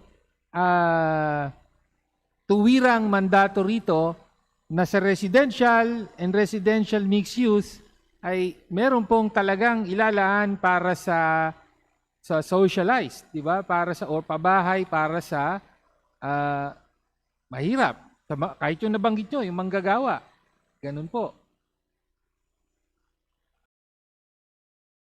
mga empleyado ng BCDA. Hindi po express, pero pwede pong ilagay sa okay. master plan. Okay. Pwedeng ilagay sa master plan. Pero pwede pong, hindi po ba pwede rin ilagay na sa batas para tiyakin na sa master plan ay nandun? Baga, may mandato na ang Kongreso na maglaan kayo dyan ng para sa Siguro po, magpo-propose na lang po tayo sa gagawin nating IRR. Okay. Anyway, ninonote po natin yon. So, wala pong malinaw na mandato na, in other words, ang tanong natin, para kanino po ba ito? No? Ngayon, ang malinaw na wala na talaga rito ay yung sa paggamit ng lupa, residential and residential mixed purpose, and then for institutional and industrial purposes, consistent with government priorities. Okay. Iklaro lang po muna natin. Mag-move muna tayo dito sa pangalawa. Yung other 5% is for institutional and industrial purposes consistent with government priorities. Industrial, parang medyo malino na po yun, no? Na for yung mga manufacturing and so on and so forth. Okay. Yung institutional, ano po ang ibig sabihin nun? Institutional purposes. Yun po yung mga schools, mga hospital, gano'n? Hospital, government institution. Yun po Okay. yun. But not for government. Tama po ba? Not for government. Kasi ang lupa na to sa gobyerno na eh. So, pag sinabing institutional, we're talking about private institutions? Pwede rin po, tulad ng Bangko Sentral, government. Okay. So, in other words, ibebenta ito ng gobyerno pero pwede niyang, paano po yun? How does that work? Ibebenta sa ibang ahensya ng gobyerno, ganun po. Pwede po, government to government. Government to government. So, Apo. pwede rin. Okay. Well, curious lang po ako kasi ngayon nasa balita po yung Pax Silica. Di ba? Yung, meron dumating pa nga dito na recently, USEC ng Under Secretary of State ng United States of America. Tapos, binibida niya yung itatatag daw na Pax Silica, meaning a manufacturing corridor in Luzon to include this area, yung New Clark City, para daw sa AI manufacturing, advanced manufacturing, and development or processing of rare earth minerals to secure the critical defense and economic supply chains for the United States. At naging controversial pa nga to dahil mukhang nag-demand yung US na sa itatayo daw nila na economic zone, tawag nila doon, economic security zone, ang hinihingi nila, exempted daw sa batas ng Pilipinas. They wanted, the term used in media is diplomatic immunity, no? But basically, parang sinasabi nila, dito sa Pax Silica na ito, hindi iiral ang batas ng Pilipinas. So, ang tanong ko po ay, kasama po yan doon sa pwedeng gamit pag sinabi nating institutional purposes. Tama po ba?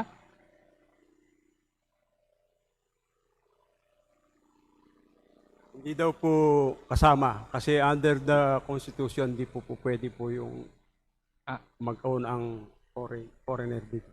Okay. Sige, tinanong ko lang po. Okay, so yun na po yung, so in other words, for residential and residential mixed-use purposes and for institutional and industrial purposes. So kinlaro nyo po. Pero malinaw din po na wala dito sa purposes na ito yung agricultural. Di ba? Tama po ba? So ibig sabihin, ika-classify siya. Yun ang irony po. Ika-classify as agricultural lands, pero actually hindi gagamitin para sa agrikultura. Naintindihan natin, kaya tinawag na agricultural lands kasi yan lang inaalaw ng konstitusyon para maging alienable and disposable. Pero, nevertheless, yung 3,500 hectares na to na lupain ng Clark in particular, ay napakalawak po yan na malaking bahagi niyan agricultural lands. And in fact, hindi po ito mga uninhabited lands. Sa totoo lang, maraming mga nandyan. May mga magsasaka, merong mga indigenous peoples, no, na meron ding claim at nabubuhay mula sa lupa doon. So, bakit po hindi kasama ang agricultural dito sa mga purposes na tinatakda ng batas?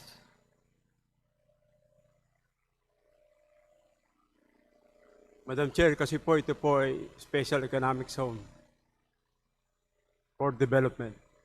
Okay. At, well, Madam Speaker, I mean, development of, high-tech and modernized agriculture is also economic development. Hindi po ba ginoong sponsor? Tama po, Madam Speaker. Opo. So, yun nga, gusto ko lang malaman, yung thinking talagang out of the question para sa mga proponents ang paggamit ng mga lupang ito sa maunlad na agrikultura, no? Kasi nga may mga magsasaka doon, no? At may mga IP tayo, mga AITA, no, na hindi necessarily hindi necessarily angkop sa kanila na magtrabaho sa call center or sa ano pa man, di ba, na maaaring or maging service worker sa mga mixed-use establishments, no? Halimbawa sa Jollibee or whatever, kung ano man ang nandyan. So yun po, this is still largely an agricultural area after all, Mr. Speaker, Madam Speaker at ginoong sponsor. So bakit po in-exclude yung agrikultura? At at mas mahalaga, ano mangyayari sa mga magsasaka? Both yung kasama na doon yung mga indigenous people na para sa kanila ancestral domain nila yan.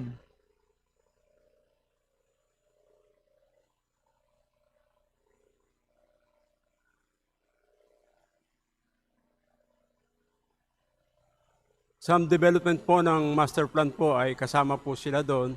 They will be consulted po ang ating mga okay. So, nako, Madam Speaker, alam na natin yan, they will be consulted. Minsan, ganun po ang nangyayari. That is a prelude to displacement, no? Yun po ang concern na nire-raise natin dito. Tapos, sige po, iniintindi natin yung mga provision at ang nais gawin. So, 10% ay ipaprivatize for residential as well as for industrial and institutional use. No, so, ang vision nga, katulad ng on the side, pinag-usapan na, vision is mainly parang kung anong nangyari sa BGC. Tama po ba? Parang gano'n, ano? Okay. Pero may dagdag na provision pa po rito, no? Hindi po tumitigil dun sa 5% dahil meron pa pong provided that the President of the Philippines may, considering market demand and economic conditions, declare an additional 5% for the same purposes. Tama po. Tama po, Madam So, Chair. ibig sabihin, hindi lang yung 10%, pero dinedelegate pa ng Kongreso sa Presidente yung desisyon. Pwede pa, additional 5%. No? On top of yung 3,600 hectares na nabanggit natin kanina na mabenta rin, no, for these purposes. Okay. Tapos, ang tanging gabay sa desisyon na yan ng Presidente, considering market demand and economic conditions. So very general po, no, na ano yung pwedeng trigger kung kailan niya ibebenta muli ito, very general. Nino-note ko lang po, Madam Speaker. Okay. And then of course, privatization ito ng lupa So, sabi po sa Section 3, proceeds from the sale and disposition under this act shall be remitted to the Bureau of the Treasury and shall accrue to the general fund. Okay. Meron po bang estimate ang BCDA? Magkano po ang potensyal na pwedeng kitain ng BCDA at ng National Treasury, sa pag-inimplement, pag napasa ang batas na ito? Siguro naman po gumawa ng mga pag-aaral ang mga proponents. Madam Speaker, ang estimate po ay 1.8 trillion for 30 years. 35 years. 1.8 trillion estimate for 35 years. Over 35 years. Pero we're talking about the sale, a one-time sale. Ano po ang hindi ko po ma-appreciate yung figure. Why over 35 years? By phase po, Madam Speaker. By phase. By phase. Ibig sabihin, uutay-utayin, ganun po ba ang pagbenta ng lupa? Depende po sa master plan po. Kaya nga, depende sa master plan. So mukhang, I don't think that yung master plan ba na yun is covers 35 years. Ganun po ba? Hindi naman yata,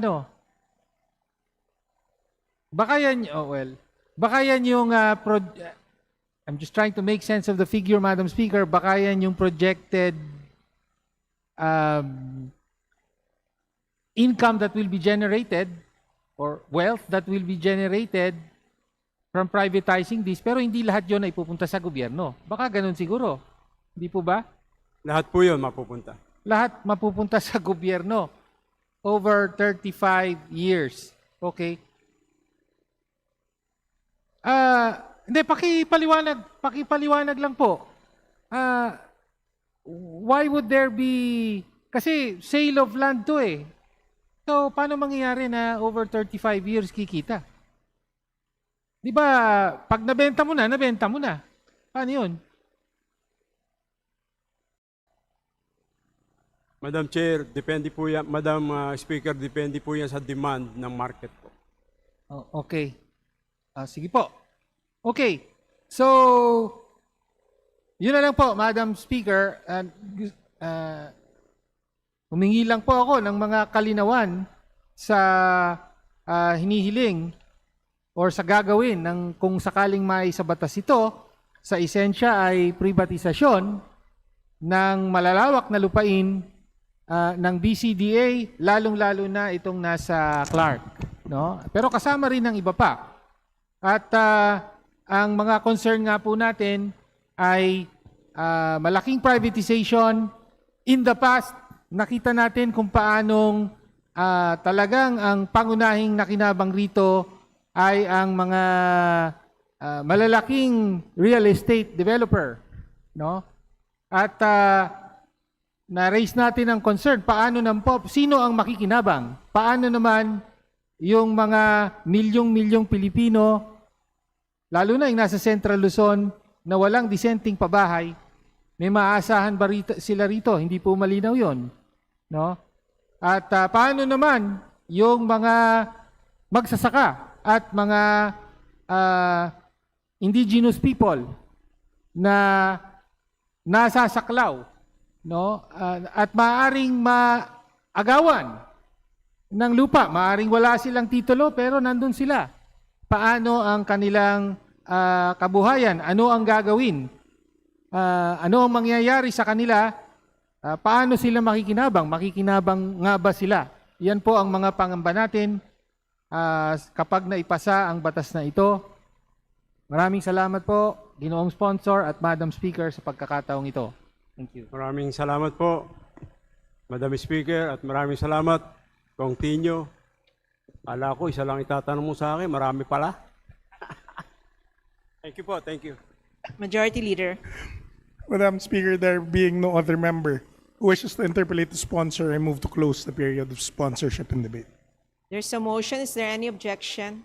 The chair hears none. The motion is approved. Majority Leader. Madam Speaker, I move to open the period of amendments. There's a motion to open the period of amendments. Is there any objection? The chair hears none. The motion is approved. Majority Leader. Madam Speaker, there being no committee nor individual amendments, I move to close the period of amendments. Is there any objection?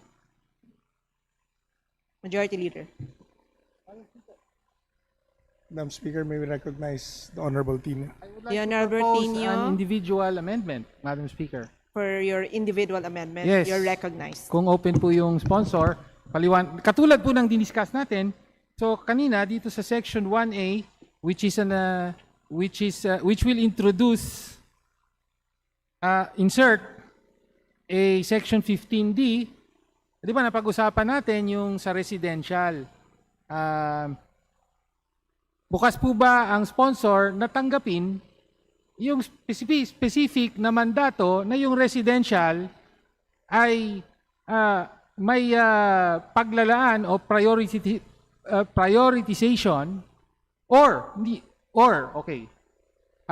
paglalaan para sa socialized housing para mabigyan ng pabahay ang mga Pilipinong walang bahay. Yes po. What does the sponsor say? Yes po, Madam Speaker. Portion. A portion. Opo. Madam, A portion. Madam Speaker, may we thank- request the gentleman to state specifically the individual amendment? Sige po, Madam Speaker. Well, Please proceed, Honorable Tino. So subject to style po, 5% for residential and residential mixed-use purposes, giving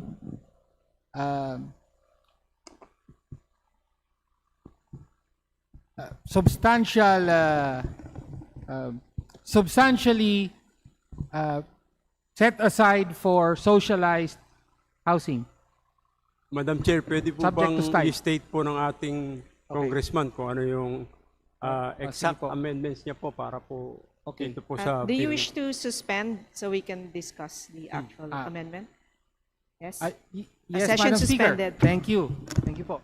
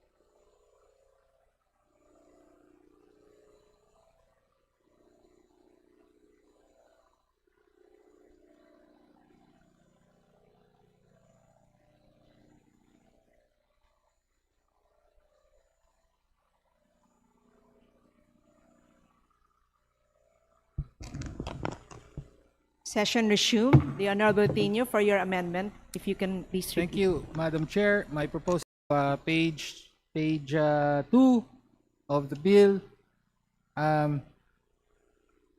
5% for residential and residential mixed-use purposes, primarily for socialized housing.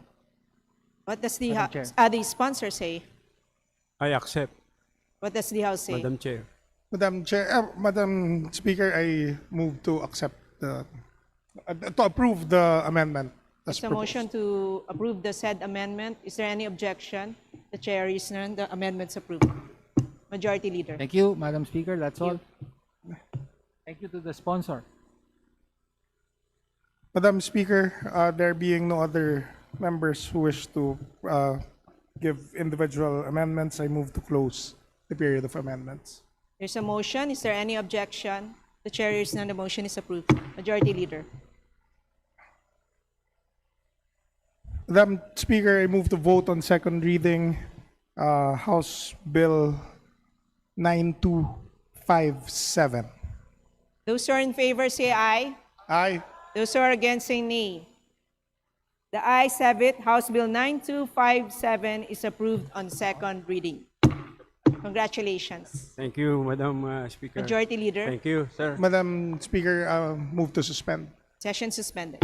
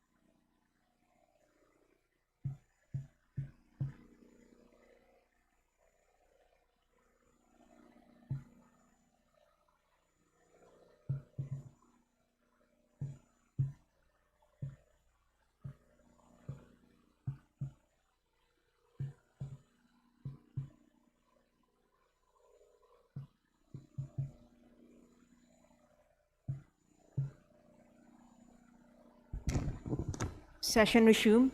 Majority Leader. Madam Speaker, I move that we take up additional reference of business and that the Secretary General be directed to read the titles of the committee reports for referral. Is there any the proper objection? The chair hears none. The motion is approved. The Secretary General is directed to read the following committee reports. Additional reference of business. Committee reports. Committee report number 337 and 338 submitted by the Committee on Transportation and the Committee on Appropriations on House Bill numbers 9452 and 9453. Committee report numbers 339 and 347 submitted by the Special Committee on Creative Industries on House Resolution numbers 872, 546, 547, 781, 785, 871, 891, 588, and 951. Committee report number 348 submitted by the Committee on Public Order and Safety and the Committee on Appropriations on House Bill number 9461. Committee report number 349 submitted by the Committee on Overseas Workers Affairs on House Bill number 9462. Committee report number 350 and 351 submitted by the Committee on Higher and Technical Education and the Committee on Appropriations on House Bill numbers 9463 and 9464. Committee report number 352 submitted by the Committee on Public Information and the Committee on Information and Communications Technology on House Bill number 9465. To the Committee on Rules. Additional reference of business. Committee report. Committee report number 353 submitted by the Committee on Basic Education and Culture and the Committee on Appropriations on House Bill number 9466. To the Committee on Rules. Majority Leader. Madam Speaker, under the calendar of business, I move that we take up on second reading House Bill number 9461 under Committee Report number 348. And for this purpose, may I request that the Secretary General be directed to read the title of the bill. Is there any objection? The chair hears none. The Secretary General is directed to read the title of the measure.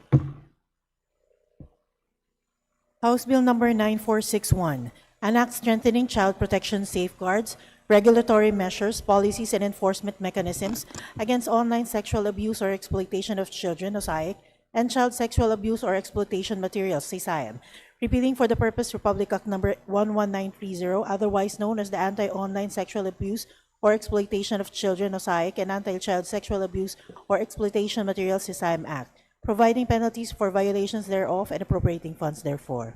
Majority Leader. Madam Speaker, I move that we open the period of sponsorship and debate. Is there any objection? The chair hears none. The motion is approved. Majority Leader. Madam Speaker, I move that we recognize the Honorable Rolando M. Valeriano, Chairperson of the Committee on Public Order and Safety, to deliver his sponsorship speech. The Honorable Rolando M. Valeriano from the 2nd District of Manila is recognized for his sponsorship. Thank you. Madam Speaker, my dear colleagues, it is my honor and privilege to sponsor the committee report on House Bill number 9461, otherwise known as the Child Online Safety and Protection Act of 2026.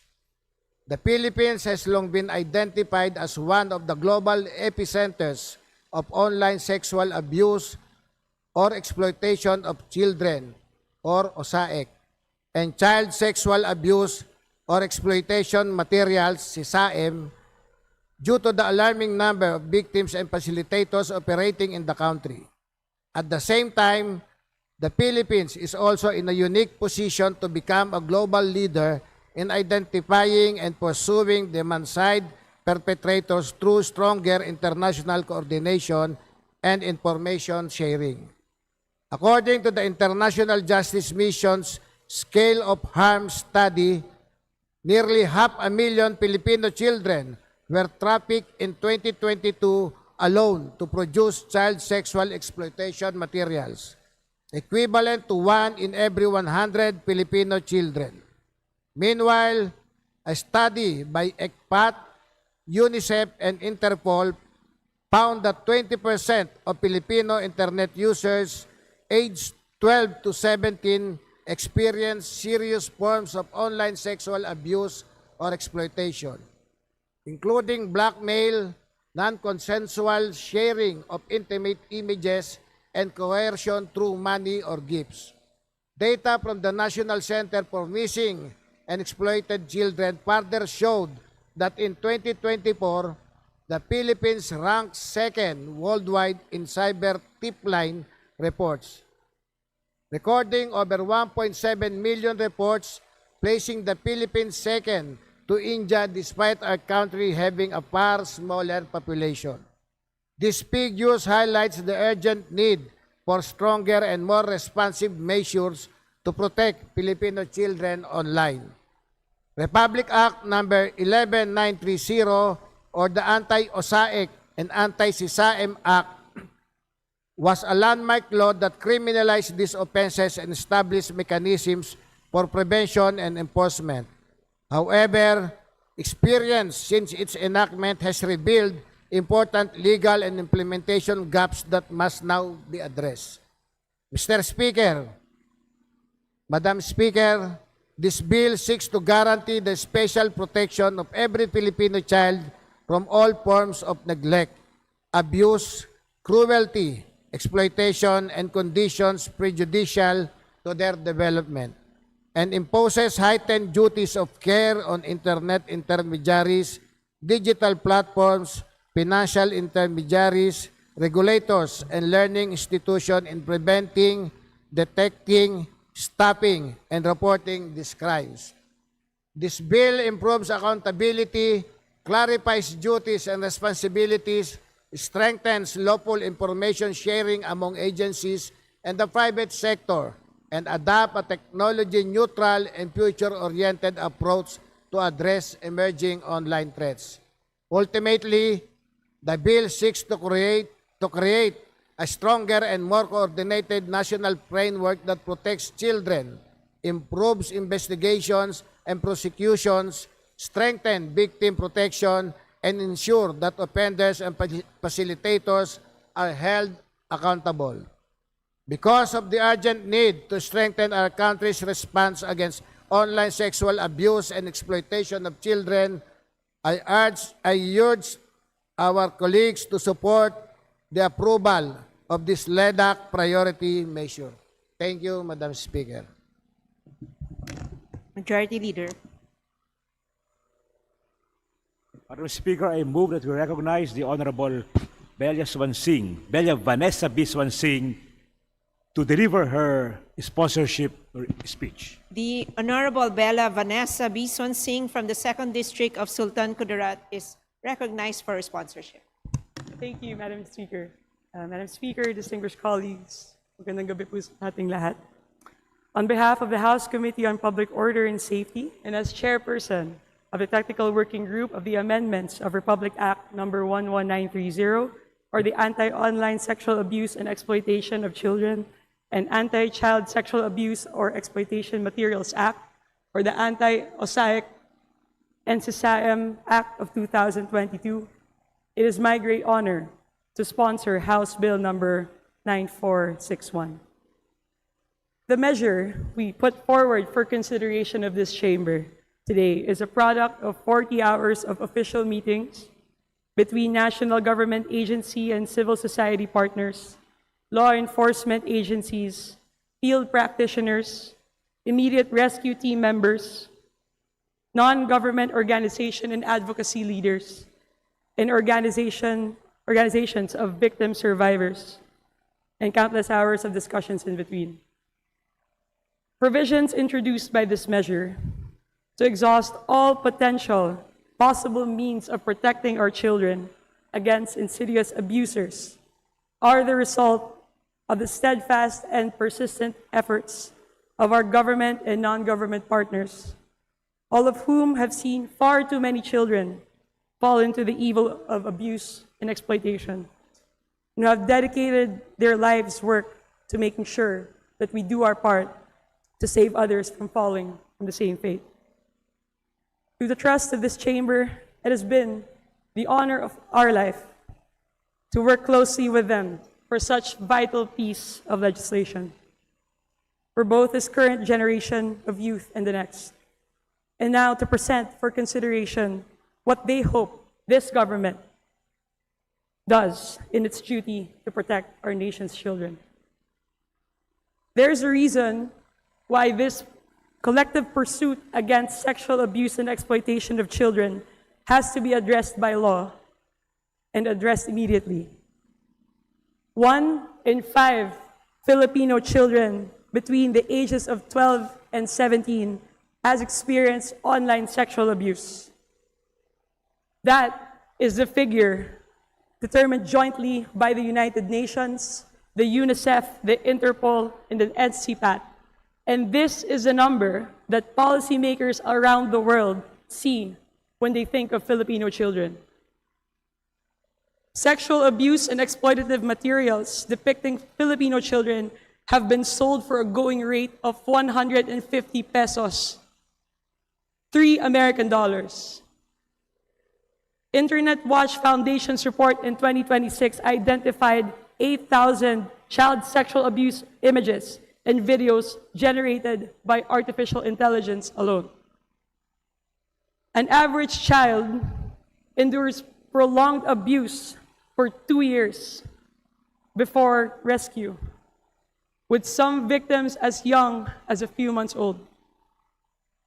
0 to 4% of victims report what abuse they endured, because only around 3% of children know how to report the helplines. These are the issues House Bill number 9461 then pursues to address. Once passed into law, House Bill number 9461 will establish mechanisms, structures, and procedures that will ensure that this government addresses the key stages of our national campaign against sexual abuse and exploitation of children, especially given the myriad of challenges that have arisen in the advent of artificial intelligence. From the reporting of offenses and crimes, to the investigation, identification, and detection of victims and perpetrators, to the prosecution of offenders in all stages of crime committed, to the aftercare of victims, and for all those who are working in the front lines to make sure that our victims are rescued and cared for.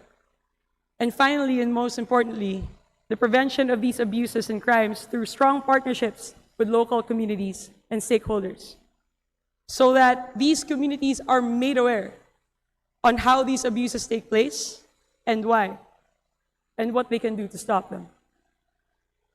This measure augments the already existing definition of crimes under RA number 11930 to specifically consider acts that are enabled through artificial intelligence and other technological and machine learning tools. For example, under this current bill, a child whose face and likeness is depicted in the form of synthetic media without their consent may now file a complaint, or the parents or any individual acting on behalf of that child. A child defined under this bill is not just those who fall under the age of 18, but also those who are unable to fully care for themselves because of pre-existing physical, mental, intellectual, or sensory disabilities or conditions. This bill also expands the crime of the sexualization of a child to cover acts that are now currently under law considered as innocent due to the lack of lewd or vulgar sexual content depicting children, even when the setting, staging, or posing of a child reasonably and obviously suggests the opposite. This bill introduces the crime of grooming and the sexual extortion of a child, particularly those that happen on the digital space, and now finally holds liable under law all accomplices and accessories, anyone who aids or abets perpetrators of sexual abuse and exploitation of children, which is now not covered under law. It criminalizes the act of designing or distributing technological tools and applications that have been developed and configured specifically for the generation of child sexual content, and punishes by law anyone who pressures a victim of OSAIC or any witness to any OSAIC crime not to report or initiate a complaint, including any official or employee of the government who facilitates, arranges, initiates, or participates in any meeting, mediation, or negotiation between victims and offenders. Recognizing that the issue of OSAIC spans across national borders, House Bill number 9461 attempts to cover all potential digital platforms, intermediaries, and products through which abuse and exploitation can be committed against our children, and subject the same to legal duties and responsibilities, the neglect of the performance of which shall be subject to criminal and administrative sanctions, including the takedown or immediate blocking of their platforms on Philippine territory. Beyond internet service providers and internet access providers, which are already covered under RA 11930, under this bill, virtual private network services, or VPNs, web hosting providers, including cloud storage and file sharing services, and content delivery network services that operate in Philippine territory will now be subject to duties and responsibilities for the prevention and prosecution of crimes relating to the abuse and exploitation of children, and shall be mandated to designate a legal representative in the Philippines. To support these measures, this bill also mandates the adoption of safety by design mechanisms for applications, platforms, and other forms of digital tools operating in the Philippines. To capacitate our law enforcement agencies to perform their functions under this measure, House Bill number 9461 introduces the authority to conduct digital forensic examinations and the authority to issue subpoenas on the part of the Chief of the PNP Women and Children Protection Center and the Chief of the PNP Anti-Cybercrime Group. At the same time, a child who may be a victim of OSAIC may be rescued and taken under protective custody by the local social welfare office or the local enforcement agents, whichever applicable, under mere reasonable suspicion that the child is a victim or a potential victim of OSAIC, whether or not the crime was successful or whether or not it was merely attempted. To enhance the extensity of the scope through which the perpetrators of child sexual abuse and exploitation may be persecuted, House Bill number 9461 introduces the establishment of the National Financial Intelligence Fusion Platform for the detection of OSAIC and SISAIM-related activities, the first of its kind in the Philippine government. This platform enables real-time sharing and joint analysis of financial intelligence between government agencies, law enforcement, regulatory agencies, and financial institutions for the detection of OSAIC and SISAIM-related activities, which will generate investigative leads and enhance analytical products that directly support timely law enforcement, regulatory, protective, and disruptive action. The authority given to payment service providers and financial institutions to temporarily hold or restrict financial accounts and or activities of these accounts upon reasonable suspicion of the account being utilized for OSAIC-related activities under this bill provides teeth to what will result from the intelligence sharing on the part of the stakeholders involved in the identification and investigation of offenders. While the mandate imposed on payment service providers and financial entities to continually update and review their respective internal guidelines and detection systems for flagging potential transactions involving OSAIC activities, upon the direction of existing financial regulators, ensures the efficacy of such information sharing mechanisms in ensuring proper referral, detection, investigation, and coordination of criminal activities to competent authorities. But what perhaps may be the highlight of House Bill number 9461 is the establishment of the Philippine Child Sex Offenders Registry, which would be the flagship program of the national government that underscores this administration's commitment to the protection of the most vulnerable of society. The Philippine Child Sex Offenders Registry, which is to be lodged, overseen, and maintained by the operational arm of the National Council of Child Online Safety and Protection, is a platform that shall be directly accessible to the public. This registry shall cover those convicted with final judgment of all sexual offenses against children. This registry will be created with utmost consideration of the rights of the offenders through providing only the most minimal information of offenders needed for parents, families, and any other member of society concerned with child welfare and safety. This registry shall be established in the recognition that all forms of abuse, whether through physical or digital means, are interrelated and may involve the same offender behavior, grooming patterns, and means of victimization. And in order to ensure that we exhaust all means to secure and protect our children from these forms and acts. Furthermore, House Bill number 9461 attempts to provide for the most comprehensive care for victims through building off of programs already provided by RA 11930 in the form of resilience, education continuity, livelihood, and economic support programs for victims.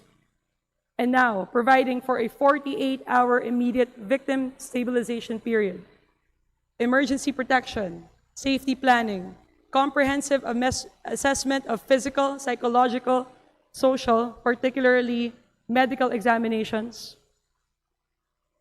psychiatric care, the use of interpreters, financial assistance for legal fees. This bill hopes to provide the assurance of reintegration not just through scholarships, livelihoods, and other forms of assistance for victims, but most importantly, to provide the assurance that government authorities tasked with enforcement will exhaust all means necessary to make sure that the exploitative material in which the child victim is portrayed would not recirculate and re-traumatize the subject.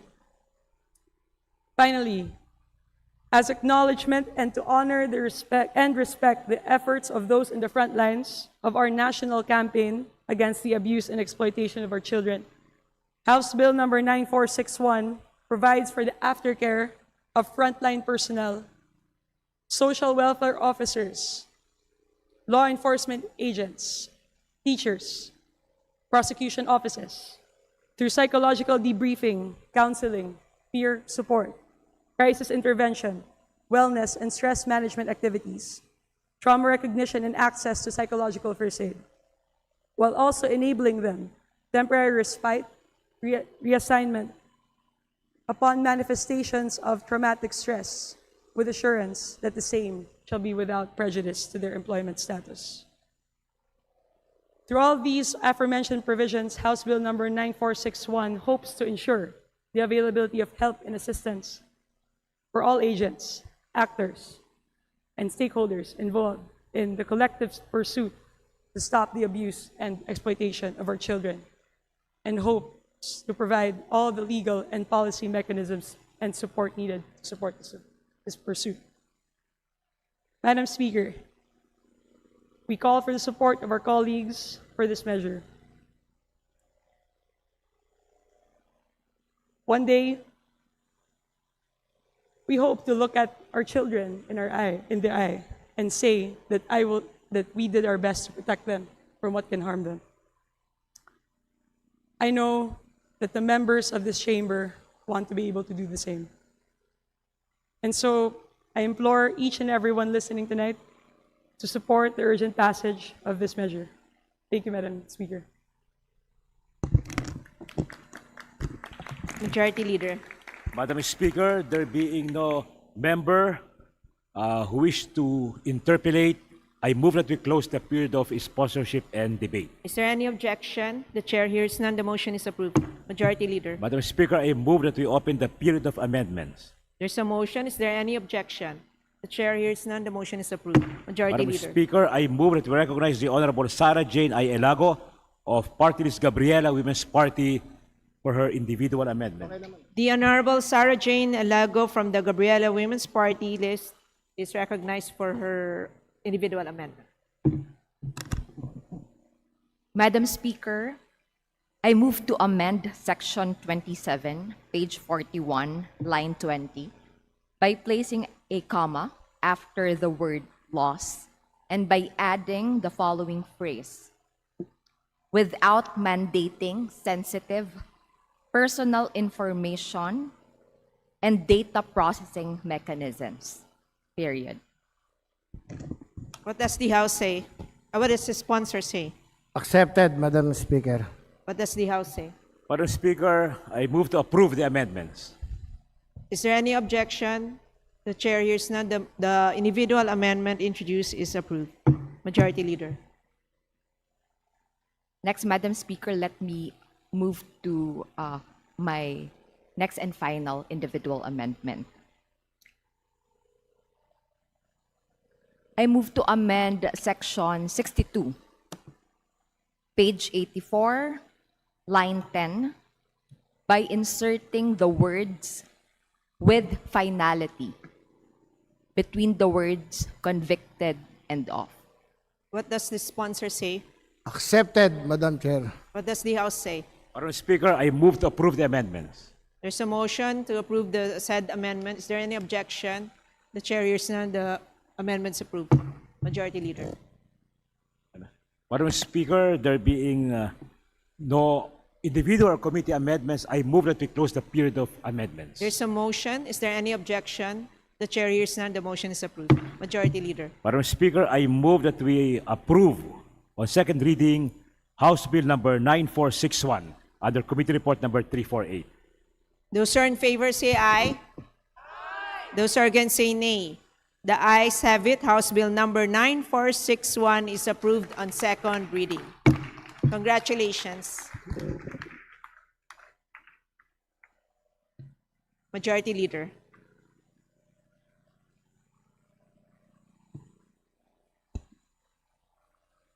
Madam Speaker, under the calendar of business for the day, I move to consider House Bill number 9.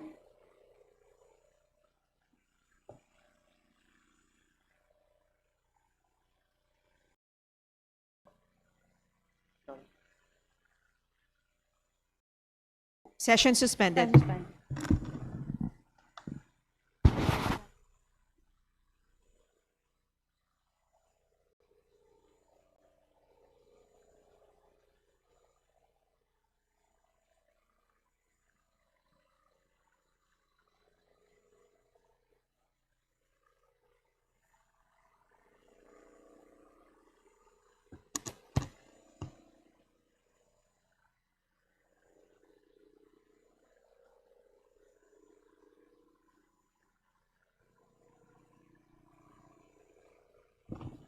Madam Speaker, under the calendar of business, additional calendar business for the day, I move to consider House Bill number 9466 as contained in Committee Report number 353. And for this purpose, my request that Secretary General be directed to read the title of the bill. Is there any objection? The chair hears none. The Secretary General is directed to read the title of the measure. House Bill number 9466, an act converting the National Feeding Program into a National Nutrition Program by expanding its scope and coverage and enhancing its support mechanisms and appropriating funds therefore, amending for the purpose Republic Act number 11037 or the Masustansyang Pagkain para sa Batang Pilipino Act. Majority Leader. Madam Speaker, I move to open the period of sponsorship and debate and that the chairperson of the Committee on Basic Education, the Honorable Roman Romulo, be recognized to begin sponsorship of the measure. Is there any objection? The chair hears none. The motion is approved. The Honorable Roman T. Romulo from the Lone District of Pasig City is recognized for his sponsorship. Madam Speaker, distinguished colleagues, I am privileged to sponsor a measure that recognizes nutrition as a cornerstone of learning, growth, and nation building. This bill proposes the transformation of the National Feeding Program under Republic Act number 11037 into a more comprehensive, science-based, and sustainable national nutrition program. At the heart of this measure is a simple but urgent reality. Hunger and undernutrition remain among the gravest barriers to learning, development, and productivity among Filipino children. For many of our learners, especially those in vulnerable communities, the classroom is difficult to navigate on an empty stomach. A child who is hungry cannot concentrate. A child who is undernourished struggles to grow, to learn, and to thrive. This measure recognizes that nutrition is not a one-time intervention, it is a continuing, integrated, and multi-sectoral responsibility. That is why this bill expands the current feeding program into a broader, nutrition-centered framework that addresses not only caloric intake, but also micronutrient deficiencies, food quality, child development, maternal nutrition, sanitation, health education, and local food sustainability. Madam Speaker, the proposed measure introduces several key reforms. First, it expands the coverage of the program. For early childhood care, undernourished children below 5 years old shall receive fortified meals for at least 200 days annually in child development centers. For basic education, all learners from kindergarten to grade 3 shall be covered, while undernourished learners from grades 4 to 12 shall likewise benefit from sustained feeding throughout the school year, including summer remedial classes. Importantly, the measure also includes nutritionally at-risk pregnant learners, children with disabilities, indigenous learners, and other marginalized sectors. Second, the bill institutionalizes a stronger milk feeding program. The measure prioritizes locally produced fresh milk and fresh milk-based products sourced from Filipino dairy farmers and cooperatives. This does not only improve child nutrition, it also creates livelihood opportunities and stimulates the growth of the local dairy industry. By linking nutrition programs with agricultural development, we create a virtuous cycle where feeding our children also supports our farmers and fisherfolk. Third, the measure strengthens nutrition governance and scientific standards.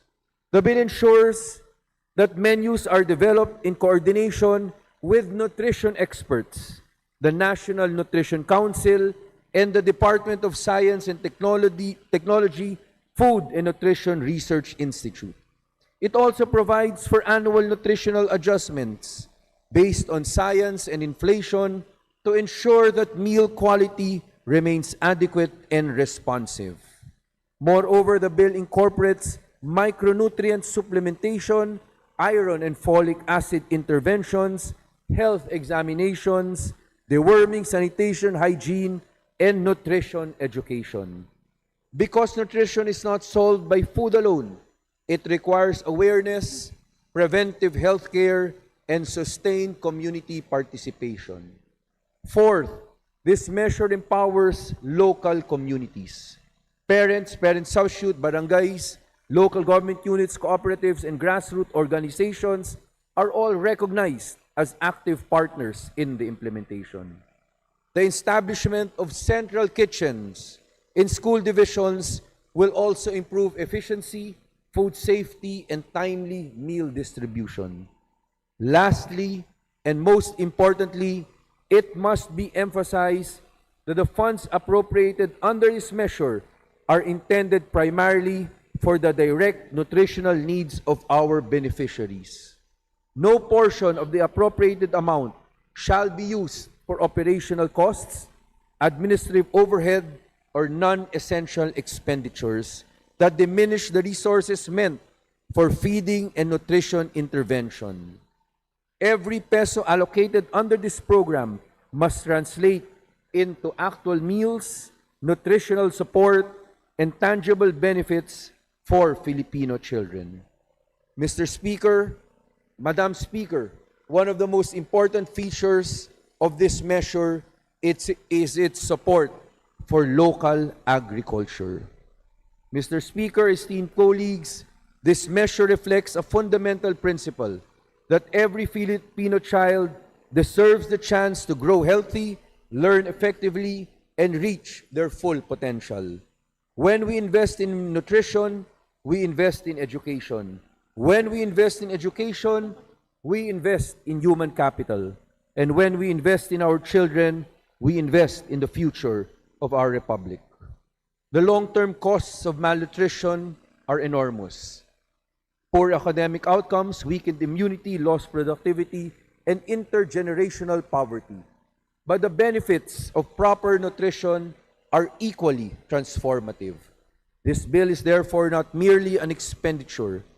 It is a strategic national investment, an investment in healthier children, an investment in stronger communities, an investment in a more productive and resilient Philippines.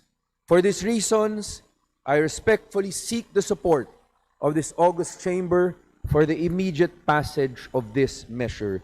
Thank you, Madam Speaker, and thank you, dear colleagues. Majority Leader.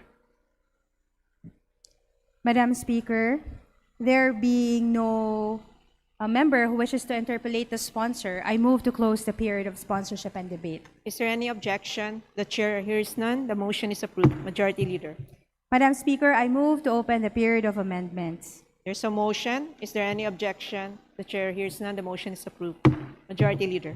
Madam Speaker, there being no committee amendments or any individual amendments, I move to close the period of amendments. Is there any objection? The chair hears none. The motion is approved. Majority Leader. Madam Speaker, I move to vote on second reading House Bill number 9466. Those who are in favor say aye. Aye. Those who are against say nay. The ayes have it. House Bill 9466 is approved on second reading. Thank you, Madam Congratulations. Madam Speaker. Thank you, distinguished colleagues. Majority Leader.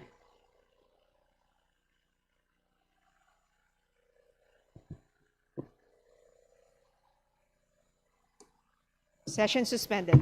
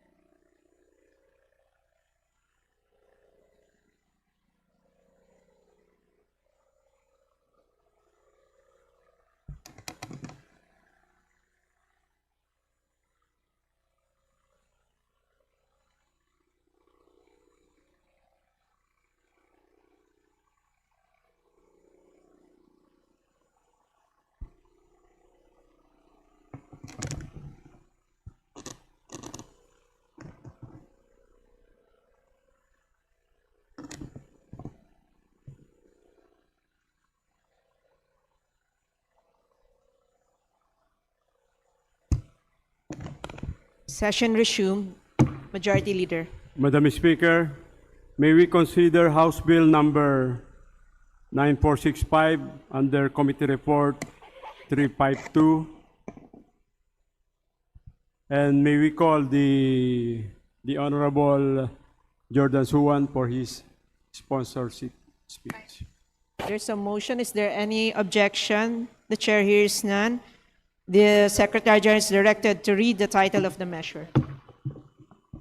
House Bill number 9465, an act prohibiting the deliberate dissemination of false information that poses verifiable public harm or serious threat to national security, establishing digital platform accountability and transparency mechanisms, and promoting media and digital literacy. Majority Leader.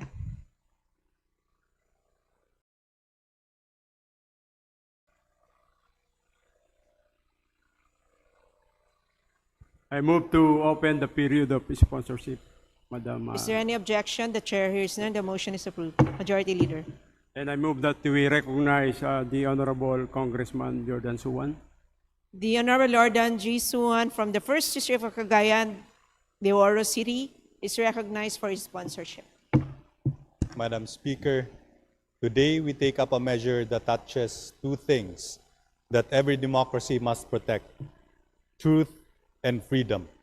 And let me state at the outset, this bill is not about choosing one over the other. It is about preserving both. There are those who will say that any law addressing false information is a threat to free expression. That concern deserves respect. In a democracy, skepticism toward government power is not a weakness, it is a virtue. But there is another question that we must also have the courage to ask.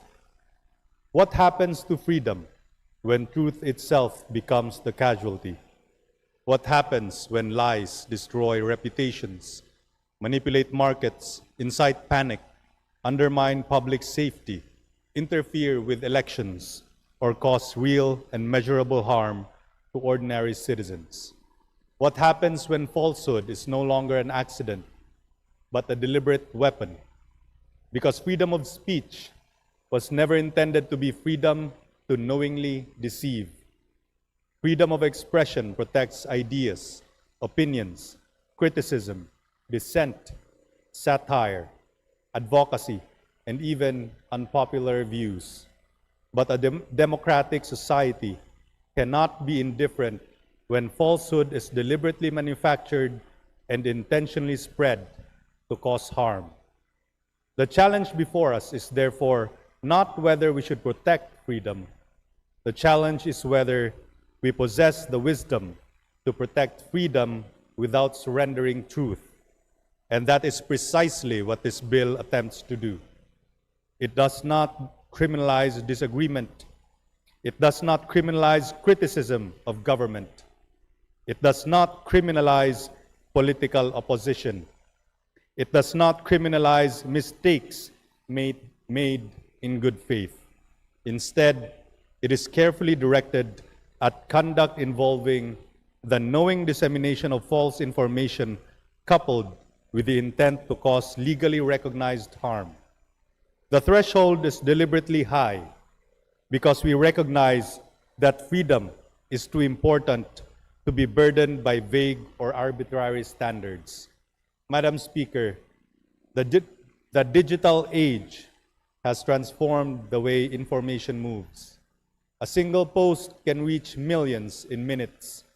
A fabricated story can cross the country before the truth has the opportunity to respond.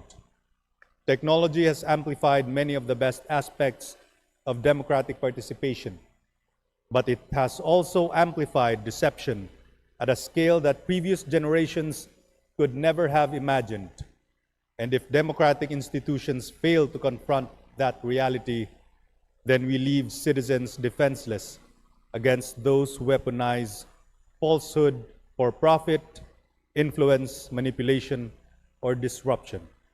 This is not a debate between those who support freedom and those who oppose it. Every member of this House supports freedom. The real debate is how a free society should respond when false information causes real harm. As we proceed today, I ask only that we approach this discussion guided not by fear, not by slogans, and not by assumptions, but by the actual text of the bill, the safeguards it contains, and the constitutional principles it respects, and the realities that it seeks to address. Thank you. Majority Leader. Madam Speaker, may we recognize also Representative Antonino Roman, 1st District of Bataan, for his sponsorship speech. The Honorable Anthony Roman is recognized for his sponsorship. Thank you, Madam Speaker. Distinguished colleagues, I rise in support of this substitute measure. We live in a time when information travels faster than verification. A fake emergency advisory can trigger panic. A fabricated election notice can mislead voters. A manipulated video can destroy reputations, inflame tensions, or undermine trust in institutions before truth has a chance to catch up. But let me be equally clear. In confronting disinformation, we must not become a threat to the very freedoms we seek to protect. Freedom of speech, freedom of expression, and freedom of the press are not obstacles to democracy. They're among its strongest safeguards. That is precisely why this measure attempts to draw careful lines. This bill does not criminalize ordinary mistakes, unpopular opinions, criticism of government, satire, journalism, advocacy, academic discourse, or legitimate political speech. Instead, it narrowly targets knowing and willful conduct involving false information disseminated with actual knowledge of falsity or reckless disregard for truth, coupled with specific intent to cause verifiable public harm or a serious threat to national security. The measure also recognizes that today's information environment is shaped not only by individuals, but by digital platforms whose systems influence visibility, amplification, and public discourse. Accordingly, the bill introduces transparency and accountability mechanisms for digital platforms, including transparency reporting, notice and action systems, explanations for moderation decisions, advertising transparency, and safeguards against coordinated deceptive online operations.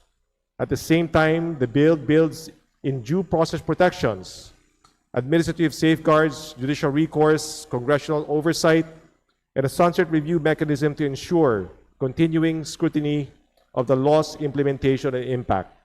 Importantly, this measure recognizes a truth that legislation alone cannot solve the problem of disinformation.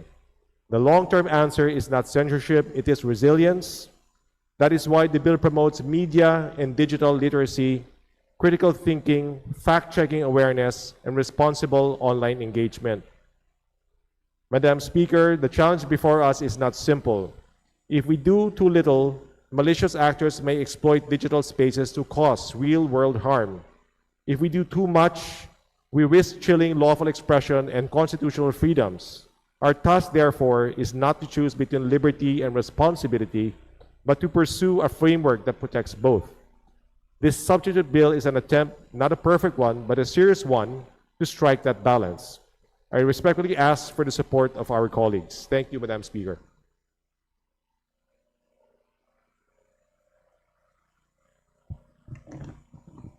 Majority Leader.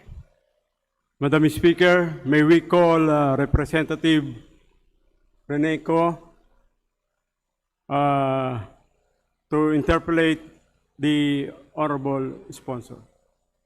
The Honorable Renico is recognized for interpolation. Thank you, Madam Speaker. Madam Speaker, before anything else, I'd like to begin the interpellation of this representation with the manifestation that this representation and the sector that it represents understands the grave importance of addressing fake news and disinformation. In fact, the youth and this representation, along with it, are frequent victims of falsified narratives seeking to diminish the voices of the youth, their valid and protected political expression, which aims, at the end of the day, to silence, to disempower the youth alongside other marginalized sectors. However, in the context of misused counterterrorism laws and criminal speech laws, we must be wary with the definitions we put in place, with the provisions, and even the practice of using punitive sanctions as a means to address this phenomena. With that being said, I'd like to begin with a question of a definition outlined in Section 3. Section 3X provides the definition to serious threat to national security. This several po yun, iilan po yung nakalagay doon. Pero may isa po, it includes activity that, quote, materially impairs the lawful operations of government. Besides the enumeration provided, ano po yung naiisip natin covered by the lawful operations of government, Madam Speaker? Operations covered by the lawful, what was that? I'm sorry. Section 3X, which includes activity that materially impairs the lawful operations of government. This is the definition of serious threat to national security. Activities that, which paragraph? Which number? X. Refers to any activity Section resulting. 3, subsection X, and under subsection X, subsection 3. Materially impair the lawful operations of government. Okay. So actually the bill does not give a new definition of national security. And we must remember that section X, section 3, paragraph X, refers to national security.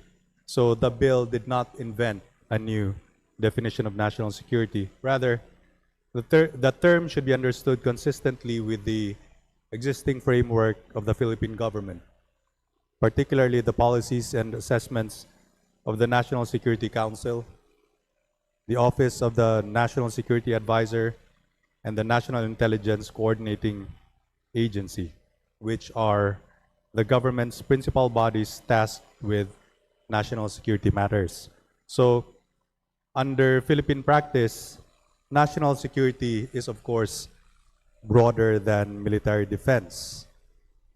The National Security Council itself integrates domestic, foreign, military, political, economic, social, and educational concerns affecting the security of the state. So, to answer your question, in the national security policy framework, national security generally encompasses protection of Philippine sovereignty and territorial integrity, protection of democratic institutions and constitutional order, protection of public safety and social stability, protection of critical infrastructure and essential services, and protection of the people from threats that may seriously endanger the nation, which can be subsumed to the phrase refers to any activity resulting in or creating a clear and present danger that compromise, or that materially impair the lawful operations of government. To clarify, Madam Speaker, the question posed by this representation, yung tanong po natin ay, ano po yung kino-contemplate ng lawful operations of government? Dahil malawak po basically government is the entirety of the machinery of the state. Operations is any form of paggana ng gobyerno, and lawful is, well, we assume, kung ano yung nakalagay man sa constitution or kung ano mga rules. So, which is to say po ba na lahat ng operations po ng government, lawful, this is included in the definition? Yes. Okay. We ask this because, for example, meron pong protesta. There's a mass protest that disrupts traffic near a government office. Hindi makapasok yung ilang mga empleyado dito.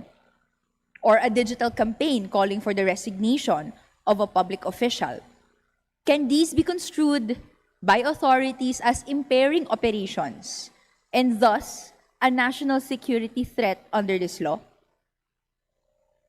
It will only become a national security threat if those things were done through unlawful acts involving violence, sabotage, or fraud. And that is clear in Section 3, paragraph X, subsection 3. So, can the representation provide paano po ba ino-operationalize yung fraud. No? So, kung may disruption and there is use of fraud, paano po to nakikita? There are many kinds of fraud. So I would say that all kinds of fraud employed to materially impair the lawful operations of government shall be considered serious threat to national security. So for example, dun po sa isang na-mention na there's calling for the resignation of a public official dahil may allegations of corruption na hinaharap tong public official. The public official says, no, that's fraudulent. Hindi po totoo yan. Does that count, therefore, na yung basis for a campaign is fraudulent and therefore under na po siya ng national security threat under this law? I'm sorry, can you paraphrase the question?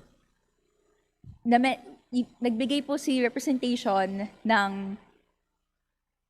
anong pwedeng saklaw ng fraud.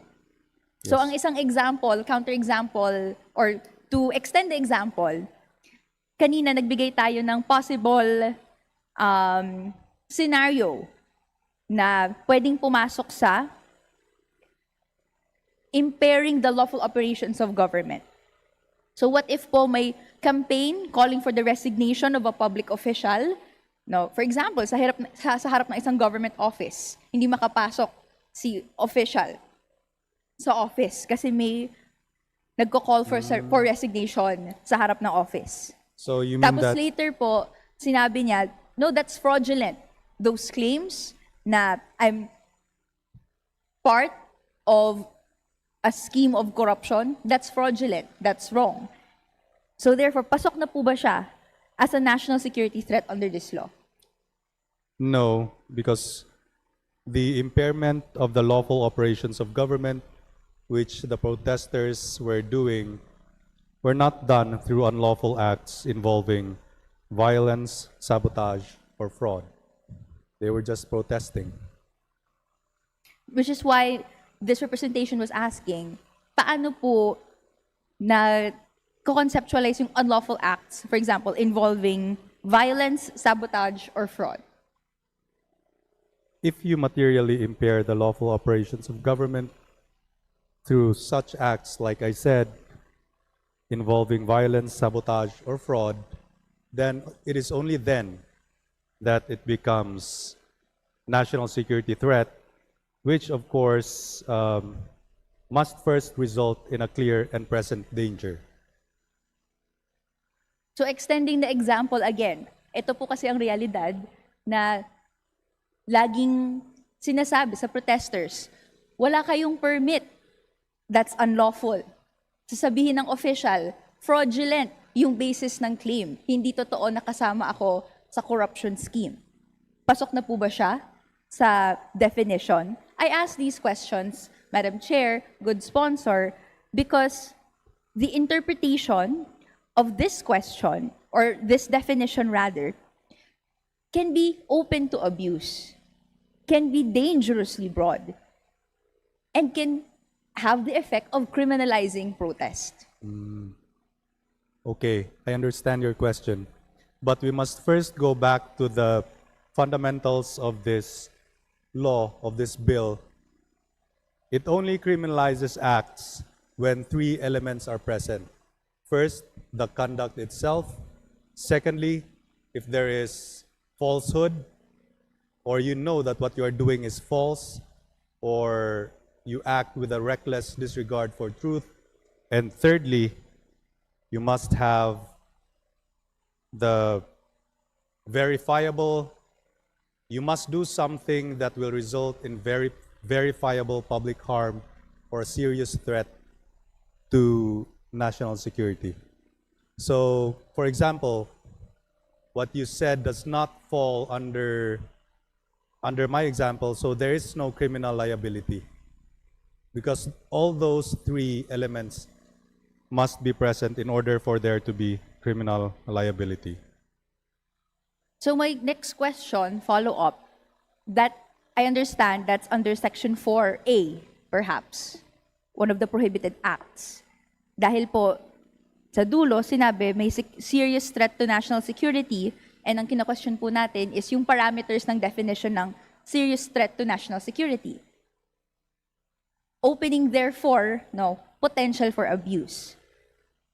But engaging with the question, kung may element of falsity or reckless disregard, and as the representation pointed out, kung wala, hindi naman penalized, then it's safe.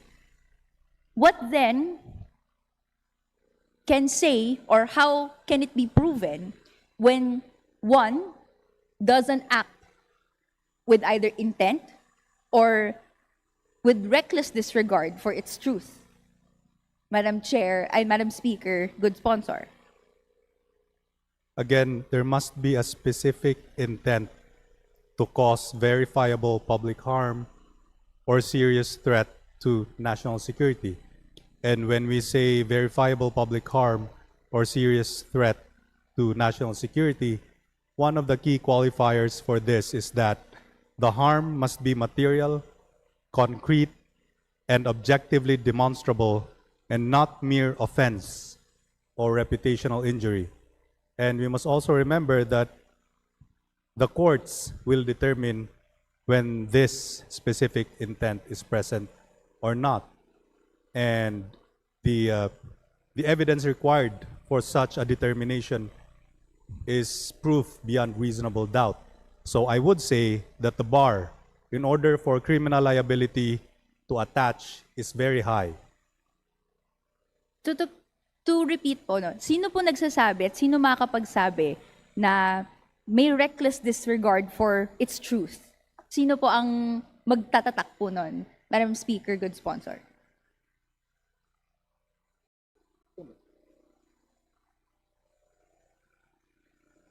Reckless disregard for truth is defined in our definition of terms in Section 3.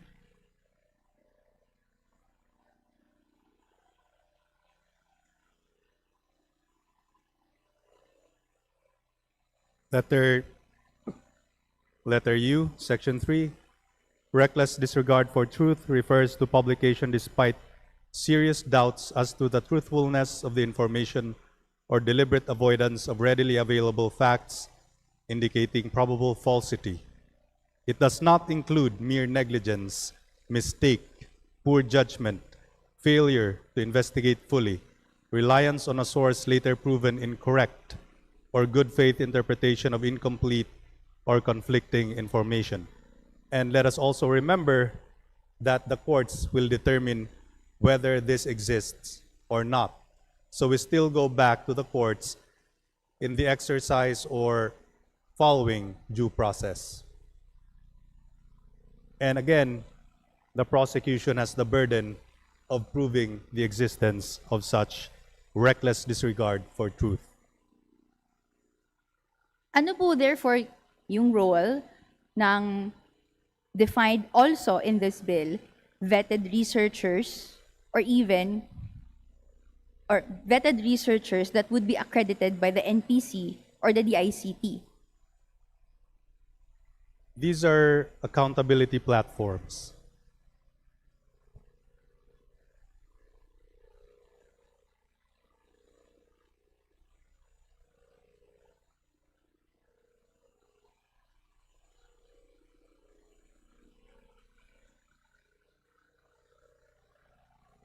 Ano?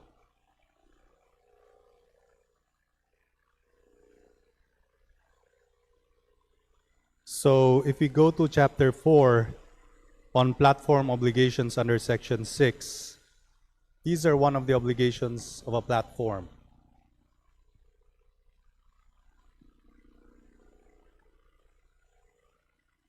And it is also one of the transparency mechanisms mandated by the bill.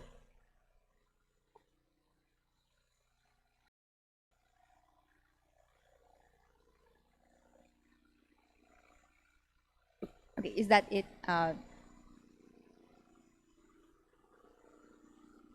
Okay. So yes, kasama din po siya, pero this is separate na discussion sa kung ano yung pwedeng gawin ng platforms. My next question po actually would be about yung role ng fact-checking organizations and researchers as per Section 3K and even Section 7E.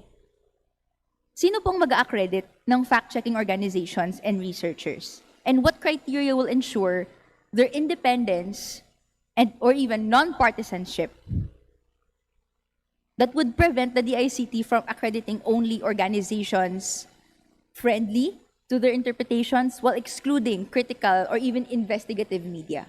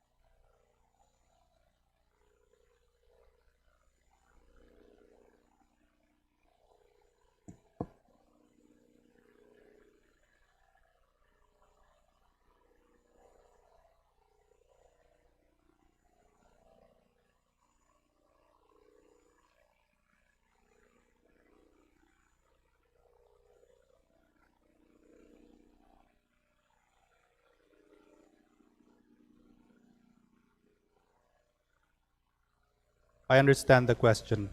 Your concern is that these fact checkers might be biased. Is that it? Yes. Madam Speaker, good sponsor. So under Section 7, letter I, one of the obligations of the VLP-PH or those platforms is to engage with independent third-party fact-checking organizations in providing context, labeling, or verification, and with academic, professional, and civil society organizations to promote media and information literacy. So it would be safe to say that the platforms themselves will be the ones to engage with independent third-party fact-checking organizations. How is the functions of fact-checking organizations different po sa vetted researchers under 7E?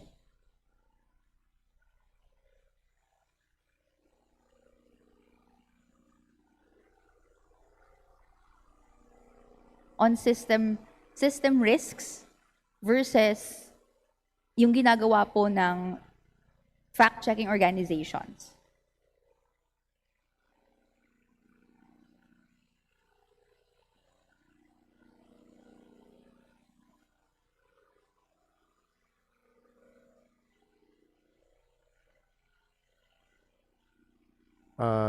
Thank you, distinguished colleague. Let me try to address your question.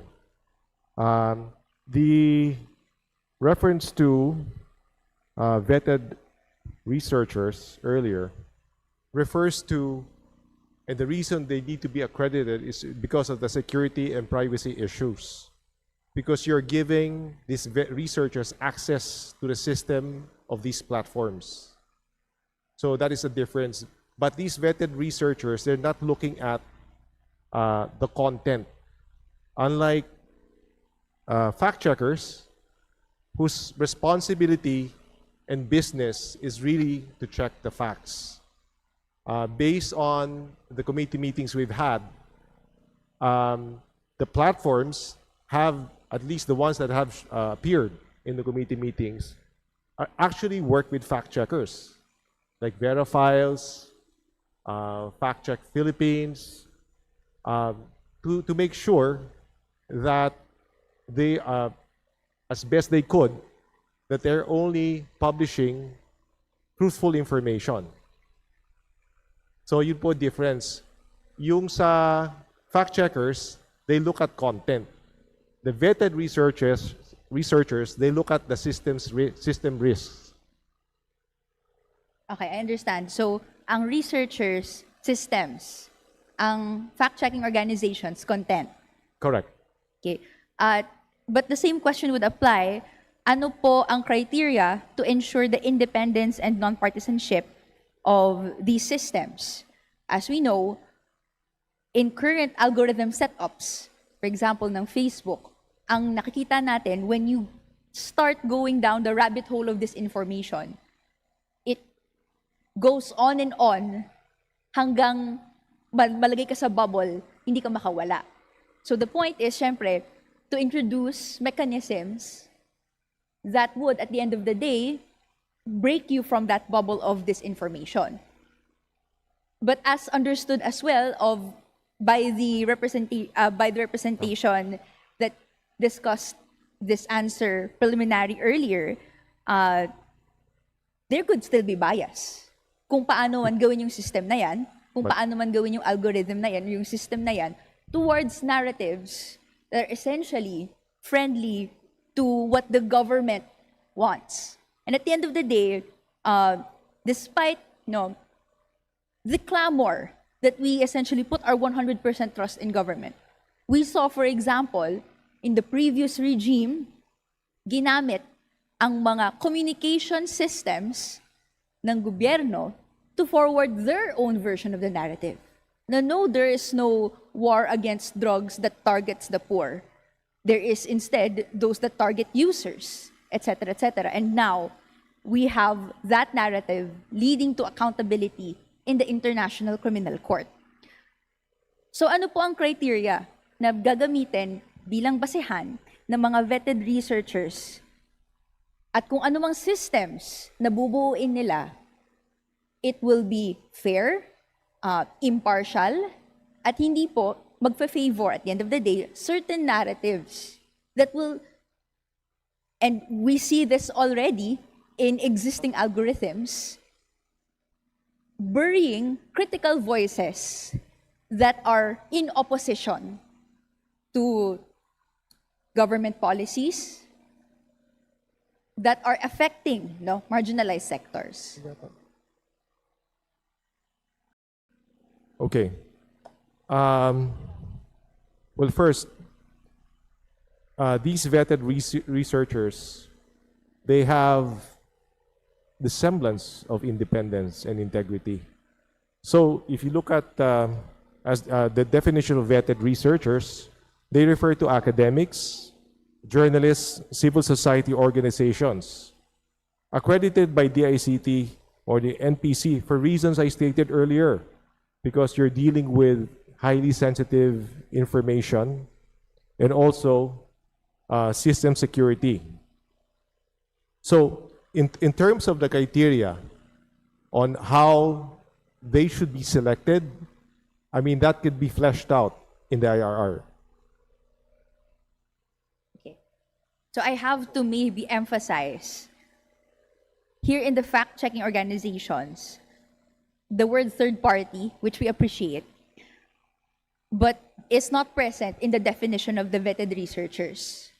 Because at the end of the day, what we want, impartiality, in whatever systems, in whatever content, na kung paano po siya i-review ng kung ano mang masiset up through this bill, na hindi po critical only of a particular narrative forwarded by government and excluding counter narratives that could be providing truths that what we don't want ay macriminalize because it threatens a version of narrative that is forwarded by government.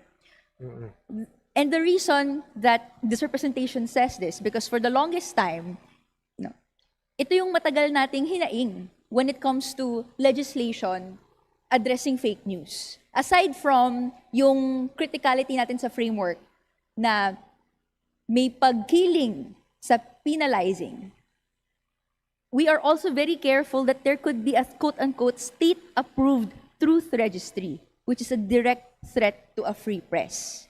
Sa punot dulo po nito, yung third-party na words found in the fact-checking organizations is not found in the vetted researchers. Madam Speaker, good sponsor. I would gladly accept an amendment to address your concerns. If the concern is you want it to be third party, or you want it to be independent, or any other criteria that would reassure you about the independence and of these vetted researchers, I would gladly take your amendments. Thank you for the opening, Madam Speaker, good sponsor. My next question would also revolve around still platform obligations under Section 7. Meron po dito 7F. No? Anong page po? This is page 9. Kung saan nakalagay po dito that VLPPHs designated should also designate a liaison officer to the DICT who shall serve as an official point of contact to, among many, yung number 2 po, coordination on takedown or moderation requests involving malicious disinformation that threatens national security or public order. Madam Speaker, good sponsor, can you walk us through paano na-conceptualize itong particular duty ng supposed liaison officer to the DICT? So, kung meron pong gustong ipa-take down, kasi siguro pa-discuss po, idadaan through this liaison officer?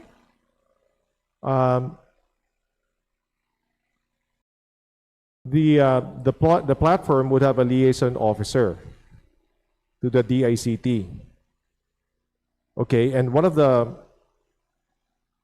functions of the liaison officer is coordination on takedown or moderation requests involving malicious disinformation that threatens national security or public order. First, the takedown order or any moderation request is not binding and compulsory. You cannot, in the same way that any private individual, just making an analogy, could request a platform to take down harmful, embarrassing content, perhaps. You know, the government agencies who are, you know, are free to do so as well. If they spot that there is a false information that is being amplified in the digital world, so they could request the platforms to take it down. I wish to point out as well that this is also the practice from the committee meetings we've had, where, for example, verifiers will request Meta to take down certain posts because they peddle false information. And the Meta has not given verifiers a hard time, at least from their testimony. They are reasonable enough and to recognize whether in fact a post is false or not. So they have taken out in most cases, I want to say, that they have complied. And to clarify, Madam Speaker, in the anecdote shared by the representation, the one making the request is verifiers. Yes. But as provided in this bill, who will be making that request? Because this is a liaison officer to the DICT. So tama po ba na DICT ang magme-make ng request?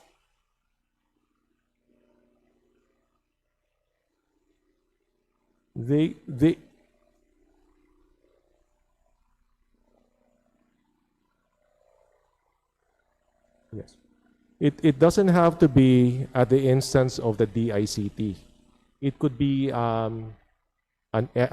person, entity that reports the matter to the DICT, and that the DICT would coordinate with the platform concerning the takedown or moderation requests. Madam Speaker, good sponsor, because malaki po ang difference kung ang gagawa ng request ay third-party fact-checking organization na may mahabang reputation na kayang gawin ito versus a government agency.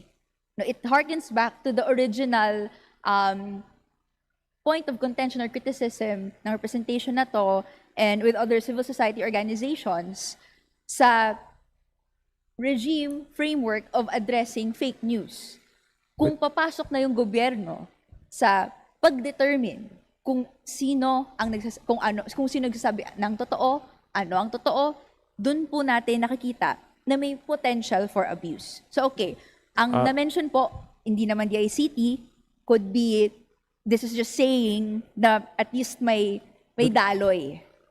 But, yes, yeah, but distinguished colleague, I just wish to point out as well, the reason why DICT is also here is that it is the relevant agency.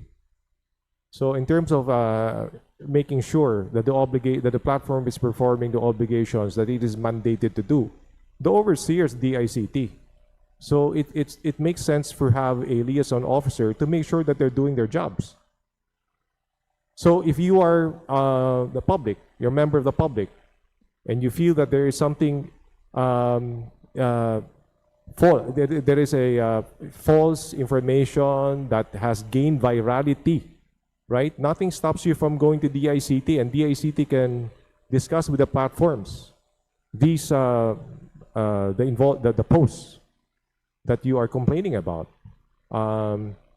What I'm saying is that we are not limiting the options of society.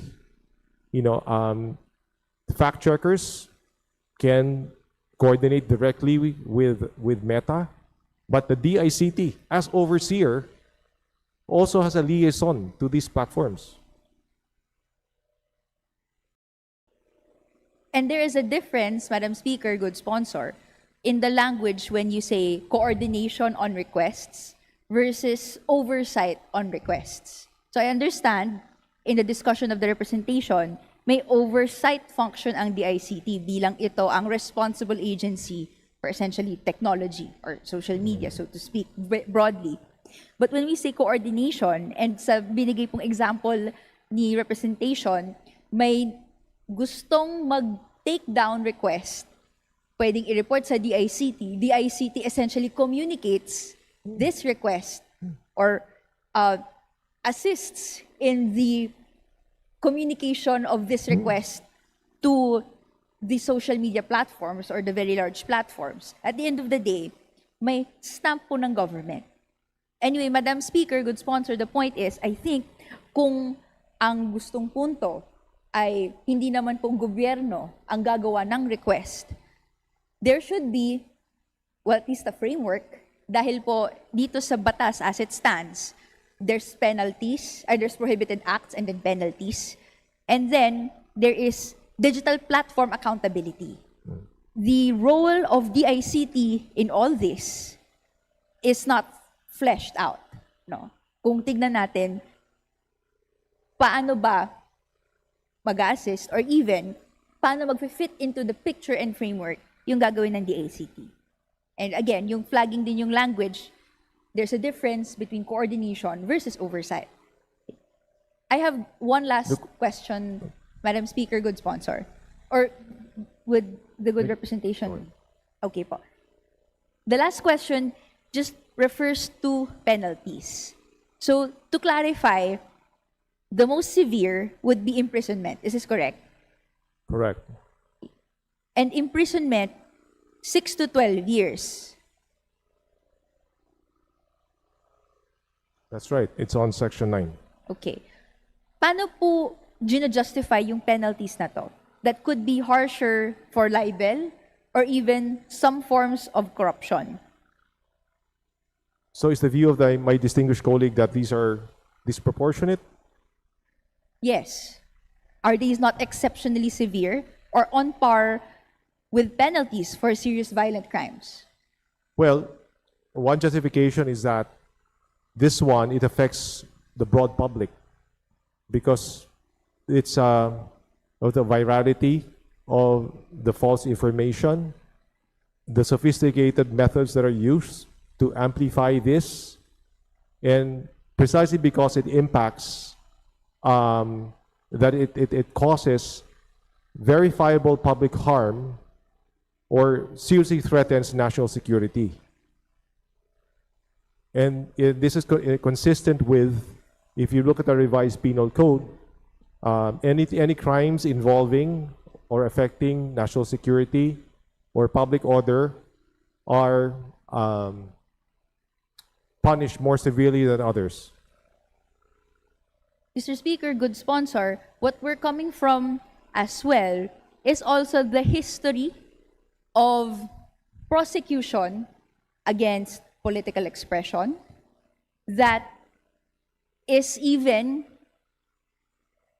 nasa saklaw at sinasabing either falling under quote-unquote terrorist activity or quote-unquote terrorist financing when what is done and ang later ma-verify because dumaan sa mahabang proseso ng court cases and then later to be acquitted is chilling effect.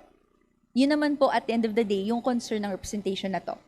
Same na, yes, these safeguards are provided in law.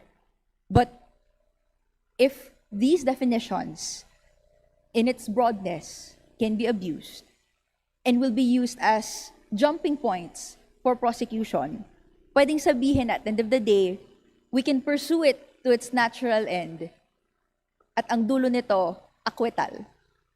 Pero titignan natin, and this representation is also putting forth on record yung naging kasaysayan ng the government to prosecute against these kinds of cases wherein valid political expression is seen as quote-unquote destabilizing, as quote-unquote inciting to sedition, na ang dulo, hindi lang hassle, pero loss of capital, even loss of rights and freedoms. So, the question, Madam Speaker, good sponsor, is does this not create a chilling effect? Does this not, broaden yung possible chilling effect that's already present in our current system and order? I believe that this will not create a chilling effect because the courts will not issue an arrest warrant without probable cause. And of course, there must be a reasonable certainty of conviction. Again, the bill requires intent. The bill does not punish falsehood alone. It requires the convergence of three independent elements. First, actual knowledge of falsity or reckless disregard for truth, specific intent to cause harm, and of course, a demonstrable nexus to verifiable public harm or national security threat. So there can be no chilling effect because any speaker who publishes in good faith, even erroneously, falls entirely outside the Act's reach. Rational speakers have no reason to self-censor protected speech because the statute's reach does not extend to negligent, mistaken, or good faith expression. And we can see that expressly provided for in Section 5 of this bill.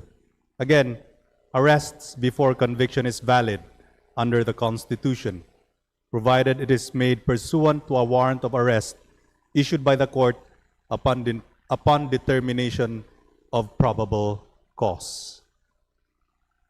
Madam Speaker, good sponsor, well, this representation appreciates the enumeration of elements, but at the end of the day, still puts to question the gray area ng pag-decide ng what is intent, because there has been history of what is supposedly good faith, but still, sa interpretation, sa paglay down ng facts, kinukulayan ng intent to destabilize, intent to threaten national security, na at the end of the day, kung dulo naman po sa court proceedings, na-acquit. If this bill passes, the fear of this representation is that will not, perhaps that will be a hole that will be not as easy to transcend. So sa punot dulo naman, this representation holds that view, appreciates the time dedicated by the good sponsors in defending this bill, and for now, I have no further questions. Madam Speaker, good sponsor. Thank you very much. Thank you. My last response to that is that the premise that government cannot be trusted to implement its own laws is a premise that swallows every statute ever passed. And it is not an argument against this bill, but an argument against governance itself. This act was not written on the assumption of a perfect government. It was written with courts, with the Commission on Human Rights, a mandatory minority block, and a 2-year sunset review precisely because the authors understood that institutions must be held accountable and we built those mechanisms in. Majority Leader.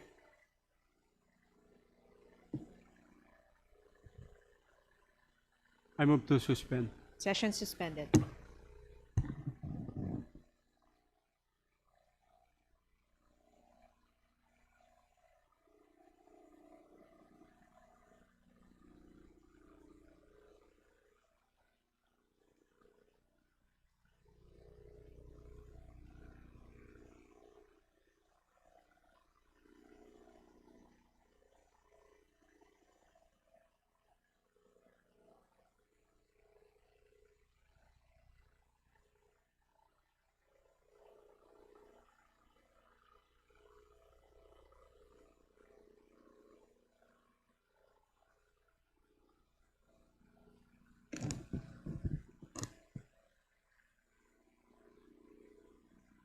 Session resumed. Madam Majority Speaker, may we recognize the Honorable Congressman Antonio Tino, ACT Teachers Party List, for his interpellation. The Honorable Antonio Tino from ACT Teachers Party List is recognized for his interpellation. Maraming salamat, Madam Speaker. To the sponsor, ilang mga katanungan po sana kung mamarapatin. Ilang taon po? Ay, ilang tanong po? Tanong? Konti lang. Nako, baka false information yun, ha? Joke lang. Okay.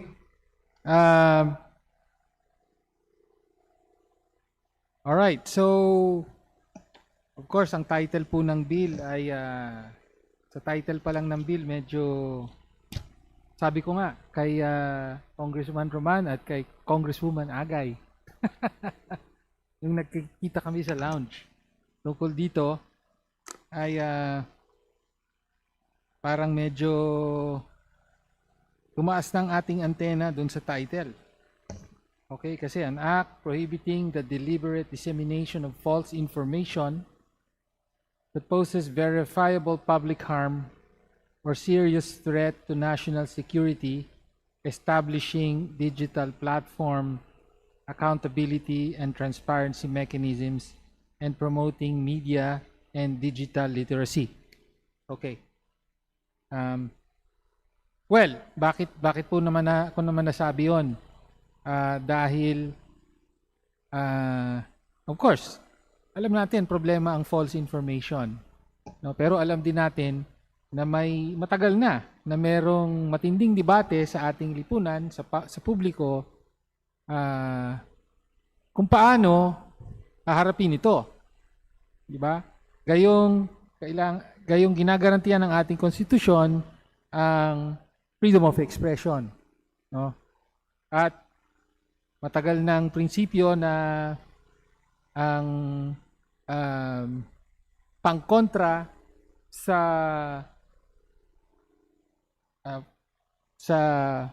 mga expression na maaaring disinformation will be free expression as well, diba? Rather than the suppression of the right to free expression. Okay. So yun yung general principle na pinangahawakan natin. At lalo pa at pinatatampok nga rito, again, are these very broad justifications, no? Sabi, prohibiting certain types of expression that poses verifiable public harm. So dalawa, verifiable public harm and serious threat to national security. No? So kaya kailangan po nating unawain kung paano po ba dinidefine yung verifiable public harm at saka yung serious threat to national security. I know tinalakay din ni at nagtanong din po si Congresswoman Ko tungkol dito, pero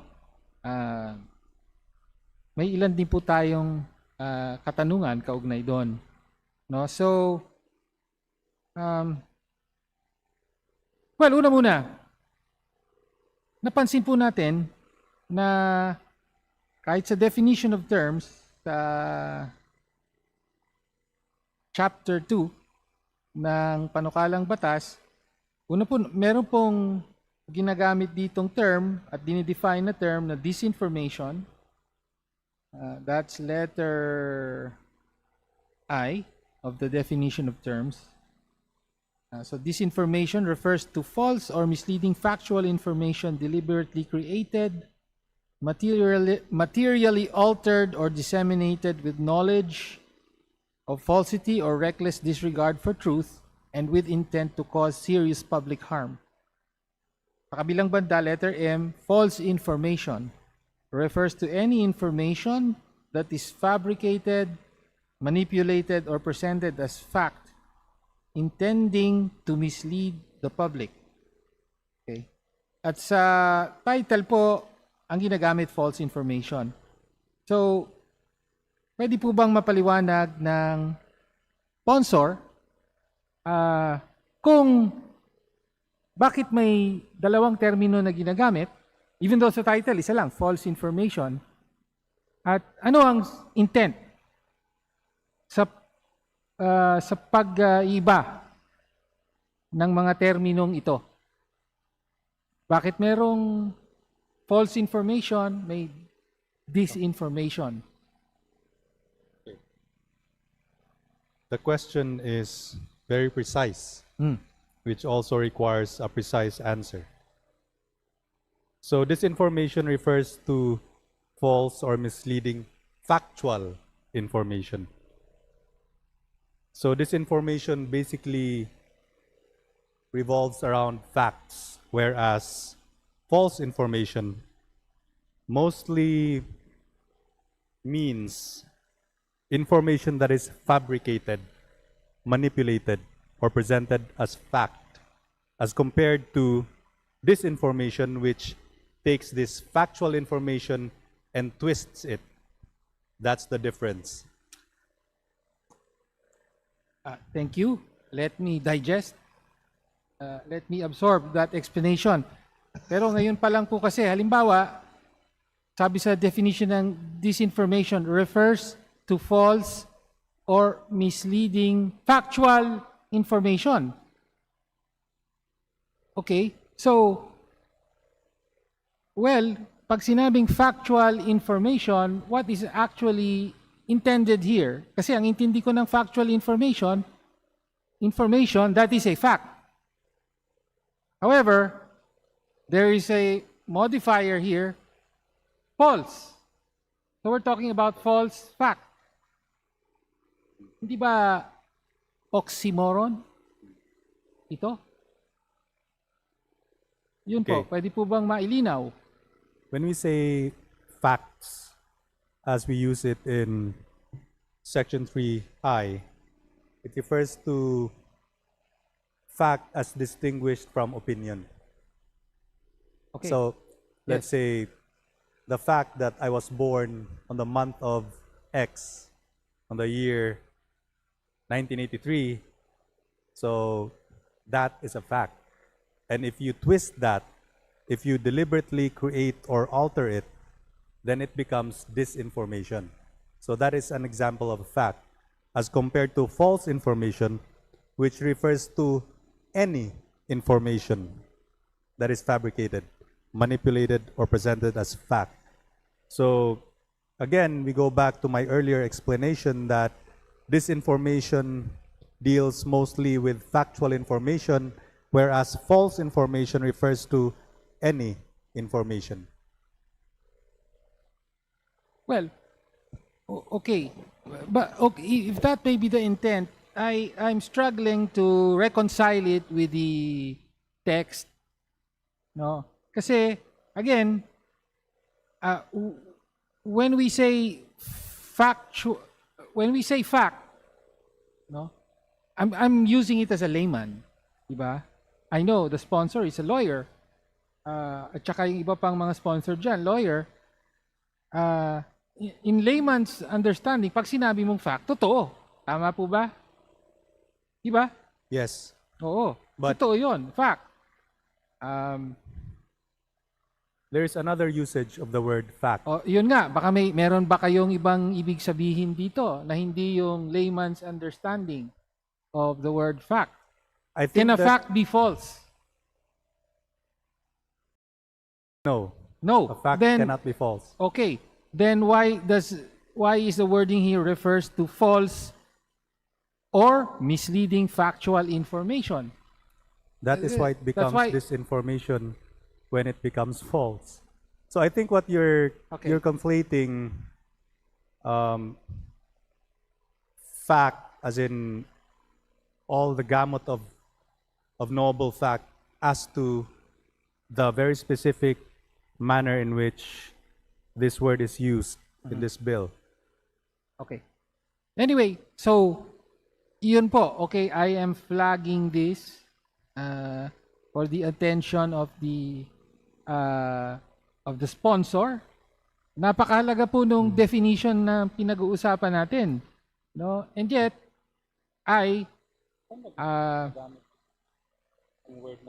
reading the text on the page, no? Pasensya na po kayo, my background is not law, but it is literature, literary po. Kaya sanay din po tayo sa paghihimay sa teksto, no? Okay, kaya nga po may concern ako regarding this definition, false or misleading factual information. And then misleading factual information. Okay, so in other words, the information may be true in itself. But then, pag sinabing misleading factual information, misleading, how is that determined? Parang, when does a fact become misleading? Parang ganon.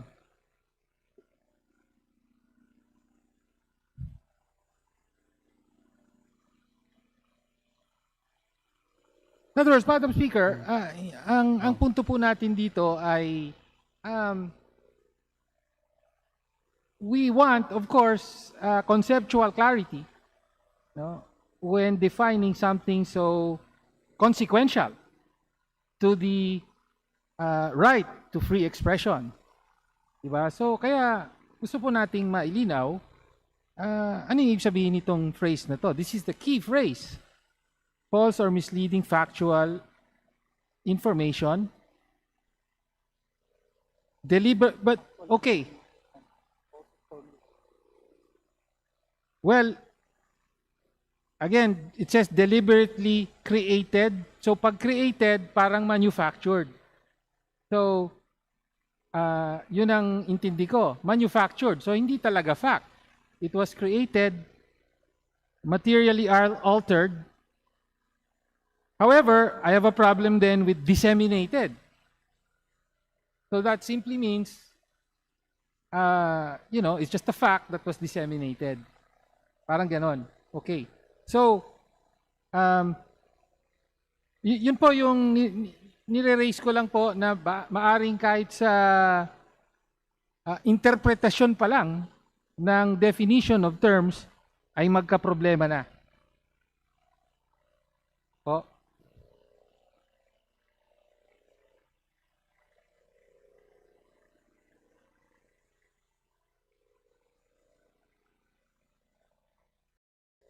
But then, if I may continue,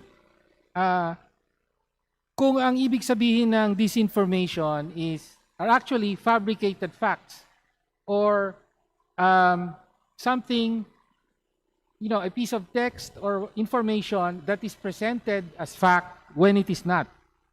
Parang ganon. But then, that collapses to the definition of false information, which is any information that is fabricated, manipulated, or presented as fact. Ito mas malinaw po to eh. Okay. False information. Okay. Okay. False information refers, Madam Speaker, distinguished colleague, to the information itself. It's either fabrication, meaning it's a lie, it's manipulated, therefore it has been altered. Two, to be credible, so that it's believable. And because it's believable, it has a tendency to mislead the public. Okay. This information presupposes an evil. It's malice. It presupposes an intent. That's why in the Intending definition to of this mislead. information, it says force on misleading. If you're not comfortable with the word factual, because it seems to be inconsistent with misleading or false, we are amenable to deleting factual information there, just for Okay. clarity. Because you could say Okay. false information or misleading information. But it says deliberately created, materially altered, disseminated with knowledge of falsity or reckless disregard for the truth. So introduces the element of specific intent. Okay. And that's why it is a malicious activity and malicious conduct, and then that's what this information is. False information is just looking at the information. Okay. Is it false or not? Okay, that's a clear, I believe I can Also, distinguished understand the colleague, intent there. However, false information also has the element of intent, intending to mislead the public. So, ngayon, ang diferensya na lang po is in disinformation with intent to cause serious public harm. So, to me then, parang the difference is simply, well, false information, very general, intent to mislead. Pero yung disinformation with intent to cause serious public harm. Ganun po ba yun? I see the point of the Okay. my distinguished colleague. Actually, we will introduce. Will this satisfy your or address your concern if we define false information as follows? False information refers to any information that is demonstrably false and presented as fact. Okay, for in terms of clarity, for the record, Madam Speaker, I oppose the bill, and the interpellation is not intended to improve upon it, no, but rather to show the inherent difficulty, and if not danger, in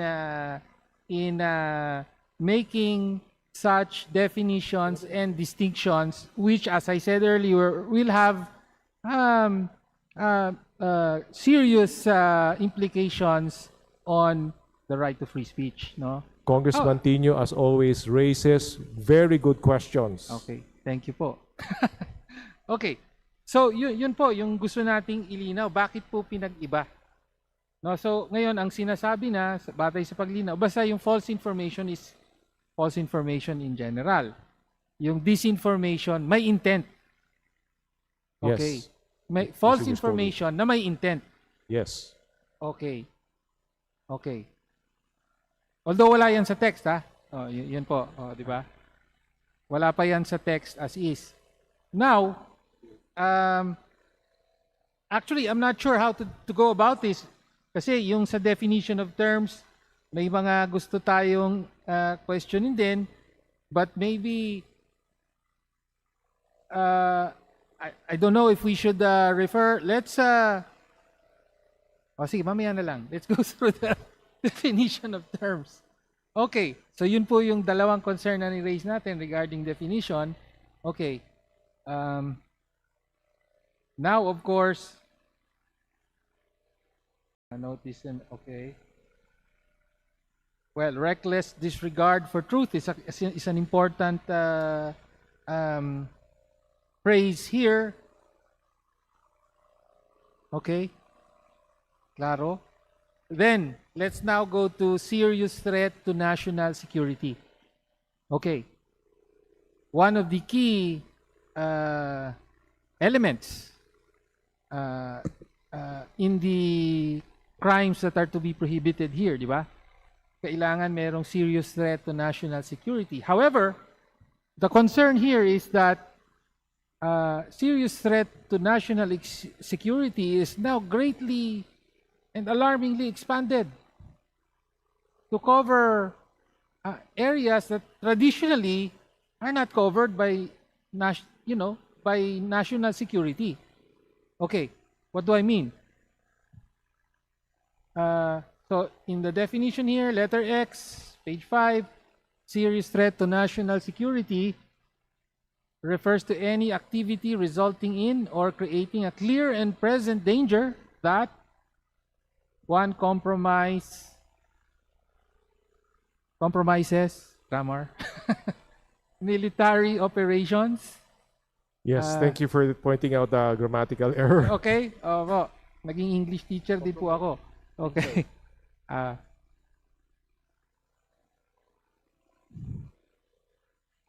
Sorry. Compromise military operations, intelligence activities, or classified defense information. So yan po, yung traditional na covered ng national security. Ngayon, itong interfere with the conduct of free and fair elections, such as disseminating false announcements, publishing fake COMELEC advisories, etc., in the interest of time. Hindi ko na po babasahin lahat. Letters I to Roman numeral 1 to 5, including creating fake COMELEC websites, social media accounts, or official notices. Okay. Traditionally, hindi po ito kasama sa national security, hindi po ba? Is my distinguished colleague first, just for clarity, because I can answer that in two ways. Okay. Here, it's defined, this is a statutory definition. Okay. So as a statutory definition, we define it to include interfering with the conduct of free and fair elections. So that when we use the word serious threat to national security, then it will imply, where appropriate, right, depending on the circumstances, interference with the conduct of free and fair elections. So it's a statutory definition. Okay.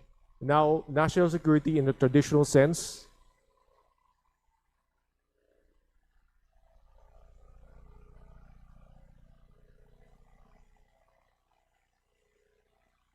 when you consider the conduct of elections as government operations and the false information that is disseminated and amplified interferes with the operations of government, then I believe that impacts national security.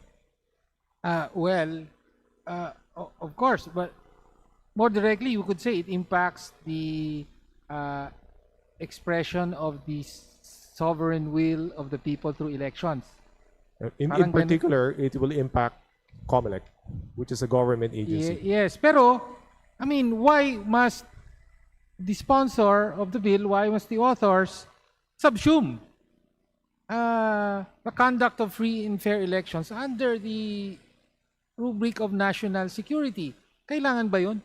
Because it's pwede namang sabihin national security, conduct of free and fair elections, and so on, di ba? Perhaps in reaction to in the last elections where there was a partnership between the platforms and social media, the platforms and COMELEC, no? And there were efforts detected intended to disrupt the free and fair conduct of the elections. So, it's to be relevant in light of recent history, perhaps, but also, as I mentioned earlier, this is a statutory definition. we're not saying that this is the gold standard definition of national security. All right. As used in this statute, right, or as used in this bill, this is what national security means. Yes, but ang concern nga natin, Madam Speaker, is that ang pinanggagalingan natin, I mean, civilian supremacy over the military. And when we invoke national security, traditionally that also brings into play the military. No? Kaya yun po ang concern natin. As much as possible, that normalizes militarization of the conduct of elections. Ibig sabihin, pwedeng mag-intervene ang military kapag, let's say, the executive determines or chooses to invoke this law, let us say, if this becomes law. Yun po ang problema natin. The tendency here is to militarize and to normalize the intervention of the military in the conduct of elections, no? Na hindi dapat, di ba? Parang sa totoo lang, for law enforcement, ang norm kahit sa ating konstitusyon, it's supposed to be done by the police, not the military. The military is only called in by the president in times of national emergency to enforce the law, to help enforce the law. Diba ganon? Kaya nga yun yung calling out power. Kaya lang para sa atin, naging normal na law enforcement will be done by the police but also by the military. No? I don't know if resulta yan ng martial law experience natin at hindi pa rin talaga nawawasto at nawawaksi sa ating gobyerno. Anyway, yun po yung concern ko doon. But let me move to number 4, serious threat to national security now also refers to, para sa akin, ito parang catch-all. Any activity that incites or facilitates violence, sabotage, or armed hostility. Ito napaka-broad na po nito. Incites or facilitates violence. Of course, ayaw natin ng violence, di ba? Pero, violence can be personal level. Violence of one person against another, di ba? National security na ba yun? No. No. Pero, dito, not really, because you have to read it in context as prefaced, no? Because the serious threat of national security refers to, first, by the fact that you're using national security, meaning the security of the state is threatened, right? The security of the threat is threatened. That's why, if you read it as a whole, there are references to the operations of government. There's military operations, intelligence activities, classified defense, right? And also, the conduct of free and fair elections is a function of government. And then it references in general lawful operations of government. And so the inciting or facilitating violence, sabotage, or armed hostility has to be directed at government. To remove all ambiguity, di ba? Sabi nga, ikaw parang ano nang tawag dyan, yung tawag niyo dyan? Construction or statutory construction. Statutory construction. You're resorting to that now. Gawin na nating explicit. Tama? Ano po? Pakiulit po. Hindi, ibig sabihin, incite or facilitate violence against the state or something like that. Yes. Parang gano'n. Kasi pag incite, facilitate violence, that could refer to, Yes. I threatened my neighbor. Something like that. Diba? It's better to be more precise, sige distinguished colleague. Okay. All right. So yun po ang concern natin, na baka maging overly broad, no? Yung definition lalo na under national security. Okay. Sabotage or armed hostility. But again, Having said that, and we will go, well, sige, isa na yun. Siguro pwede ako tumuloy dun sa verifiable public harm. Okay.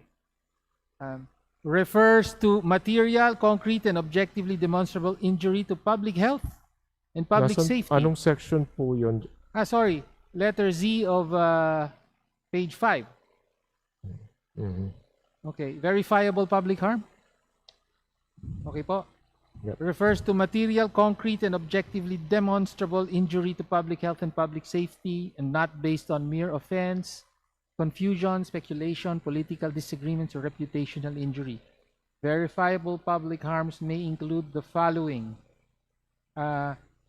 Imminent and demonstrable risk to life, health, or physical safety, including interference with emergency response, disaster warnings, or public health measures.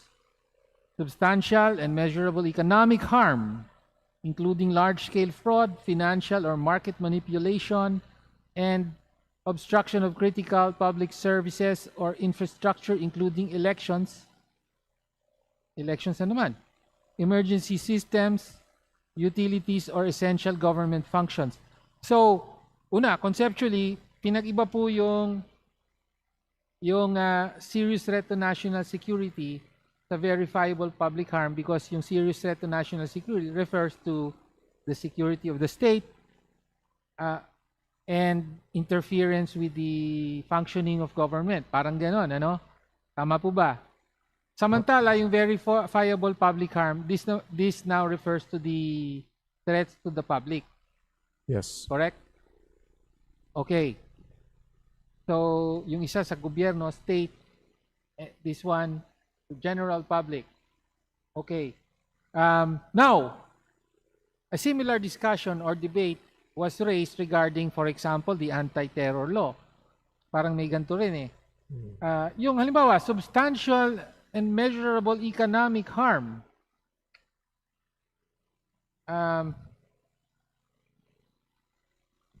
Again, the concern here is that this could be used, if passed, this could be used against, for example, the right to strike. Yung magwewelga ang mga manggagawa. Sabihin, and then sabihin na, well, you're spreading disinformation against the company na inaapi namin kayo. You're causing substantial economic harm. Parang ganon. Yun po yung concern. The danger to the exercise of, for example, the right to strike. Or for example, number 3, obstruction of critical public services or infrastructure, including elections, emergency systems, utilities, or essential government functions. Utilities, for example, transport strike. Paano po ba? O baka sabihin, nako, disinformation yung sinasabi nyo about the profiteering of oil companies. No? Nagwelga kayo. O, hindi po ba pwedeng magamit? Yun po yung concern natin dito. Paano po yun?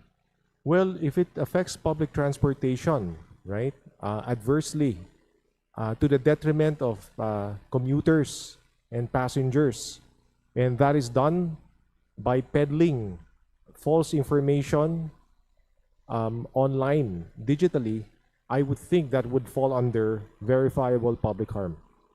Okay.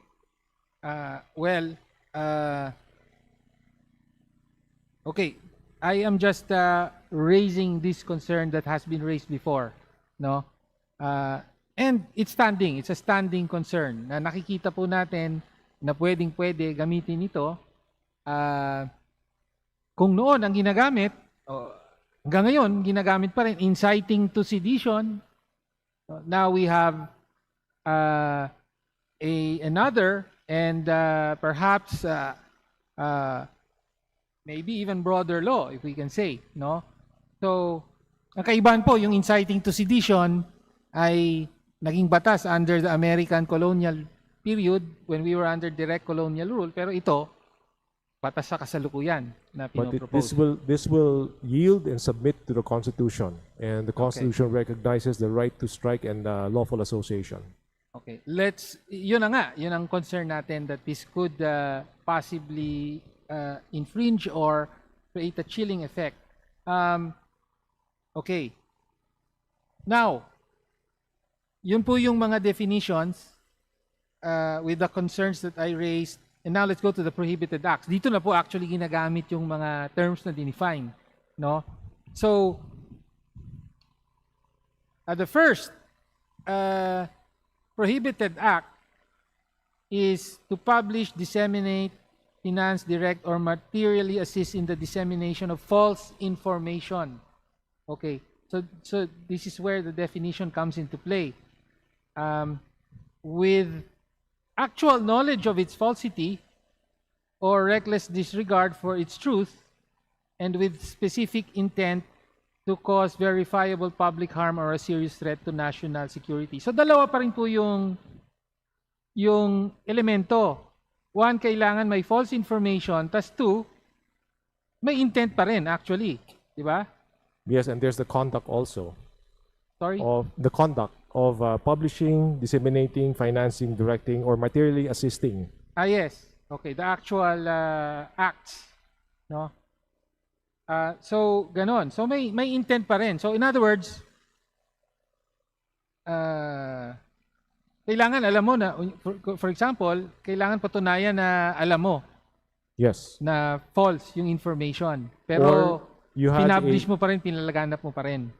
Opo. Or talagang nangahas ka, bagamat alam mo na malaki ang posibilidad na mali yun, at hindi ka binaliwala mo yun, yun ang reckless disregard for truth. Pero so, ang mangyayari dito, depensa na sabihin, naku, hindi ko alam na mali pala yun. An honest mistake is not punished by this bill. But you have to prove it. It has to be proven by the prosecution beyond reasonable doubt. And in the first instance, by the prosecutor, with reasonable certainty of conviction, meaning it has to be based on evidence. Okay.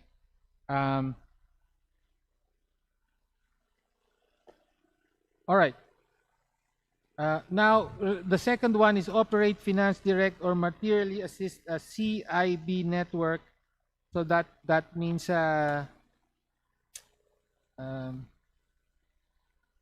coordinated inauthentic behavior. So ito yung mga parang troll networks and so on. Troll networks po. Okay. Farm. Okay. Fake account networks, troll farms, bot networks. Now, my concern here is when you go to so this is prohibited to operate, finance, direct, or materially assist a CIB network, troll farm, bot network, fake account network, or deceptive digital operation intended to deceive the public and cause verifiable public harm or a serious threat to national security. Yes. In the definition of coordinated inauthentic behavior, actually there is no definition of CIB network, basta yung coordinated inauthentic behavior. Andun po sa sa page 3, letter E, line 5. Letter E. No, it just defines coordinated inauthentic behavior. No? Opo. Refers to the organized use of fake accounts, impersonation, bots, deceptive networks, or concealed sponsorship to manipulate public discourse, spread falsehoods, or interfere with democratic processes, which includes to troll, click, engagement, and account farms. Okay, there's actually no mention here or use of the terms false information or disinformation. So there is a phrase here saying spread falsehoods, no? Okay, now why am I raising this concern? Hindi po sa pinagtatanggol ko ang mga troll farms, pero parang hindi siya connected sa disinformation. I mean, well, as used in the prohibited acts in section 4B, it says that The CIB network, well, it says operate, finance, direct, or materially assist a CIB network intended to deceive the public. So deception, if you are telling the truth, there is no deception. But if you are telling a falsehood and you know it to be false, and you still peddle it or impart it, then that would be deception. Oo. Well, okay. So parang mas yung intent na ngayon ang titignan dito. Pero wala na yung false information or misinformation. Andun po yun, intended to deceive the public. Well, okay. And But cause. that's only one of the elements. Diba? So yun yung concern ko. Why am I raising this? Then it becomes broad. Pag wala yun, then it becomes broader. Parang now you are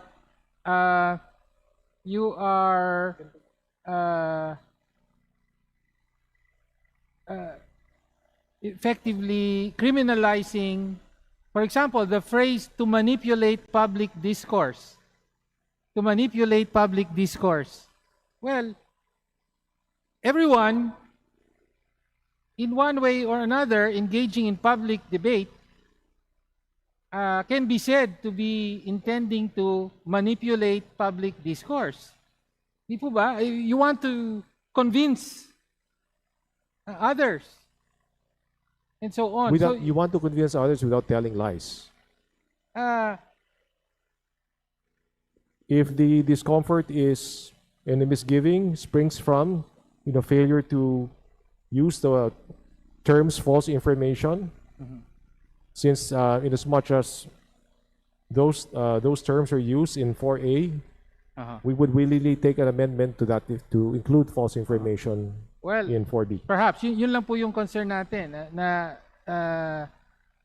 the letter B seems to be not explicitly moored to false information or disinformation. And therefore, pwedeng sumaklaw pa to. Ganon. No? Opo. Well, false information is just the content, and then you introduce the idea of intent or malice, Okay. then it becomes disinformation. Okay. All right. So, but anyway, sige, ganun na po. No, yun yung isang concern natin. Then,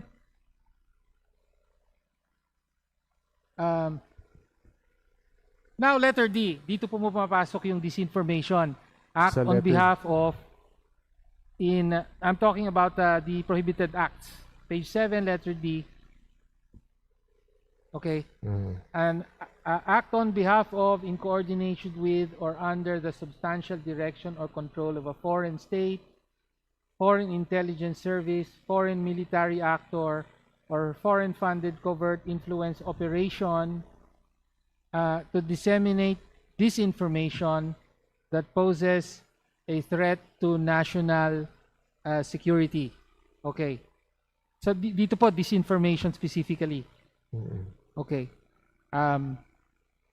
So yung may intent talaga.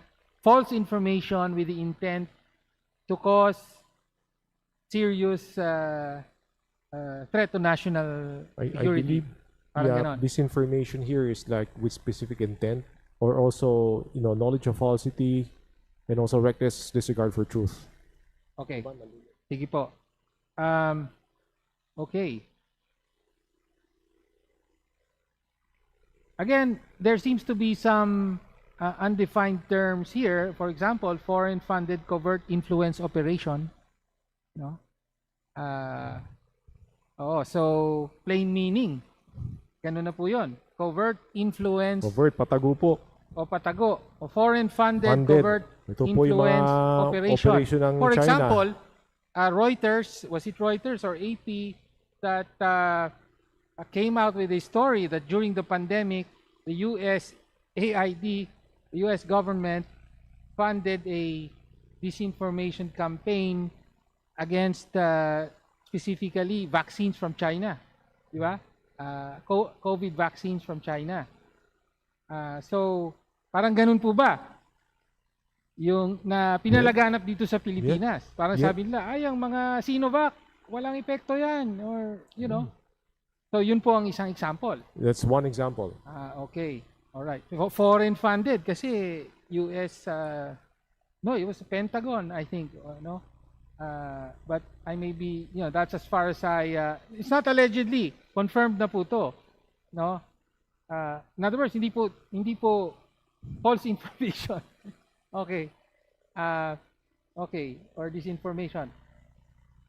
Alright, ngayon, sige, may mga, okay. And then, as to the definition, sabi dito, mere liking, sharing, forwarding, or reposting without actual knowledge of falsity and specific intent to cause verifiable public harm shall not be deemed dissemination under this act unless the prosecution proves beyond reasonable doubt that the accused knowingly and materially participated in the prohibited conduct with the required mental state and specific intent. No? Okay. So ito po yung isang kinatatakot ng marami, no? Na baka mag-like ka lang, may kaso ka na. Mag-share ka lang, may kaso ka na. Ito nga po yung usapin ng chilling effect. Chilling effect. Okay. Could the sponsor explain how this is not this will not have a chilling effect on the general public? It will not have a chilling effect because of the exception. And the exception reads, unless the prosecution proves beyond a reasonable doubt, which is a tall order, that accused knowingly and materially participated in the prohibited act. In other words, alam niyang mali yung ginagawa niya. At meron siya yung mali siya with a specific intent o yung mens rea or mental state. Pero for example, may nilike ako. Okay? Hindi mo alam kung alam ko o hindi yung prosecution, hindi niya alam. Nilike ko, pwede na akong makasuhan. Tama po ba? Hindi po. Malinaw Bakit po po hindi? yun. That is the purpose of including that is to reassure that mere liking, forwarding, reposting will not result in criminal liability, as consistent with the pronouncement of the Supreme Court. But however, let me point out, if for example you are a paid sharer, paid liker, and you know that this is a coordinated effort or this is a CIB, then that would be a prohibited act. Understood. However, hindi ba pwede rin magkaroon ng sitwasyon na nag-like ako, hindi ako kasama dun sa network, pero dahil nag-like ako, kasama ako sa mga kakasuhan. Hindi. Tapos, kasi dito nakalagay, unless the prosecution proves beyond reasonable doubt, ibig sabihin dadaan sa trial. Proves beyond reasonable doubt. So, ibig sabihin, sige, nilike mo, maaaring inosente ka, pero hintayin natin sabihin ng korte na inosente ka. Hindi po ba ganun ang epekto? Hindi naman po, because the burden is really on the prosecution. It's Yes, not the on the burden is burden it's not your burden to prove your innocence. It's the burden That's of correct. prosecution. That's what the Supreme Court ruled, no? Na it's the Right. The burden of proof should And not be on the However, this is also making clear that mere liking is not criminal activity or mere sharing or forwarding, unless you are part of the grand scheme or you conspired or part of that elaborate plan to ako lang, ano to yung... amplify false information. Yeah, ano lang yung ibig po sabihin na ang ginamit yung phrase dito to... Kasi merong, parang ang dating sa akin, bigay-bawi. Sabi, okay, don't worry, liking, sharing, and so on will not be criminalized unless the prosecution proves beyond reasonable doubt. Ibig sabihin, sa korte tayo. Wait, ano ho? Well, first, I do admit that the court would have to intervene. Precisely, we want the court to be the arbiters of truth. But then, Right? yun na nga po yung... But I hope the sponsor can see how this can easily be abused to precisely to suppress dissent. No? di nag-like ka sa post praising, let's say, Sara Duterte, no? Nag-like ka, o sabihin ngayon nung, say, kalaban sa politika, ito, fake news, nag-like ng fake news, okay? May kaso ka na. Not really, because the prosecution would have to prove that you were part. Prove in court. Yes, Beyond part of- reasonable doubt. So that has to be may judgment, di ba? But I mean, prosecution, the only, kayo mas nakakaalam, pero probable cause lang yun, di ba? But may I ask a rhetorical question, which you may or may not answer? What is the alternative? Precisely the alternative is we should not legislate something like this. But we were talking about mere liking, distinguished colleague. Mere liking, sharing, forwarding, without knowledge of the falsity and specific intent. You don't have the evil intent, right? And you're not part of the, for lack of a better way of explaining it, a grand conspiracy, right? To sway or influence the public, right? You are protected.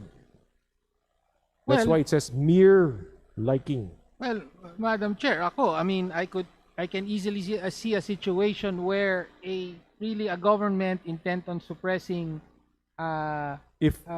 dissent, no, will just say, oh, nilike itong post na to. We say this is disinformation. No, o lahat na nag-like, kakasuhan na kayo. Let's just sort it out in court. Well, in the meantime, haharap ka na sa kaso. Di ba? And therefore, this is where chilling effect comes in. Naku, like pa ba ako? Baka mamaya. Well, hindi. In other words, if the intention is to give the if public comfort, okay lang mag-like. Hindi ganun eh. well, Opo. let's put it this way. The fact that we included this particular paragraph here concerning mere liking and sharing did not provide a cause of action to prosecute them for merely liking or sharing. So if it will address, just to probe your intentions or objective, would it satisfy my distinguished colleague to delete that paragraph? Yung liking. unless the prosecution proves beyond reasonable doubt. Opo. Yes, that would be. Anyway, ang sabi nyo, yes, we're okay, nag-like, kung hindi sapat yon, kailangan nag-like at bahagi ka ng yes, troll network or whatever. we see no harm in deleting yung unless, because that would have to be done in court anyway. That is the standard provided by law. Okay. So, for purposes of our discussion now, I think that would be better than this, no? Having said that, as I said, sabi ko, tutol tayo dito sa bill, ano? Ngayon, parang we're talking about definitions and so on, pero i-apply natin sa konkretong sitwasyon, no? So, for example, ano ba talaga ang intensyon? Titignan ko rin ang oras, may minuto pa tayo. Konkretong sitwasyon, ano ba talaga yung mga konkretong example na sa intent ng mga sponsor ay gustong tugunan? Ano yung mga tipo ng prohibited acts? Ito po yung sa konkreto ba? Just focusing on the conduct. For example, an example yung sa affecting national security, and then one affecting yung public harm. Affecting national security. You're asking me to give an example? Yes. If possible, a real-life example, no, which must have spurred the authors and the sponsors to propose a measure like this. Di ba? Kasi para sa tingin nyo, hindi pa sapat yung kasalukuyang mga batas natin. For example, like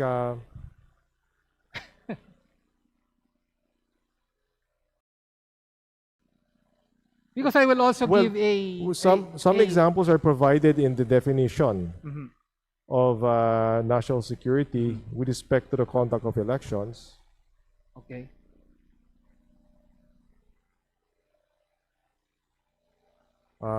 Which particular If I may, prohibited act are Chair, you- I'm sorry if I ako na lang. If I may provide Sige po. an example. For example, ngayon po may mainit na discussion, public discussion on a certain incident in Negros. An armed encounter there where civilians were killed along with members of the New People's Army. No? Tapos ngayon, on the one hand, marami tayong makikitang mga posts, no, na for example, pinaparangalan yung may mga student leaders. I don't want to mention specific names, no, may student leaders, merong community journalist na napatay, civilians, unarmed, ayon sa mga posts na to, at napatay sila because they were serving the community. So ganon yung mga posts. Maraming nag-share, maraming nag-like, maraming nagpo-post. If you listen to the Armed Forces of the Philippines, sabi nila, that's disinformation, that's fake news. Mga terorista lahat yan. Therefore, in that case, mga terorista lahat yan. Therefore, they pose a threat to public safety, national security, and so on. Kasuhan na yung mga yan. Yung mga I don't think nag-post, yung mga nag-like. Hindi po ba ganon ang konkretong implikasyon nito? I don't think that causes a verifiable public harm, nor does it seriously threaten national security. Well, unfortunately, kung pakikinggan nyo ang NTF-ELCAC, ang Armed Forces of the Philippines, the Secretary of Defense, sasabihin nila, hindi, mga terorista yan.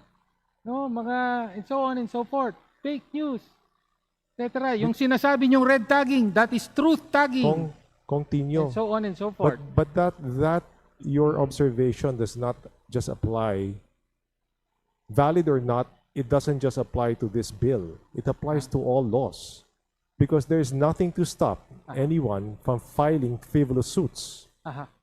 Well, nothing stops, but the question is, this will bill will definitely empower, further empower the state itself. And also, in your example, there's an issue of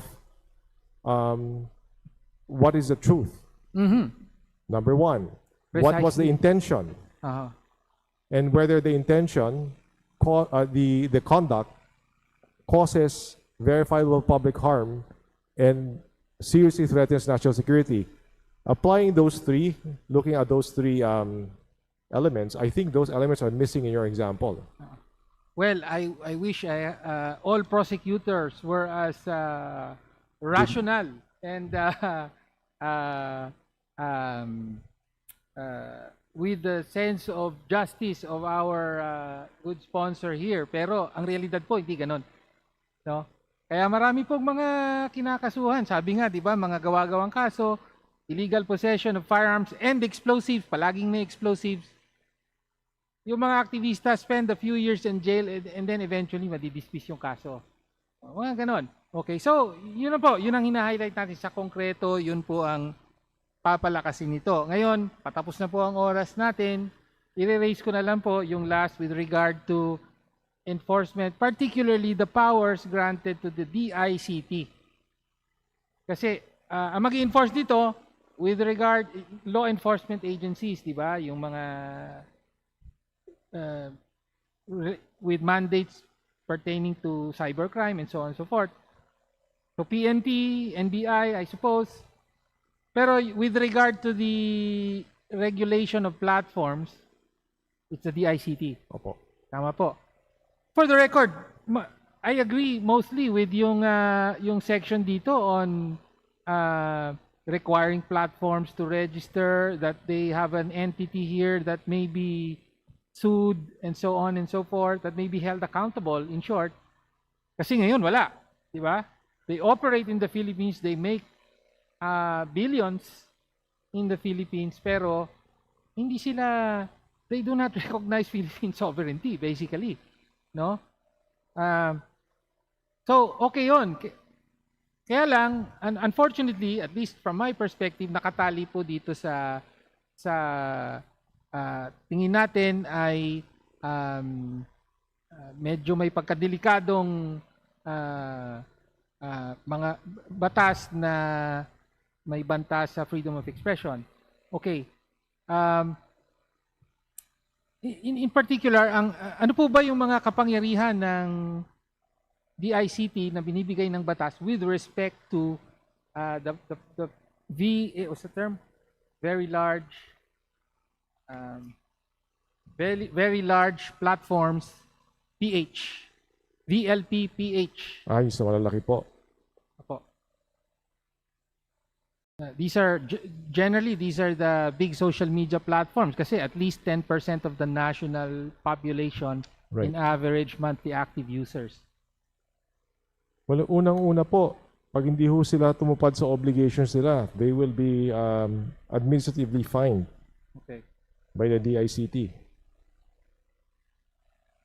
Yes. Okay, so generally, kailangan mag-report sila, kailangan they make sure, so DICT will ensure more or less compliance of the platform. Compliance of the platforms with the obligations stated. Well, okay, the concern here, para pabilisin na po, is bakit po DICT? No?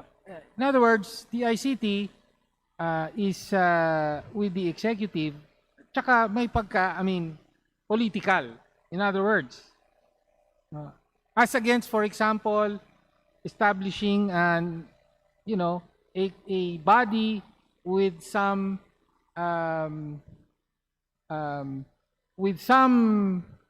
autonomy. Ano po? With some autonomy. Kumbaga, independence. If not independence, at least autonomy. Parang ganon. Anong pinupunto ko? I mean, since we're talking about free expression and the regulation of expression, and these platforms being nowadays, parang ito na yung main platforms for many Filipinos for free expression. So yung regulation ng mga platforms na to, ipapailalim po sa isang political body, which is the DICT. But even in the past, kompletuhin ko lang po, nakita na po natin ano mangyayari kapag yung executive ay umatake sa isang media platform. I'm talking, of course, ABS-CBN, the ABS-CBN franchise, and President Duterte himself, na he made no secret of the fact na kaya basically tinatanggal niya yung prangkisa ng ABS-CBN dahil daw merong nilabas na political ad nung panahon ng presidential campaign na tingin niya hindi dapat nilabas. Diba? And because of that led to the revoking of the franchise or the non-renewal of the franchise. So yun lang po ang point, no? Yung DICT sa realidad, no? May mga iba nagsasabi yung mga ahensya ngayon under the executive are acting in a politically motivated manner. In the same way the previous administration ganun din. So yun po ang concern natin. Bakit po hindi po ba mas maganda na yung regulation will not be under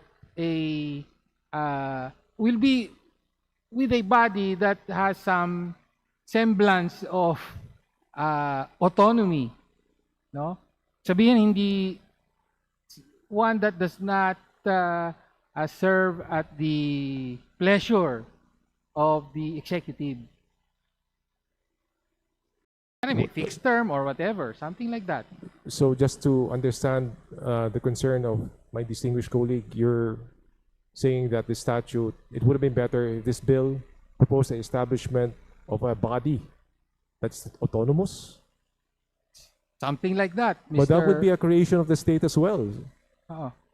If Oh, I pero, mean, and since that creation of the state would also perform executive functions. Yeah, but for example, we have something like the Competition Commission, which is supposedly, which does, they have fixed terms and so on and so forth. They do not serve at the pleasure of the sitting president. Parang ganon. I understand the cynicism of my distinguished colleague, but this is clearly within the purview of the executive because they are regulatory agencies. When it comes to telecommunications, for example, where there's an exchange which is provides the avenue for an exchange of information. That goes to the heart of this bill as well. So you have the NTC, right? You want a franchise? You go to Congress. With respect to information technology and communications technology, specifically digital platforms and digital media, the relevant agency would be the DICT. The Honorable Digne, If you look at the obligations of the DICT here, the obligations, they relate to like systems risks, transparency report, collecting the reports from the social media platforms, making them available to the public. So it is actually, that's why in the title of the bill, you will note that sandali lang po, natulog yung screen. It's transparency mechanisms, digital platform counting and transparency mechanisms. And DICT is instrumental in promoting transparency in this case. Well, thank you, Madam Speaker, and let me wind up. Maraming salamat po sa paglilinaw at mga kasagutan ng sponsor. With regard to the DICT and its powers, frankly, ako po, I believe na labis-labis nga po ang kapangyarihang winawasiwas nito. They black hole websites. No, they essentially it's a censorship power, that is used and unfortunately has not been challenged. Pero tingin natin labis-labis 'yon. And to conclude, Madam Speaker, ni-raise po natin yung mga concerns natin sa ganitong tipo ng batas. Sumasang-ayon tayong lahat na problema po ang misinformation, disinformation, fake news, in short. Lahat tayo namumroblema dyan, pero sa tingin po natin, hindi po solusyon ang bigyan ng higit pang kapangyarihan ang Estado na supilin ang freedom of expression. So, at yun po ang pangamba natin dahil historically, ganun po ang naging gamit sa mga kasulukuyang batas natin at lalo pa ngayon. Kung maisabatas ito at ang pangunahing target ay ang mga inaapi, ang mga pinagsasamantalahan, ang mga nasa oposisyon, ang mga tumututol, ang mga lumalaban sa gobyerno, lalo na yung para sa interes ng nakararami. Yun lamang po, Madam Speaker at Ginoong Sponsor, maraming salamat po. Majority Leader. Madam Speaker, there being no member who wishes to interpolate the sponsor, I move to close the period of sponsorship and debate. Is there any objection? The chair hears none. The motion is approved. Majority Leader. Madam Speaker, I move to open the period of amendment. Is there any objection? The chair hears none. The motion is approved. Majority Leader. May we recognize Representative Agata Paula Aguilar Cruz for her proposed individual amendments. The Honorable Agata Paula Aguilar Cruz from the 5th District of Bulacan is recognized for her individual amendment. Thank you, Madam Speaker. We wish to propose to amend Section 3, parenthesis M, close parenthesis, open close parenthesis M, to instead define false information refers to any information that is demonstrably false and presented as fact, period. What does the sponsor say? I move to approve. What does the House say?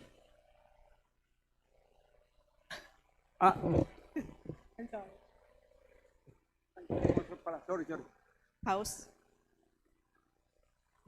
We accept, Madam Speaker. What does the House say? I move to approve the proposed amendment. Is there any objection? The chair hears none. The said amendment is hereby approved. Majority Leader. Please continue. Madam Speaker, may I continue the proposal? We also wish to propose to amend Section 10, open close parenthesis B, to remove the word grave or to delete. What does the sponsor say? We accept, Madam Speaker. What does the House say? I move to approve the proposed amendments. Is there any objection? The chair hears none. The individual amendment is approved. Please continue. Madam Speaker, we propose to add to Section 12, open parenthesis A, to add that venue shall be the residence of the accused. What does the sponsor say? We accept, Madam Speaker. What does the House say? I move to approve the proposed amendments. Is there any objection? The chair is none. The motion is approved. Madam Speaker, we also propose to add to Section 14, prosecution under this act shall bar any other prosecution arising from the same acts. What does the sponsor say? We accept, Madam Speaker. What does the House say? I move to approve the proposed amendments. Is there any objection? The chair is none. The amendment's approved. Thank you, Madam Speaker. I no longer have any other proposed amendment. Thank you. Majority Leader. Madam Speaker. Yung ano lang,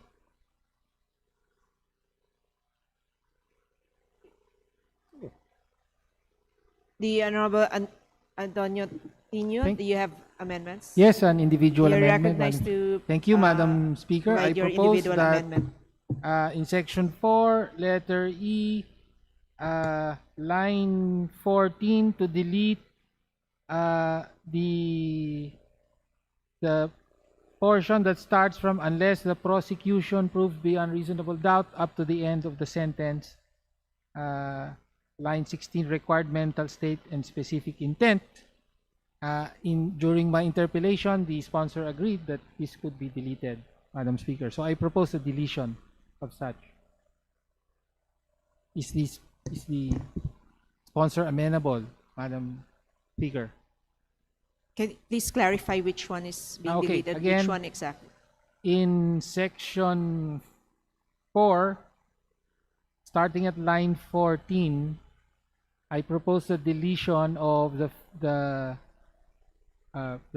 phrase, unless the prosecution, the clause, unless the prosecution proves beyond reasonable doubt that the accused knowingly and materially participated in the prohibited conduct with the required mental state and specific intent. I so move for its deletion, Madam Speaker. What does the House say? The sponsor say? We accept, Madam Speaker. Thank you to What the does the sponsor House and say? thank you. I move for the approval. Is there any objection? Hearing none, the individual amendments approved. Thank you to the sponsor and thank you, Madam Chair. Madam Speaker. The Honorable Reinicu has also her individual amendment. Madam You're Speaker. recognized. Thank you, Madam Speaker. Madam Speaker, as per our interpellation earlier, I'd like to add in Section 3, subsection BB, line 15 of page 6, for the introduction of the word third party. So it could be placed before the word academics to read vetted researchers refers to third party academics, etc., etc. What does the sponsor say? We accept, Madam Speaker. What does the House say? I move to approve the proposed amendments. Is there any objection? Hearing none, the amendments approved.